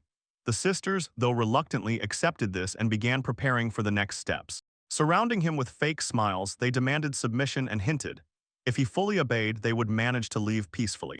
Itsuki was sharply thrown back, startled. He even shuddered, and the nun loomed over him, demanding unconditional obedience without any hesitation. Embarrassed and in sticky sweat, Itsuki stopped and began to question himself about the strange behavior happening nearby, feeling, everything here went wrong. After he was tied up, the monastic women surrounded him in a tight circle, while Shiro calmly ate sandwiches beside them. Panicking inside, Itsuki considered how to break out of this situation, while Shiro, distracted by food, remained calm and did not even react to the events around. The nun approached with a book in her hands, cutting off any path of escape, and forcibly pressed him for answers what exactly he had seen. The nun insisted even more persistently on an answer, but Itsuki hesitated, confused and lost in his own thoughts. Memory returned to him. The sisters shamelessly drank and smoked cigars, laughing so freely and without restraint, as if shame was unknown to them. Itsuki stumbled over his words, trying to explain something, but the nuns waved the book, and iron intimidation instantly cut him off. She calmly stepped back, stating that he had misunderstood everything, and her voice sharply and strangely changed mood from aggression to apologies. Itsuki loudly threw a question about their behavior, stunned, while others in drunken zeal and pride began to defend Captain Teresa. Laughter surrounded Itsuki from all sides, as he again insisted that all this was just a huge misunderstanding. The unexplained silence held calmly, The wine turned into a symbol of divine blood, and Yggdrasil cigars became sacred medicine that relieved tension. They insisted that everything they consumed came from sacrificial gifts, obtained through healing and cleansing services. Itsuki froze for a moment. Catching their logic, Hesh was confused because they persistently claimed to reject cigars with lower divine energy. He realized blessings become stronger through sacrifice, but any harm to the innocent or selfish acts can drain divine power. Itsuki asked how one could study magic through prayers, and she replied that everything rests on sincere, unbreakable faith. The sacred symbol flashed, revealing the truth, and divine energy grew along with faith, enabling the creation of powerful holy magic. She proudly proclaimed her title, emphasizing that her position was a true priestess, chosen by the deity itself. Itsuki stepped back, nervously pressing his shoulders, while another nun approached him with a strange, unreadable purpose. Surrounded by the crowd, Itsuki panicked. He could not understand why everyone insisted so much that Teresa was a true saint. The nuns greeted Teresa with joyful exclamations, calling her a saint, while she modestly admitted her own abilities seemed incredible to her. He asked the question and uttered the word "captain," embarrassed, not understanding why the nun was taken for military leadership. Another nun proclaimed Teresa a heroine. She leads the priestesses and protects the townspeople from the dangers of the undead. Doubting their words, Itsuki voiced his confusion aloud. How can such a little girl be their leader? Teresa easily wielded the huge weapon, attributing her strength and combat readiness to divine blessing. Teresa muttered that the goddess is unjust, and Itsuki froze, not daring to voice his true thoughts. He finally dared to ask if she hated her own power, and she frankly admitted that she was uncomfortable with it. Despite her anxieties, Itsuki smiled and confidently said that her power is actually incredibly respectable and cool. He explained that she continues to support people even when she dislikes her own power, true strength of character. Hearing his words, Teresa blushed sharply, awkwardly darting her gaze into her own thoughts. She was embarrassed by such praise and did not know how to respond properly. The nuns overwhelmed Teresa with songs in honor of the saint, driving her into discomfort with their excessively boisterous praises. Teresa flared with rage. She was trembling with fierce anger, and she swung her weapon with all her might to stop the relentless, annoying chatter. While chaos unfolded behind them, Itsuki turned to Shiro for help, but she continued to chew calmly, as if it did not concern her at all. The nuns lie broken. Teresa stands, breathing heavily and clutching her great sword after a brutal clash. Teresa fiercely glares at Itsuki. He is tied up and noticeably nervous, pondering what to do next. Teresa brushes off her former anger with laughter. They take drinks together, and the tension slowly releases from both. Itsuki extends a potion to support those who have fallen. Teresa first asks for permission before using it. They walk around the herb garden. Teresa nods and thanks at the same time, waving away the defeated attackers, calling them their own troubles. While Itsuki drinks, he hears a conversation about the herb garden and involuntarily, without any pretension, says he would like to visit there someday. The nun learns that Tsuki travels as a wanderer. Intrigued, she asks if he has received generous blessings. Itsuki proudly activates his skill. A radiant energy flares around him, and he confidently shouts the name pocket money. He demonstrates how this skill works. Coins pour into his palm, and Teresa freezes in shock, unable to look away or understand what happened. An awkward silence spreads across the room. Itsuki feels panic and races through thoughts. Did they suspect him of counterfeiting, money forgery, or coin minting? Teresa clenches the coins in her hands. Frozen with admiration, she is overwhelmed by a wave of divine power trembling and radiating from them. Other nuns crowd around in a circle, stop in amazement, and feel divine power in every coin after that. They eagerly whisper to each other, excitedly murmuring. Itsuki, confused by their reaction, explains that he makes them every day. Teresa extends an offer to exchange, noticeably flustered. The nuns swarm Itsuki, poking with demands and begging for exchanges for the coins. He gets lost in fear under their overwhelming attention. When the excitement subsides, Itsuki and Teresa introduce themselves reservedly and formally. Shiro joins in afterward and states her name without extra words, just like that. Suddenly, Teresa demands an answer. What is his true goal? Itsuki says that he is just looking around and waiting for the auction. Teresa explains, behind the auction stand church sponsors. Only then does Itsuki realize that the venue is also the church itself. Skeptically, Itsuki asks if this is not forbidden by law. Teresa explains that it concerns only the nobility, and this is handled neutrally by the clergy. Itsuki silently freezes in thought, imagining how corruption will explode if the nobility controls everything without neutrality behind closed doors. When he leaves, the churchgoers politely wave their hands to him. Itsuki smiles touched, as he did not expect such a sincere and at the same time solemn farewell. Itsuki returns to his group, and Zort and Wendy immediately question him. They felt that some unexpected situation had occurred. Fried calmly suggests that it is time to go home. Zort clings to Itsuki and begins playfully pulling him, again making him openly blush from embarrassment. The moon rises over the church dome. The day quietly fades away and calm spreads throughout the city. At the estate, Hayato is greeted by Itsuki, and the two of them engage in conversation about the trip, smiling reservedly and seemingly admiring their own thoughts. The team gathers in high spirits. Hayato and Itsuki joke about princesses while Fried calls everyone to the table for dinner. Shiro and Rengd freeze watching the food being served. They are overwhelmed by the aroma wave of pure, childlike joy washes over both. At the table, everyone laughs and feels at home. Itsuki and the others share jokes during dinner sipping wine. After dinner, the whole group relaxes in the luxurious living room. Itsuki chats lively and friendly with Fried. Later, the women gather on the balcony and share their stories under the moonlit sky. Shock spreads through her. She completely freezes in the hot water like a fog in her head. Next to her, the lion fountain suddenly shoots a jet and splashes water, as if for effect. Renge, Sort, and the others got soaked together, gratefully accepting the hot water after exhausting travels. Wendy was stunned by the splendor of the bathhouse, and by the fact that it was crafted by the hands of a royal court master. Aina suddenly fell silent, sensing something too personal in the air, then immediately brushed it off with a shaky, nervous smile. When night fell, Itsuki wished Hayato a peaceful rest and ended the day with quiet farewells. Fried praised Itsuki for his storeist young guests' journey amused the veteran defender with rare, sincere delight. While they were walking together with Fried, Itsuki casually suggested to him to someday tell old stories over drinks, and Aina stood aside, watching intently. Fried, good night, good night. Itsuki thanked him, then heavily sank onto the bed and let out a satisfied sigh. Lying in bed, he felt his body warmed by heat, and enveloped by silence, and finally true peace came. Outside the door, Aina froze and did not move. Her heart was beating wildly. Something unresolved pulled her back. She silently stood, bound to the darkness on the other side. Itsuki was evenly snoring in bed, completely unaware that Aina quietly entered, and holding her breath, nervously looked at him how deeply he was sleeping. Slightly alarmed and embarrassed, Aina slowly leaned over him to check if he had really lost consciousness. Itsuki shuddered and rose from that half-sleep state, confusedly feeling someone hiding very close. His face had not yet fully woken up. Freud and the maid entered the room. They stopped confusedly, because he woke up so late and looked a bit disheveled. While Itsuki was sipping tea, he attributed his fatigue from the journey to overwork and did not even guess that Aina had already slipped out of the room, shockingly hiding her embarrassment. Fried passed a message to Aina. He asked for permission to personally supervise Itsuki during his stay. In a moment, Aina cheerfully appeared in the room. She smiled confidently and stood next to Itsuki, teasing him for sleeping until noon. Yet as soon as she admitted that she was lonely, her tone softened, although now she finally shared the room with him.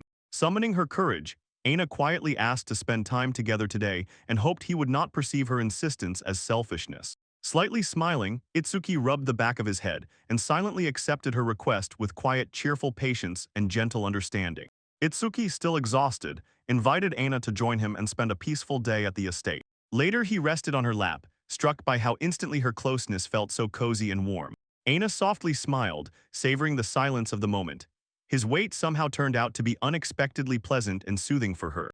When he began to nod off, she told him that he could fall asleep again. He decided not to close his eyes. He was drawn to unravel her, so he insisted.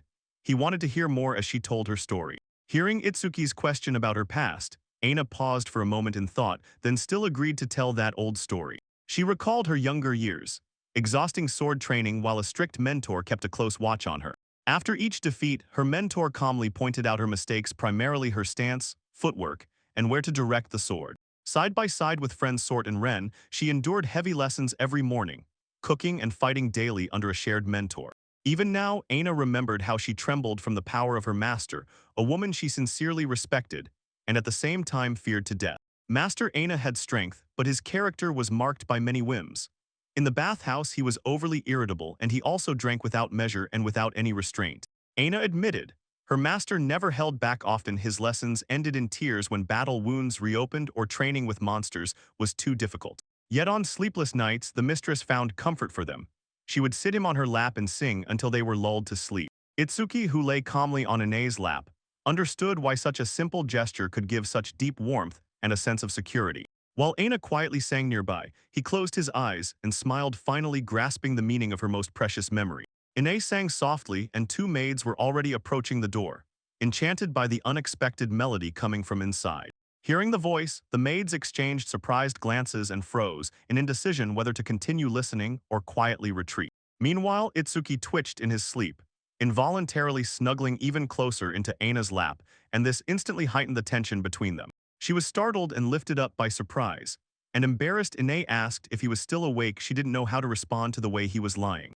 Blushing with shame, she demanded that he stop, but his condition after the day pushed him to hold on even tighter. Outside the door, the maids froze from tension. They listened nervously, feeling their hearts pounding wildly as Aina called Itsuki's name. As they whispered fearfully, Sort and the others appeared just behind them with curiosity in their eyes, but also complete bewilderment. The embarrassed and confused maids silently sprang from their places. They quickly invented an excuse, caused a commotion, and disappeared completely, leaving the rest of the people even more suspicious than before. Even more confused, Sort hesitantly reached out to the door. He did not know what exactly awaited him inside. They entered to see Itsuki pressing Aina to the ground, and she was trying with all her might to explain the awkward, compromising position. Wendy stood silently, her face puffed up with annoyance. It was clear that what she saw irritated her terribly. Itsuki wakes up, yawns widely, and realizes he overslept. Wendy puffs her cheeks, silently showing indignation, and Aina, blushing, looks embarrassed. Renjin Sort stops him right in front of him. The men glare at him and start asking about strange sleeping habits, and with each second, the anxiety on their faces becomes clearer. On the eve of the auction, Itsuki prepares for the day of bidding, and at that moment hears Wendy will accompany him one-on-one. She quietly clarifies if that is what upsets him. Wendy tugs at her collar as if it bothers her, and with a trembling voice asks for attention. Stammering, Itsuki freezes, struck by her sudden closeness. Emotions overwhelm Wendy. She confesses loneliness and hugs him tightly, not letting go. Itsuki quietly apologizes, and only then does he realize what exactly she felt. Shiro suddenly sneaks up from behind and hugs Itsuki tightly, grumbling that he is moving too slowly. Wendy freezes in place from the unexpected scene, trembling confusedly. Shiro forcefully pulls him forward, not letting him break free. Wendy clenches her fists irritably and sharply, and Itsuki under this pressure begins to panic. Meanwhile, Hayato is preparing to go one-on-one. Itsuki asks why he did that. Hayato replies everyone else is too busy. Letty, barely breathing, manages just in the last moment, and having no intention to fall behind, states this confidently and boldly. Despite heavy breathing, Letty squeezes out a confident facial expression. Others look at her anxiously, but she dismisses their doubts and stubbornly insists that she is fine. Hayato listens attentively to the report of the house caretaker. Calmly smiling, he turns around and clearly announces their departure. Under the night sky, several carriages stand on the street near the magnificent building. The noble company is already preparing to set off. At the entrance, Hayato takes in the crowd with his gaze. Only two are allowed to pass together, so the forward movement will be slow. Someone greets Hayato warmly, and the whole company gathers near the carriages, preparing to enter the auction together. A nun named Teresa meets them and solemnly announces, now they will show two merkly medicines. At her words, curiosity immediately bursts out in everyone. In the hall, Letty quietly watches Hayato's composed facial expression. He receives the briefing with restrained, controlled calmness. Teresa explains, the hall is behind the door. Guests must follow the protocol for backroom format bidding. Bidders receives numbered plates. The Itsuki group puts on identity-masking glasses to maintain incognito and protect buyer data during the auction. In the cautious theater, guests take their seats, and a loud voice bursts into the hall, solemnly proclaiming the start of the auction. The leading nun sharply raises her hand. Filled with strength and pride, she solemnly proclaims the opening of the mysterious auction. The guests silently look around from the end of the hall. Some catch the sisters' enthusiasm with their gaze, others freeze in admiration. Itsuki does not get distracted. He keeps his head straight and attentively reads everything around. The first batch is put on display, a 20-year-old male criminal, a slave. The bidding starts at 500,000 NR. Wendy gently squeezes Itsuki's hand. He replays in his mind his purchase of her, and understand the feeling of guilt that weighs heavily on him. The auction intensifies with every second, and the first slave approaches over 1 million rotten feces. The tension builds stronger, not allowing a breath. Next, they bring a mermaid slave into the arena, extraordinarily beautiful but so silent that the crowd catches their breath. She needs a huge aquarium, and this is exactly what makes the spectators gape. Itsuki trembles with excitement, and the appearance of the mermaid seems unreal. Loudly declares to the whole company that it is real. Despite the temptation, Itsuki freezes for a moment and hesitates. Wendy sharply reminds their group is already large enough, and Shiro simply shouts without extra words, fish. The bidding heats up. Itsuki rises to 6.5 million. Wendy keeps her face calm, but she is not impressed at all by the increasingly fiery enthusiasm. Itsuki is selling the mermaid. He nervously apologizes. Wendy lightly reproaches him with a series of casual but irritated punches. Attention is drawn to a novelty, a mysterious set of 3 beads. The abbess announces which auction awaits the participants next. Hayato immediately recognizes the necklaces. They were specially forged by a high-level alchemist. So these are items of rare magical value. Itsuki admits he made them. The nun replies that they were specially ordered even before the auction started. The nun arranges on the shelves how accessories enhance attack, defense, and voice volume, and then shows on stage how exactly these settings work. Itsuki warns them too late. The nun suddenly shouts, and her voice thunders uncontrollably, breaking the silence over the surprised crowd. Everyone recoils from the blow and recovers. Itsuki proudly presents his own invention, a microphone pendant. It amplifies the sound of pipes if attached correctly. The auctioneer announces the starting price 10 million, and the crowd instantly raises their hands. Bids soar above 30 million. Itsuki freezes in shock as the bids rapidly rise, and Hayato throws a comment. There are no microphones here, and that makes everything revolutionary. The crowd roars as the accessories sell for 50 million. Itsuki accepts calm words of praise from friends. Itsuki smiles proudly. His carefully crafted items are highly valued. Wendy quietly congratulates him, feeling joy and relief in this. In a moment, the next find is shown, a half-elf chained up. Itsuki's breath changes, his face freezes, and inside flashes of emotion are already bursting out. The auction dragged on quietly, but Itsuki still caught sight of the half-elf. Her appearance immediately disrupted the usual noise. The crowd froze in a strange, unnatural silence. Whispers spread instantly, like wind in the crowd. People looked away as soon as she appeared. She was a half-elf unwanted by both humans and elves. Hayato, sitting nearby, coldly apologized. He understood why it was so openly disgusting. Half-bloods, unlike humans, constantly faced harsh social rejection. No one placed a bid. Her calm face bore pain. She expected nothing. Their gazes locked on each other. Itsuki paused for a moment in indecision. Wendy had to nudge him with words. He was not enchanted by her beauty. He was struck by the injustice swirling around her. Itsuki held back again. For a moment he feared that involving her would only endanger the life of his current companion. Rengyu and Sorty loudly came to his defense, saying he would agree to anyone as long as they were cute. The host proclaimed to the entire hall the miraculous remedy, today's main star product. Itsuki and Hayato instantly fixed their gazes on the stage. Both men froze. The long-awaited miraculous medicine, their hopes were finally put up for auction. Hayato whispered the market price. Itsuki revealed his entire budget, twice that amount. He was determined. The first miracle medicine was sold for 550 million, and Itsuki and Hayato were stunned into complete shock. Without any competitors, the first bottle went under the hammer. The second started again from the mark of 100 million. Itsuki encouraged Hayato, even though pressure came from all sides. He extended help and gave him confidence. After that, they began planning for the next round. Hayato agreed while Letty remained silent, and the bids flared up almost immediately. 150, 200, then Hayato sharply raised them to 600 million. Hayato remained calm. Itsuki panicked. They stubbornly hoped their bold move would put an end to it. Eyes were fixed on what lay ahead. When the auction ended, Itsuki calmly accepted the goods and payment, masking his own thoughts with polite smiles. Hayato was caught in silence. Letty approached, but he did not stop and continued walking, while Teresa meanwhile met with Itsuki. Itsuki spoke with noticeable regret. Hayato failed. Both miraculous drugs went to the richer one, exactly who was unknown, but he was gnawed by bitterness. Hayato whispered an apology to Chris. He still could not fulfill the promise, and guilt tightly twisted him from the inside. Under the moonlight, Letty silently gazed at him. Not a single hint trembled on her face, but her look said everything without words. Under the moon, Hayato silently gave Chris a promise he would cure her at any cost. Meanwhile, Itsuki lay in bed, turning over the thought in his head. Hayato probably blamed himself too harshly for everything that happened. Itsuki felt Hayato's pain. He liked his determination, but he worried that Hayato was carrying too much on his own. Summoning his courage, Itsuki got up. He could no longer wait. As soon as a chance appeared, he would try right now. He tested the refined drug, but as expected, it all ended in failure. His experience was still lacking. Itsuki was struck by panic. Yggdrasil had already disappeared, and without it, there was no chance to polish the miraculous drug. He made a decision instantly. Tomorrow he would set off to the city and visit all the alchemical shops he knew. The next morning, Itsuki made his way through the narrow alleys of the town, maneuvering past merchants and carts, searching for what he needed. Every shop responded the same: the medicine was out of stock, it was not available. Itsuki's irritation grew. At the temple gatekeeper, he ran into Teresa, and her sudden greeting made him stop right in the middle of a thought. The nun playfully teased, whispering surprisingly absurd fantasies. Teresa blushed, embarrassed because she was sharply hit by such indecent words. Teresa T could no longer endure the humiliation and in a fit of rage threw her captain. Chaos erupted in the courtyard.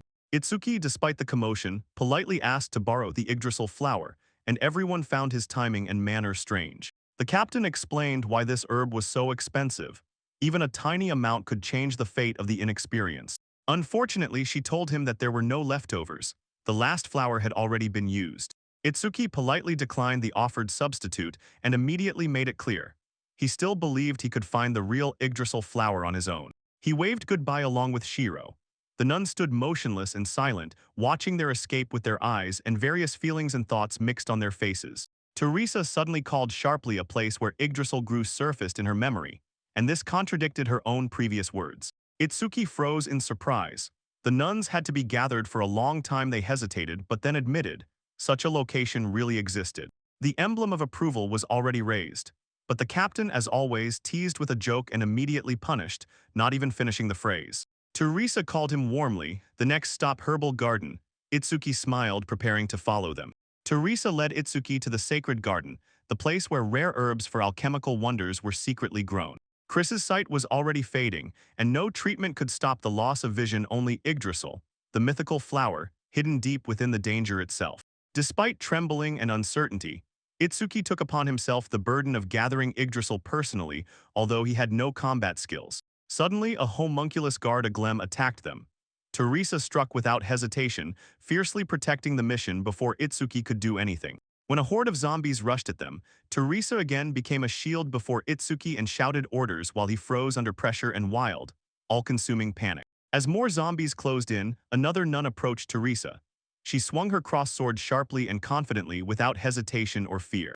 Itsuki froze for a moment, locking his gaze on the utter chaos. He remembered why they came, only for healing herbs, not war.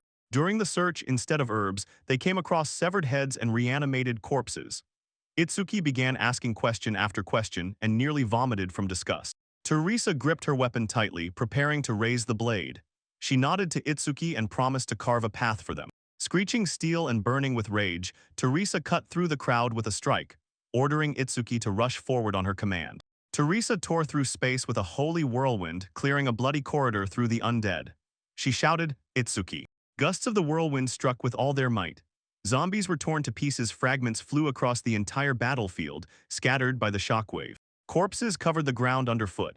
Teresa stood motionless, keeping the path ahead empty and clear so the escape would not choke. At Teresa's signal, Itsuki rushed forward, muttering to himself, "The gathering of herbs is not happening as it should." Teresa calmly said, "The night priests are made exactly for this. Their divine power perfectly neutralizes creatures like the undead." As Itsuki sped, he caught the subtleties of rare herbs controlled by the church. Teresa insisted that only the clergy have access to the deeper sanctuaries. When more undead appeared, Teresa handed Itsuki Shiro and dashed forward, the sword already ready for the next encounter. The vice-captain heard the call and immediately took position. Teresa stood ready to intercept the next wave. The vice-captain moved with precision, drawing blades. She found herself ahead of the squad, stopping it in its path and without hesitation covering Itsuki's escape. With trembling sword swings, the vice-captain unleashed an aerial assault headlong. He mercilessly tore into the zombies, slicing them with furious, devastating force. The lieutenant colonel's strike caused a furious acceleration. The undead shattered into pieces right in the air, bodies tore apart on the move, and nothing remained on the spot, only scattered limbs and torn flesh. Sliding past another monster, she caught her foot and crashed right into two giants. As if nothing happened, she quietly muttered, "Oops." Teresa narrowed her eyes, calm, focused. She gripped tighter, ready to strike immediately, without hesitation and without any mercy. With a sweeping arc, Teresa struck the monster in the chest with her great sword, tearing it from its support as if the body hadn't even touched the ground. After the slaughter, Teresa exhaled deeply and sank down from exhaustion.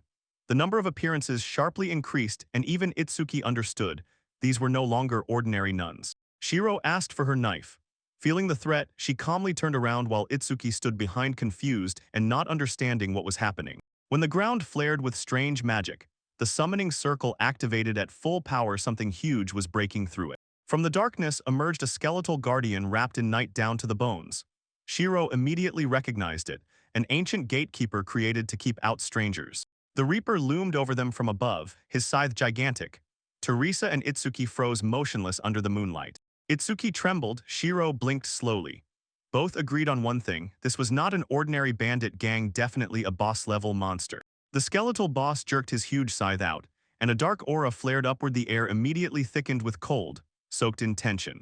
Teresa sharply gave commands, Shiro calmly stepped forward, and Itsuki was thrown off. Panic gripped him.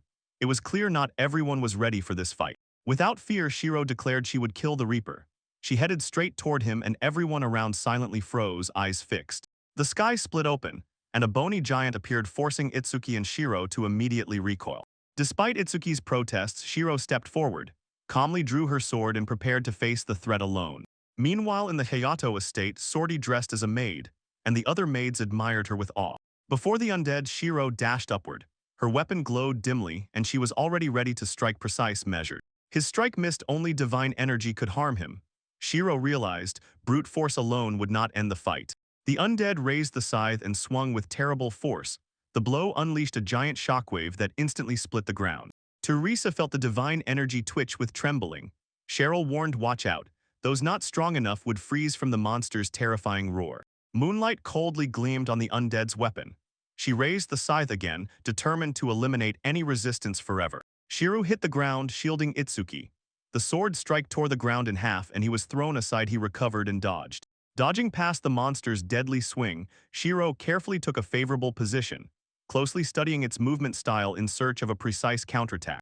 The vile undead snarled with a piercing scream and raised the scythe again. Shiro narrowed her eyes, sensing a new attack about to flare. The ground beneath their feet split with a roar, and debris along with dust whirled to the sides. The monster's attack instantly shattered everything around. Itsuki let out a frightened scream while Teresa held her grip firmly. Shiro vanished in the whirl of the explosive shockwave. Under the moonlight's glow, Shiro dashed high upward. His sword flashed, and he whispered farewell, firm and confident. The blow struck the skull flawlessly, the bone cracked and light burst from it. The undead froze and silence covered everything. Shiro sharply raised her thumb up. Despite the fierce storm of the clash, she retreated unharmed, firm, composed, confident. Teresa highly appreciated Churo's endurance, but Itsuki still couldn't believe that she survived that roar without sweating or losing her smile. Even divine users fall if they lose vigilance. Teresa's demonstration knocked down the deputy captain Groninga, and he lay helplessly confused on the rocky ground. Teresa confirmed that even more undead would appear. Their next stop, the herbarium, was almost certainly teeming with death that still lingered there. Itsuki's hope quickly faded as soon as the corpse was pulled up by claws. The team pressed forward and cleared enemies one by one. Itsuki remembered the divine coin he had forged with his own hands. If he infused it with holy energy, it might work. Confidently, he summoned his near-zero vacuum technique and directed energy into the golden coin like into a blade, cutting the enemy. The ball hit the zombie's head directly. Itsuki flinched from the blow and a moment later heard a sharp crunch. With explosive force, the coin activated upon impact, wiping the zombie's skull off the face of the earth and stunning all the undead nearby. The vice captain angrily banned this technique forever. Itsuki nervously saluted. He had once again involuntarily launched the divine currency as a weapon.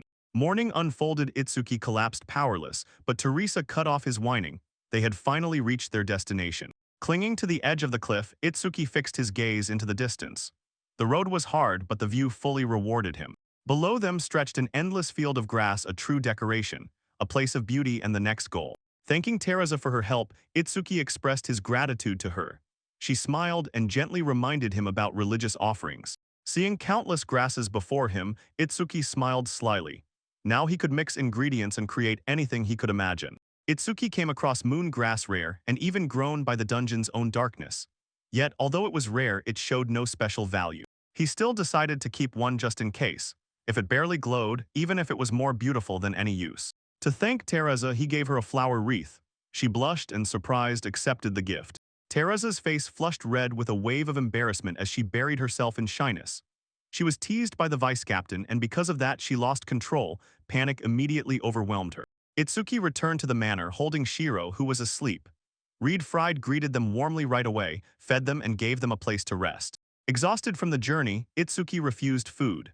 Sort's sharp loud outburst before the brave maids made everyone in the hall flinch. While Itsuki stood confused, Fried hastily informed him about Hayato, and Sort burst out screaming in frustration, ashamed of her own behavior a few minutes earlier. Itsuki asked for a room so Shiro could rest, then he decided first a bath. Meanwhile, Mi calmed down a bit from the excitement. She sought solace in dessert and savored a hearty cake while a quiet, relaxed silence held around. They enthusiastically praised the cake. Chris confirmed that it was hers and proudly noted, Wendy taught her. Chris fixed her gaze on her cup of tea. Coldly and quietly, she admitted that she was hesitating whether to stay at Hayato's party. She felt unwanted thoughts spiraled and her eyes stung with tears. She felt that her absence would bring the most benefit to the group. Memories of Hayato stirred emotions in her. Despite the sadness, Chris could not force herself to turn away from the thought of how much she truly respected him. Softly smiling, she offered Hayato a piece of cake. Her voice trembled, but her heart stubbornly waited. He still needed her. Hayato noticed the tension trembling in Chris. Her hands convulsively twitched. In a voice full of regret, he quietly apologized for everything. Chris blamed herself for every mistake. Her confidence wavered, and she feared becoming a burden to Hayato. Despite her own fears, she felt how everyone greeted her kindly and sincerely reached out to her. She cried, suddenly realizing their acceptance was not just words, they truly acknowledged her presence. Hayato comforted her with sincerity, and these words restored her understanding of why she wanted to cook with love in the first place. Chris's smile blossomed with new strength in her chest. Confidently, she offered a piece of cake with hope in every taste, and Letty guaranteed it would be perfectly on point. Hayato gently smiled and quietly watched the rest. Their warmth and laughter now meant more to him than anything. Emily noticed how Letty's face softened. She only shrugged, brushing it off, continuing to sip her tea, secretly rejoicing everything finally became easier. In the bathroom, Wendy appeared next to Itsuki. She asked why he was so exhausted and exactly where he had slept. Itsuki searched for words confusedly, dodging the truth. Wendy moved her foot closer and watched intently as he nervously twisted and looked away. An awkward silence fell. Itsuki sincerely apologized, but Wendy did not say a word, only her calm gaze revealed that she understood everything. When Wendy was washing, she noticed bruises on Itsuki's shoulder. Her restraint immediately froze, and she sharply scolded him for recklessness. Wendy acknowledged his independence, yet still swallowed her own irritation. It was unbearable for her to carry this tension when she knew nothing. Choked by feelings, Wendy embraced him in the water. Her tenderness quietly ignited into something much deeper. Aina, unaware of what was happening, came in intending to help, but what she saw seemed to root her to the spot, burning with shame. Outside, the maids whispered quietly and excitedly. Rumors about that very meeting in the bath spread instantly. Some were pleased, others enraged. Late at night in the moonlight, Itsuki was preparing something carefully and focused, while Wendy silently watched. Under Itsuki's fingers, the magical artifact came to life, and Wendy froze with wide-open eyes. She recognized an item that rarely appears and was once thought to have vanished forever. Hayato doubted the origin of the artifact, although he himself knew that such things cannot be obtained, even at high-class auctions. Itsuki handed over the artifact to Hayato, calling it his calculation. The girl confirmed the item really came from Origal. Itsuki also handed over the money. He claimed that his peaceful life started from Hayato's kindness, and that was why, supposedly, he was repaying him. Hayato bowed deeply. It took his breath away from excitement. This gift was not just help. It returned to him the hope he had already considered lost forever. Chris silently froze in place, then lifted the vial. Determination flared in her chest, and she drank that mysterious liquid. Everyone watched tensely. Chris's eyes opened wide, her sight returned, and for the first time she clearly saw them. Tears ran down her cheeks, but she still smiled. Hayato's face, blurred just a moment ago, now clearly appeared in her gaze. The room exploded with waves of emotion. Everyone surrounded her and held her as tightly as they could. Having gone through pain and doubts, Chris finally felt whole again. Emily inquired about the components of the rare elixir, and the answer was unexpected. Itsuki obtained moon herb, an ingredient considered unnecessary and long lost. Regaining her sight, Chris softly smiled. Beside her friends, she sincerely, from the bottom of her heart, expressed deep gratitude. After he finished treating Chris's eye, the young man took up alchemy again, this time deciding to brew an elixir based on the rare moon herb that Emily had given him. Emily explained why the herb was so rare. It could only be found in deep dungeons. Despite all the difficulty, he managed to gather a full elixir from a single piece and immediately gave the finished result to her. Later, when he relaxed, two girls clung to him and demanded attention. He tried to gather his thoughts but got stuck between two voices. Tension exploded as soon as the girls locked sharp gazes on each other. Sparks flew between them, and the rivalry silently burned. One wanted to pick out clothes for himself, while the other focused only on food and thought about it endlessly. The tension between the girls flared up the moment they started arguing about how much time their master was getting. To ease the tension, he suggested a solution.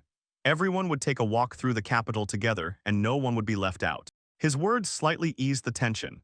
She agreed, albeit reluctantly, because she understood he was trying to maintain fairness for everyone involved in this story. Yet a silent doubt settled over them.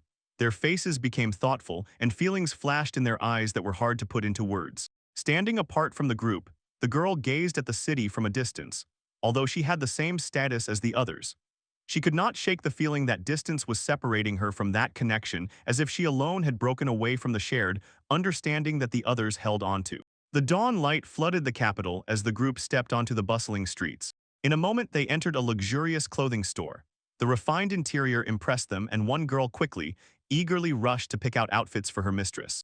She demanded to update the wardrobe, and he hesitated. He wanted to keep everything simple. Yet she pushed him toward the fitting room, stubbornly determined to see how he would be properly dressed. He practiced informal attire and could not understand why it was necessary, although it fit perfectly. The girls watched him, each with different feelings, but thinking about their own preferences. When asked to choose, the silent girl refused. She already had clothes for walks and perhaps other, deeper reasons to remain modest, hidden behind her quiet refusal. He asked Ine and Renji to choose outfits they liked. Ine hesitated at first, but she was told to pick clothes that suit her appearance. Hearing his encouragement, Aina's gaze flared up. She immediately took on the task with determination, promising to do everything to see it through to the end. Solt noted how carefully he thought everything through, while Shiro showed no interest in fashion. Food was her only priority, so the rest took care of the style matters. The saleswoman happily offered to help, but her excessive eagerness immediately made the girls uncomfortably, especially Aina, who found her approach too persistent and even a bit intrusive. Later, while they waited, Shiro voiced that she was hungry.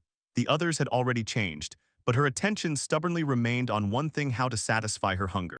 The cashier met the girls in the changing room and did not hide her delight. Anticipation was shining brightly in her. With a sharp, demonstrative gesture, she revealed to everyone the shop's most valuable collection, tightly dressed in a uniform resembling a school one. Girls came out. An uncertain gleam froze on their faces, and the boy froze with a bewildered look. He did not understand why they had taken up such an unexpected topic here. The clerk leaned forward in an effort to get feedback, and the boy confessed confusedly. The suits look nice and even give off a light nostalgia. With admiration, the saleswoman came too close, causing him to stumble and sway. She said that these items were sewn by ancient wandering travelers who once arrived from another world, possibly one just like his. Without breaking the pace, she again introduced the three girls, proudly showing them in a new look. In a tight miniskirt and police uniform, the girl stood uncertainly before him and asked if she looked strange. At first, he could not utter a single word, but the clerk, on the contrary, was fired up with enthusiasm and eagerly rushed to get his approval. He admitted that these outfits really were different, but still couldn't help thinking how many more drifters had passed through here before him. Despite doubts, the girls behaved quite casually. One squeezed and spread her hands, checking the clothes, and it turned out they were surprisingly comfortable, while the other only shyly looked up. Softly, with eyes without unnecessary sharpness, she voiced her explanation. Buying clothes is not about luxury. It was her way of thanking for all the care she had received. When he told her she looked cute, her face flushed with a bright blush. Despite the nervousness, she couldn't hide her reaction and immediately ran away, while he jokingly imagined her as a school idol.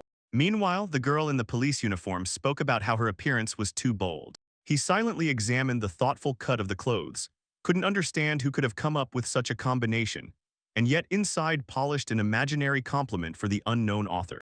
A barely noticeable smile touched her lips. Genuine, warm eyes with them, she looked at him gratefully and, saying "Master" in a soft, heartfelt tone, thanked him. His heart skipped a beat until a voice cut through the silence and reminded him he had just opened his mouth and was drooling. Shiro reminded everyone that she was hungry, and it immediately became clear.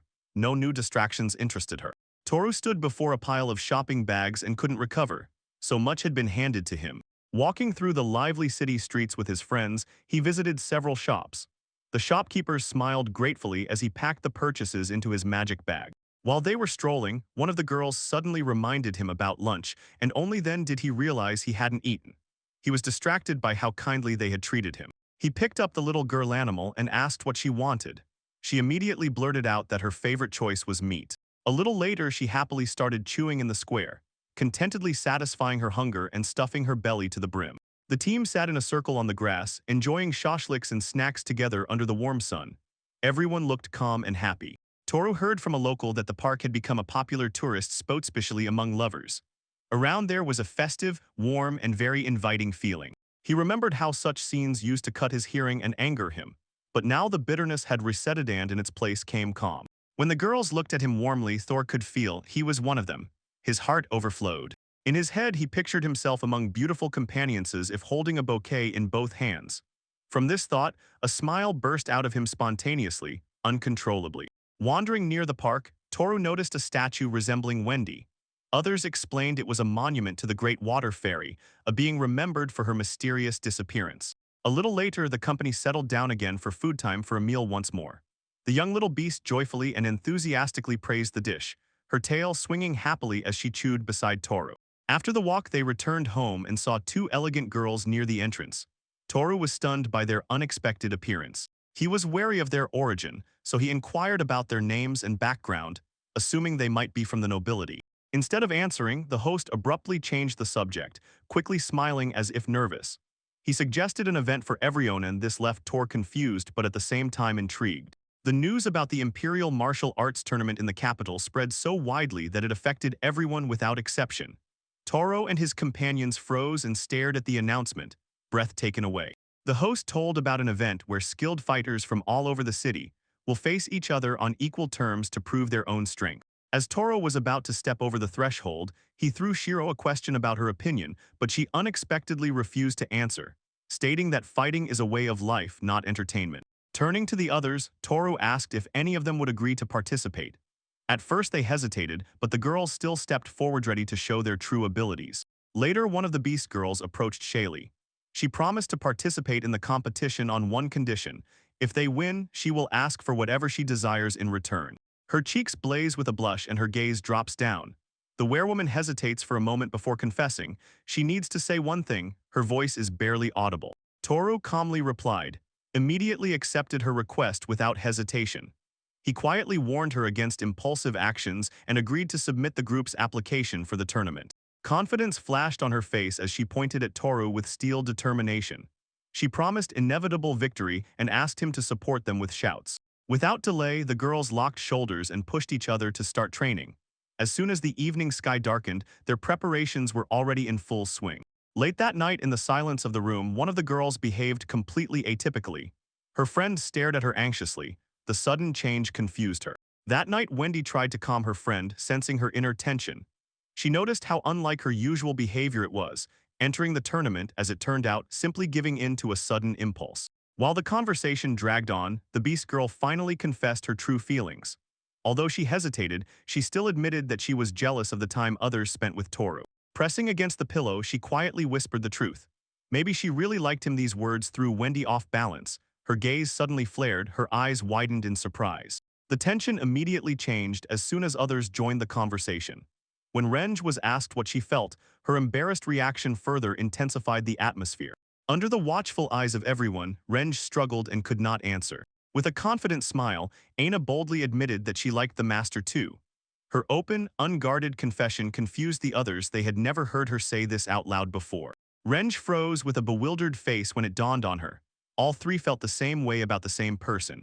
Renj turned to the sorters and asked if she was going to confess her feelings after winning the tournament. Stammering and shame flared up next, but beneath them sprouted much more serious worries.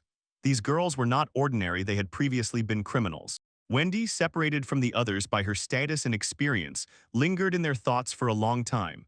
One girl whispered that they were nothing like her and could not understand whether this gulf meant cold distance or, on the contrary, hope. Late at night, the girls gathered in silence. Feelings hung in the air, unspoken, but to everyone nearby, the truth was obvious. Somewhere far away, Thor lies relaxed in the bath, unaware of the real emotional storm brewing among his comrades. He pondered the upcoming tournament, praying that the girls would manage to protect themselves and avoid injuries. On a spacious clearing near the cliffs, three girls warmed up before sparring. One of them, gripping a wooden staff, took a stance, and another gave the signal for the fight to begin. Wasting no time, the girl with the stick jumped forward and breaking into a lunge, shouted on the move, fixing her gaze on her target. She wildly jerked the pole and sharply swung it, aiming it directly at the girl who was calmly standing opposite. The attack faltered, the spear struck the ground. The red-haired woman immediately seized the initiative and delivered a quick counterattack. Leaping high, the woman turned midair and fired a precise kick, knocking the calm girl off her spot and pushing her backward. Fueled by energy, the girl with twin ponytails unleashed a powerful long-range attack. She pushed several flashes forward and shouted through determination. Meanwhile, the other fighter sharply jumped to the training dummy, flipped her torso midair, and maintained steady control over her movement down to the smallest detail. Their lunges collided in the air. Both girls rushed forward, clenching their fists, and struck the same target. When the blows met in the very heart of the battlefield, sparks flew. A dull blow landed cleanly. One girl kicked her opponent, was thrown aside, and they fell to the ground, while the victor remained standing straight, silently watching the outcome. With a sharp strike, the red-haired woman lunged forward. Her face sharpened, gaze focused, as if she was about to turn the tide of the battle. A scream breaks the moment of attack. The girl throws a spinning kick, directing the strike straight at her opponent. Her movements fly at speed, and the contact looks sharp, acute too. Despite the fierce exchange of blows, all three fighters converged in one moment right in the middle of the movement. After the clash, a little girl comfortably settled on a nearby rock and calmly watched the two exhausted fighters below. She casually broke down their work, calling the technique careless. When she was asked about her own dexterity, she proudly declared that the skill came to her from a kitten. And with this, she surprisingly crushed the others. After that, she honestly admitted, during their training, she never took anything seriously for a moment, and the other two froze under the midday sun, stunned, irritated, and unable to utter a single word. Tension hung in the air while the confident girl sharply threw a remark and stated that she should not take the current version of the opponent seriously. Her words hit the mark. She did not back down. The girl pointed at her with a finger and challenged her. Let her not disappear until the tournament ends. Moving away from the company, the red-haired radiant swordswoman headed toward the waterfall. She walked confidently, holding blades in her hands. Her posture was calm, yet danger was felt in it, and when she raised the weapon, an echo flashed in her mind. Her recent battles had been with monsters, and for them, it was not a real obstacle. Without wasting a second, she fired a sharp and strong sword strike. Water splashed under the pressure of that force. Her gaze fixed forward and her body froze in a firm, sharp position. She was ready for a real fight. With a sweeping strike, the red-haired warrior split the cliff slope in two. The shockwave tore debris into the air, and she, gripping the support, exhaled heavily and whispered that she needed to regain control over her own grip. Somewhere aside, the girl with cat ears, unstoppable and determined, released a powerful charge, swinging her weapon under a loud, fierce scream.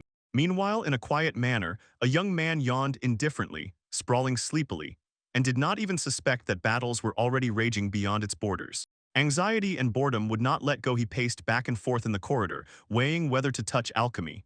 The standing girl instantly recognized his origin. He was an alchemist. Suddenly, another girl appeared before him. She sharply raised her gaze and asked if he was the same one from yesterday. Suspicion was the only tone in her voice. The girl proudly introduced herself, Iris, and stubbornly demanded to be addressed exactly that way. Iris shouted at him indignantly to finally behave properly and show respect. She emphasized that she comes from a noble family and demanded to start over with proper manners. He decided that the argument was not worth the words spent, so he stopped arguing. The boy immediately switched to extreme politeness and sincerely, with deep apologies, admitted his guilt. With her arms crossed over her chest and boldly squinting, Iris accepted his apology. She confirmed that he really was an alchemist, and without lowering the dramatic tone, praised him for finally understanding his place. With a sparkle in her eyes, she ordered him to show his alchemy right here. He froze halfway, and at that very moment memories of former tyrannical bosses overwhelmed him. He recognized what was about to happen. He suggested postponing everything for at least a week to buy time, but she would not even listen. Her firm grip on his sleeve forced him to act right now. From the forest belt outside the window, Akinoide silently lurked among the trees and closely watched the conversation, fixing her eyes on every movement behind the glass. She did not reveal herself, staying in the shadows and attentively absorbing every word. The confident girl demanded to show the alchemy, stepped forward with inspired zeal and a provocative posture. He froze with a blank face, without the slightest interest in what awaited ahead, and already regretted getting involved at all. He spread the things on the table without any enthusiasm. For a moment, a magic stone and a sphere appeared, which began to rotate. But his sluggish mood made no impression on the girl. She coldly examined the instruments and cut in. The rotating sphere was nothing more than a child's toy without any special value. He carefully launched the prepared materials, trying to follow the instructions. Her gaze narrowed. She showed no admiration for how everything turned out weakly and with mistakes like. While the boy did not stop and continued working, the maid quietly entered the room and brought the girl another cup of tea. 2 hours passed before the boy finally raised his head and sighed with relief. Nearby stood a ready strange device, resembling a small fan that barely glowed. They both fixed their gaze on the strange object on the table. She leaned forward slightly confused, trying to understand why it was there and what its purpose was. When he pressed the button, the fan instantly spun up and came to life. At that moment, a sharp gust of wind swept through the room. She seemed impressed, but the admiration in her eyes was unmistakable. The cool breeze really touched her.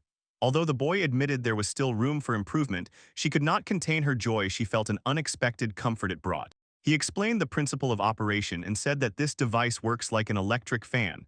To cool the air, it uses a water magical crystal stone just like an air conditioner. And when you insert a fire magical crystal stone, the mechanism switches to heater mode. She leaned forward and studied the device closely with interest. Despite his warnings to stay away, she seemed not to heed them. But suddenly a piercing sharp sound broke the silence. One of the fan blades cracked right in the middle of the rotation. The boy instantly jerked in shock. Suddenly the blade flew toward her. Her eyes widened as the threat approached. Instinctively, she slipped out of the trajectory. At the last moment, the fragment tore further, and hitting the wall behind them, got completely stuck. The enraged warrior closed the distance with swift steps as soon as he saw the threat fall upon Iris. Her blade was ready. Pronouncing the verdict, she raised her weapon. Seeking punishment, the boy was frightened and rushed, trying to calm her down while she shortened the distance. Before the tension exploded, Iris intervened. She calmly ordered the swordswoman to stop. Seeing her own mistake, IME lowered her weapon, bowed, and offered official apologies. The boy admitted his guilt for ignoring the warning earlier. When the tension finally subsided, Iris introduced IM as her personal bodyguard and reassured everyone. Today no one would lose their head. When he glanced over her outfit and manner of holding herself, a thought flashed in his mind. He had seen this before, both the image and her behavior. Not believing what he heard, he whispered the word Kanoichi and suddenly realized. In fact, female ninjas existed in this world. His thoughts spun into chaos. He stretched his attention over bizarre delusions about seductive skill and the pressure of an unparalleled presence. Catching that very moment, he sharply returned to reality just as she suspiciously stared at him and made him flustered. He immediately denied having any indecent thoughts at all. She changed the subject and began praising his alchemy. Then she noted his technique and said with surprise, "It turns out his ability was already at level 9. Casually, he revealed who he really was, a drifter vagabond, and explained that his high alchemy level grew from his unusual origin. She was still impressed. Concealing his own mastery, he paid respect to the mentor who had guided him from the very start. The girl grew increasingly curious about this mysterious teacher. When he pronounced the name Ryanrich, her face immediately changed. Just recognizing that name made her understand exactly how he was connected to the famous mystical figure. When the day ended, they exchanged polite words. While others gathered and dispersed, the tension eased and the mood noticeably lightened. She hooked him with a barely noticeable smile, promising forgiveness if he entertained her again. He accepted the challenge with a smile. Iris waved her hand and turned to leave. The guard stayed behind. And the boy froze in place, not knowing if they would have to meet again. He watched her until she disappeared from sight and processed their meeting in his mind. Outside, the day seemed light, but inside it struck him deeply for a long time. Days past, the city adjusted to a different rhythm. And finally, the day of the great tournament at the capital Colosseum arrived. Tension thickened in the air as the warriors gathered and prepared themselves for battle. Nearby, each opponent took a fighting stance, full of stubborn determination. The women in armor marched out in a tight column, collected, focused, like a single fist. They moved forward, sending a clear signal. A new chapter begins on the pages of history. The huge city arena towered over the square, attracting crowds from all sides right at its foot. Nearby, lively market stalls buzzed. People gathered for the festive program of the day, and the air was filled with movement and bustle. In the crowd, a group of people froze, enchanted by the wave of excitement around the event. Even those who had just arrived in the capital immediately felt how loudly and widely the celebration was held. They found a quiet corner to rest and started eating lunch from prepared bentos.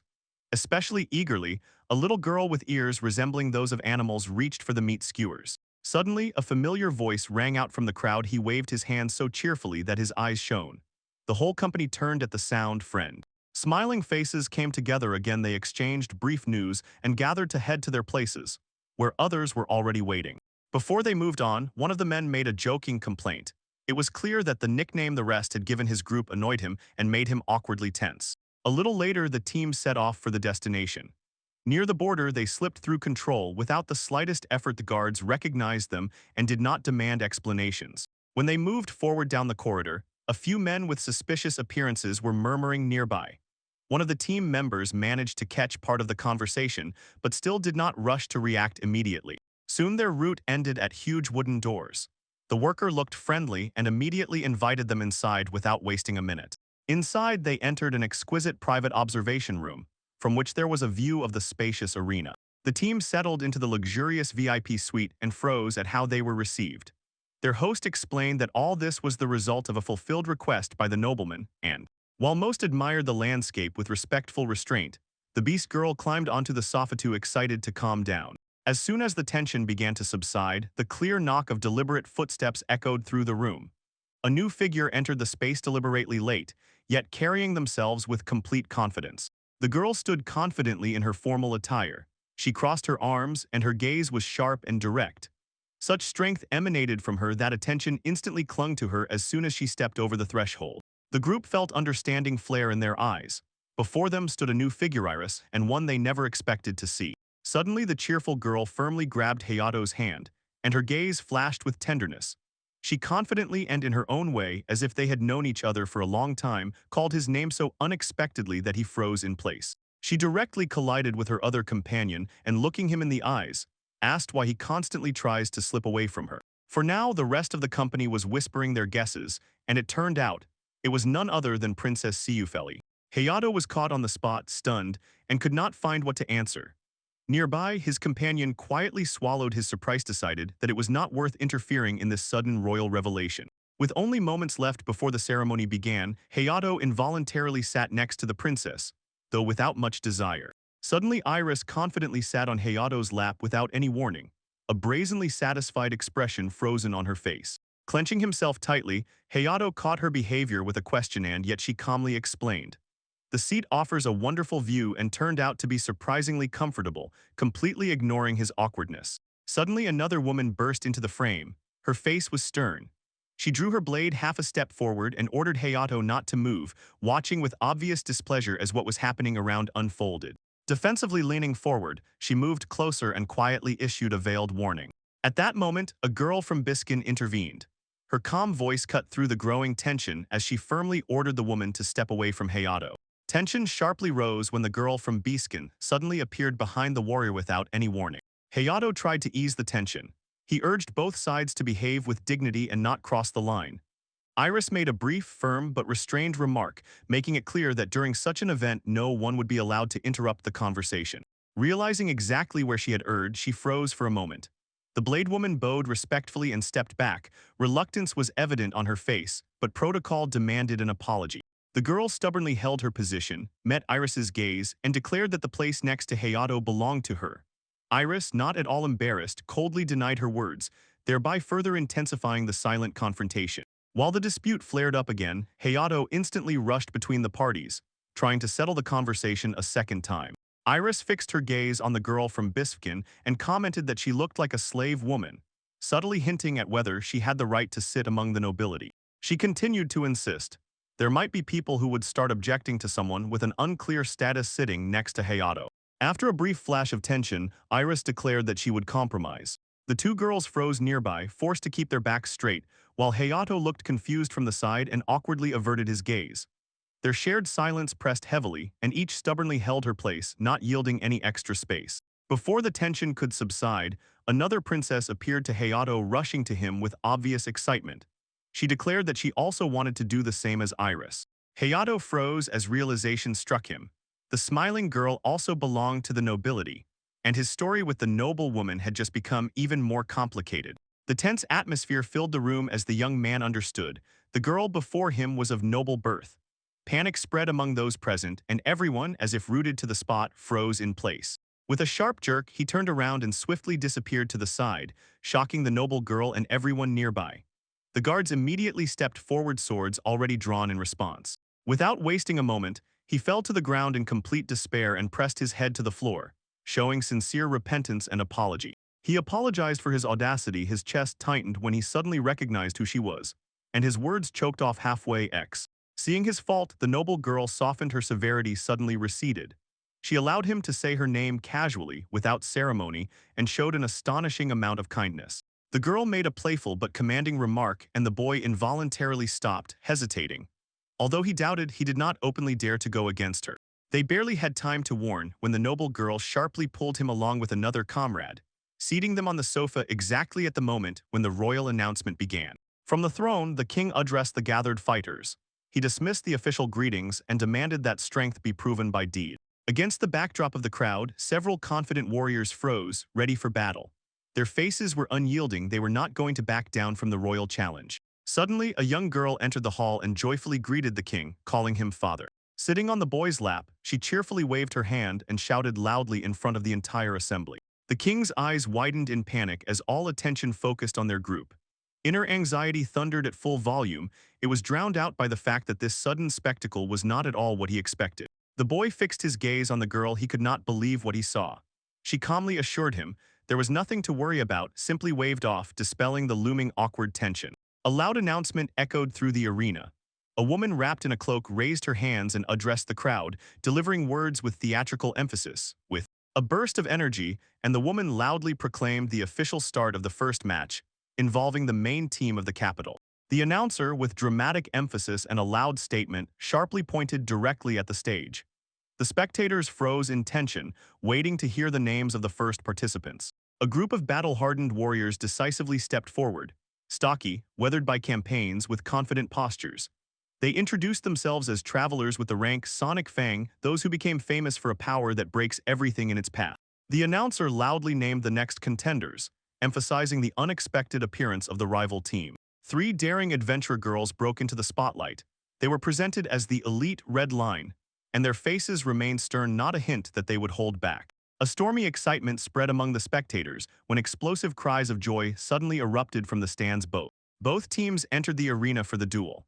The rules were brief. Any type of weapon was allowed, but if you kill your opponent in the fight, you are immediately disqualified from the competition. One of the enemy warriors mocked the female team.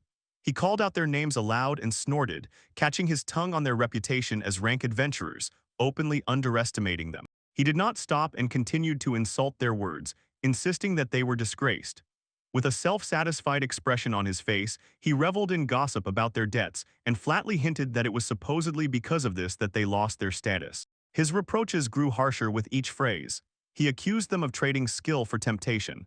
The male fighter suddenly burst out laughing. He thought he held the advantage. Focused and calm, the leader of the Red Line watched the opponent. The opponents mocked the trio of the Red Line with crude insults.